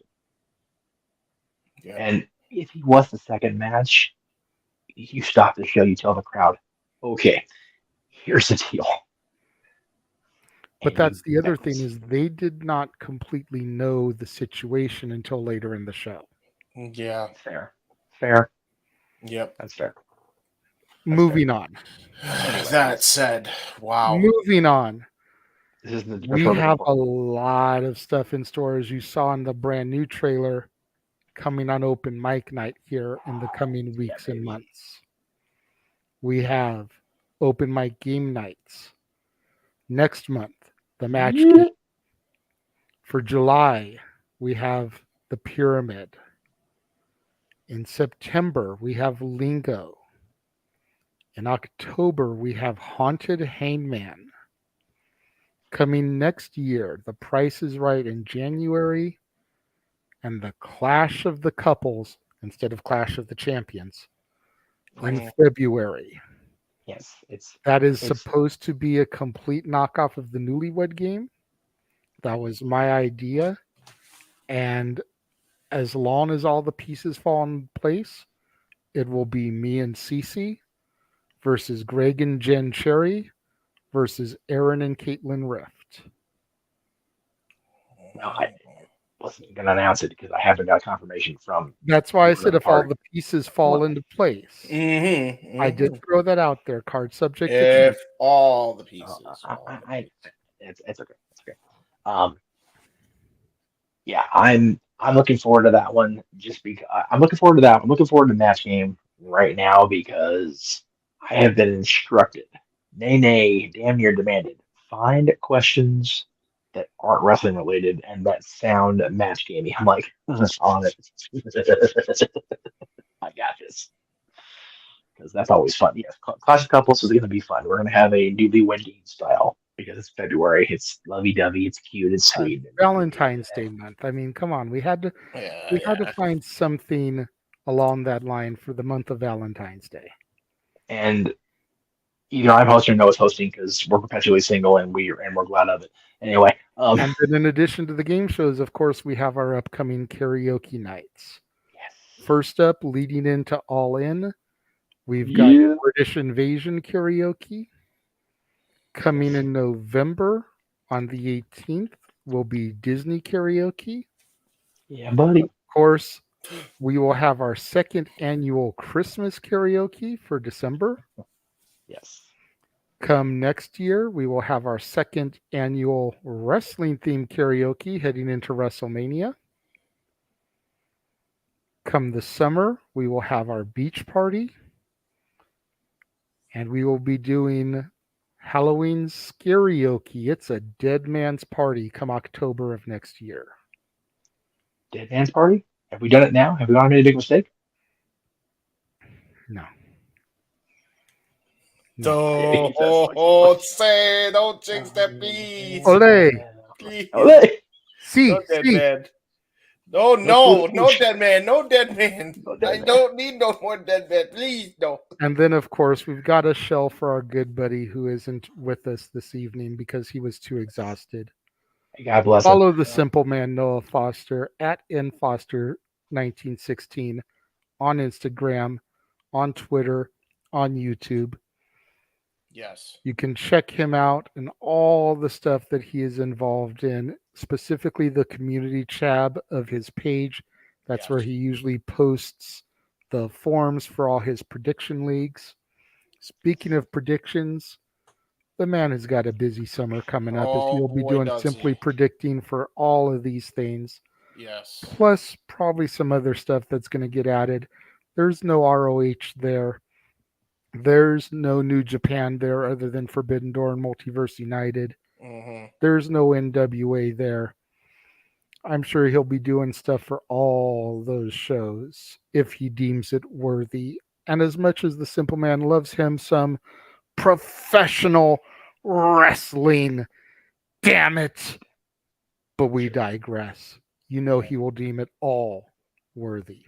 Yes. Of course, make sure you tune in.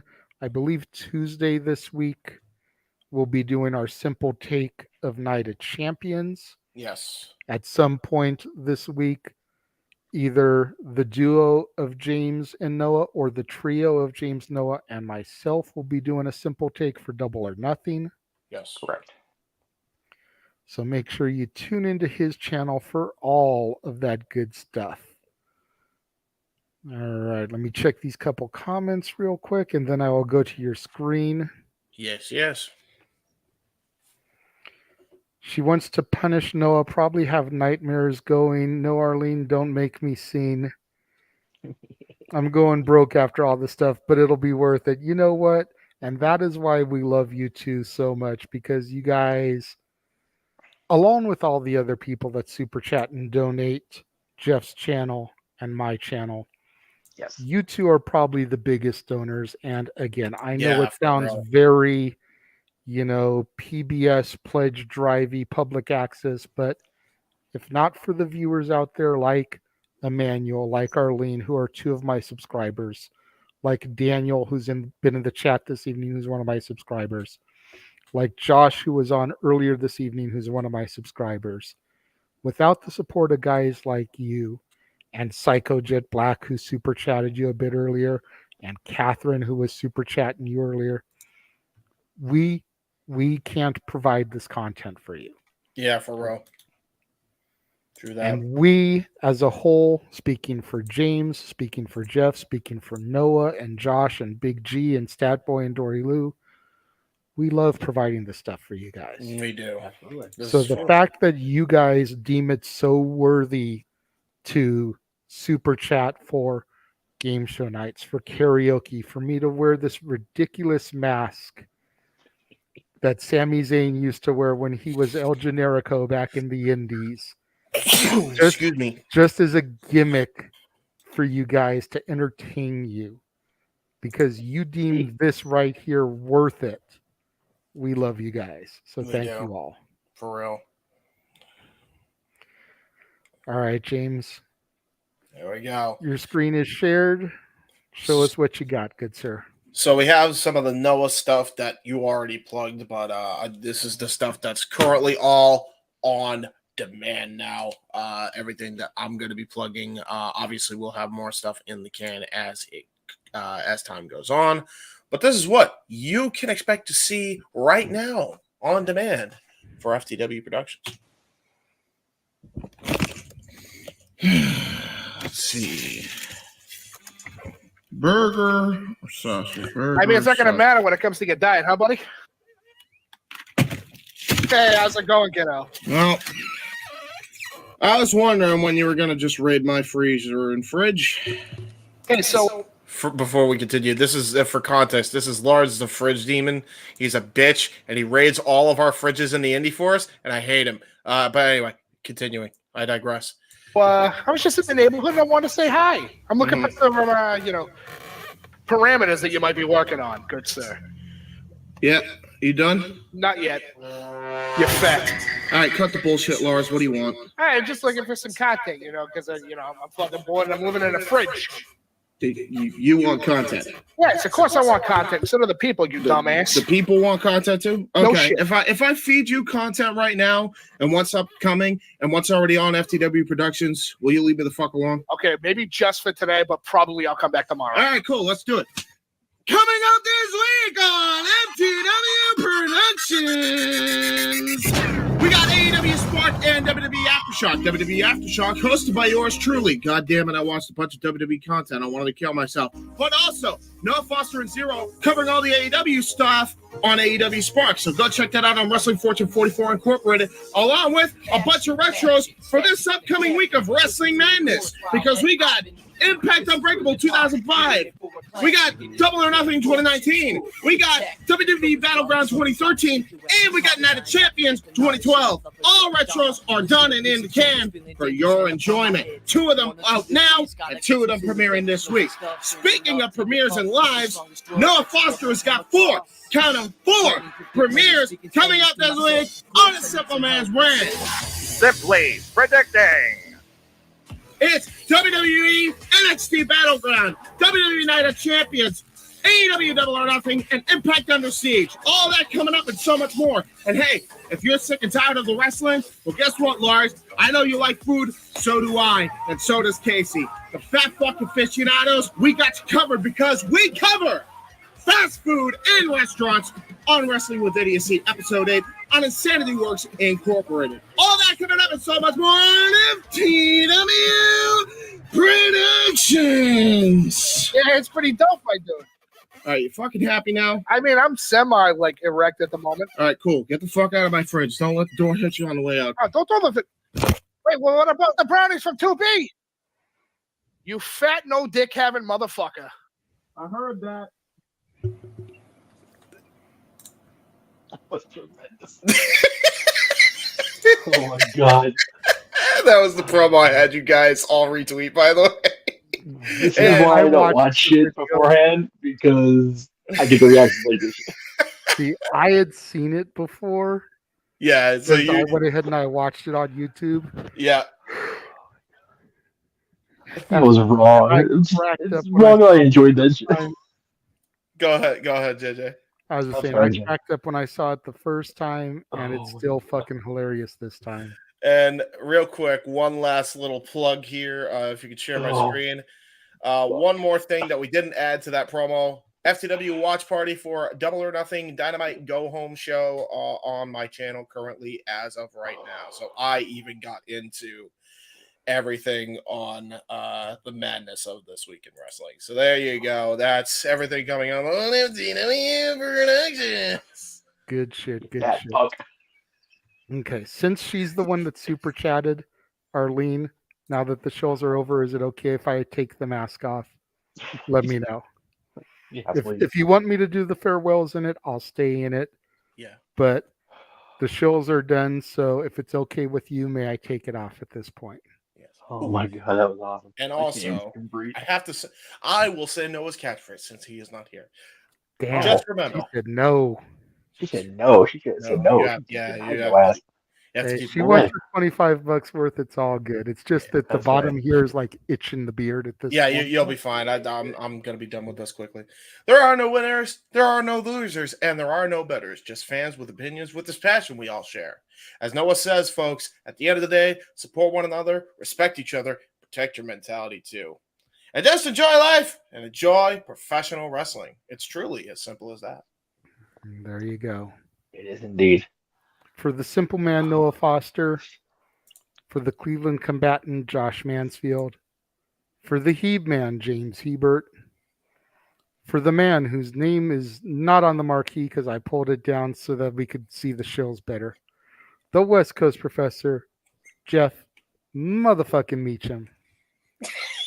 I am El Renegado de la Lucha Libre. Thank you for joining us this evening for another edition of the Saturday Night Shenanigans that are Open Mic Night. We appreciate each and every one of you, and we will see a good majority of you guys back tomorrow for our coverage of AEW Double or Nothing. Good night. We thank you for watching Shenanigans. We hope you enjoyed the shenanigans.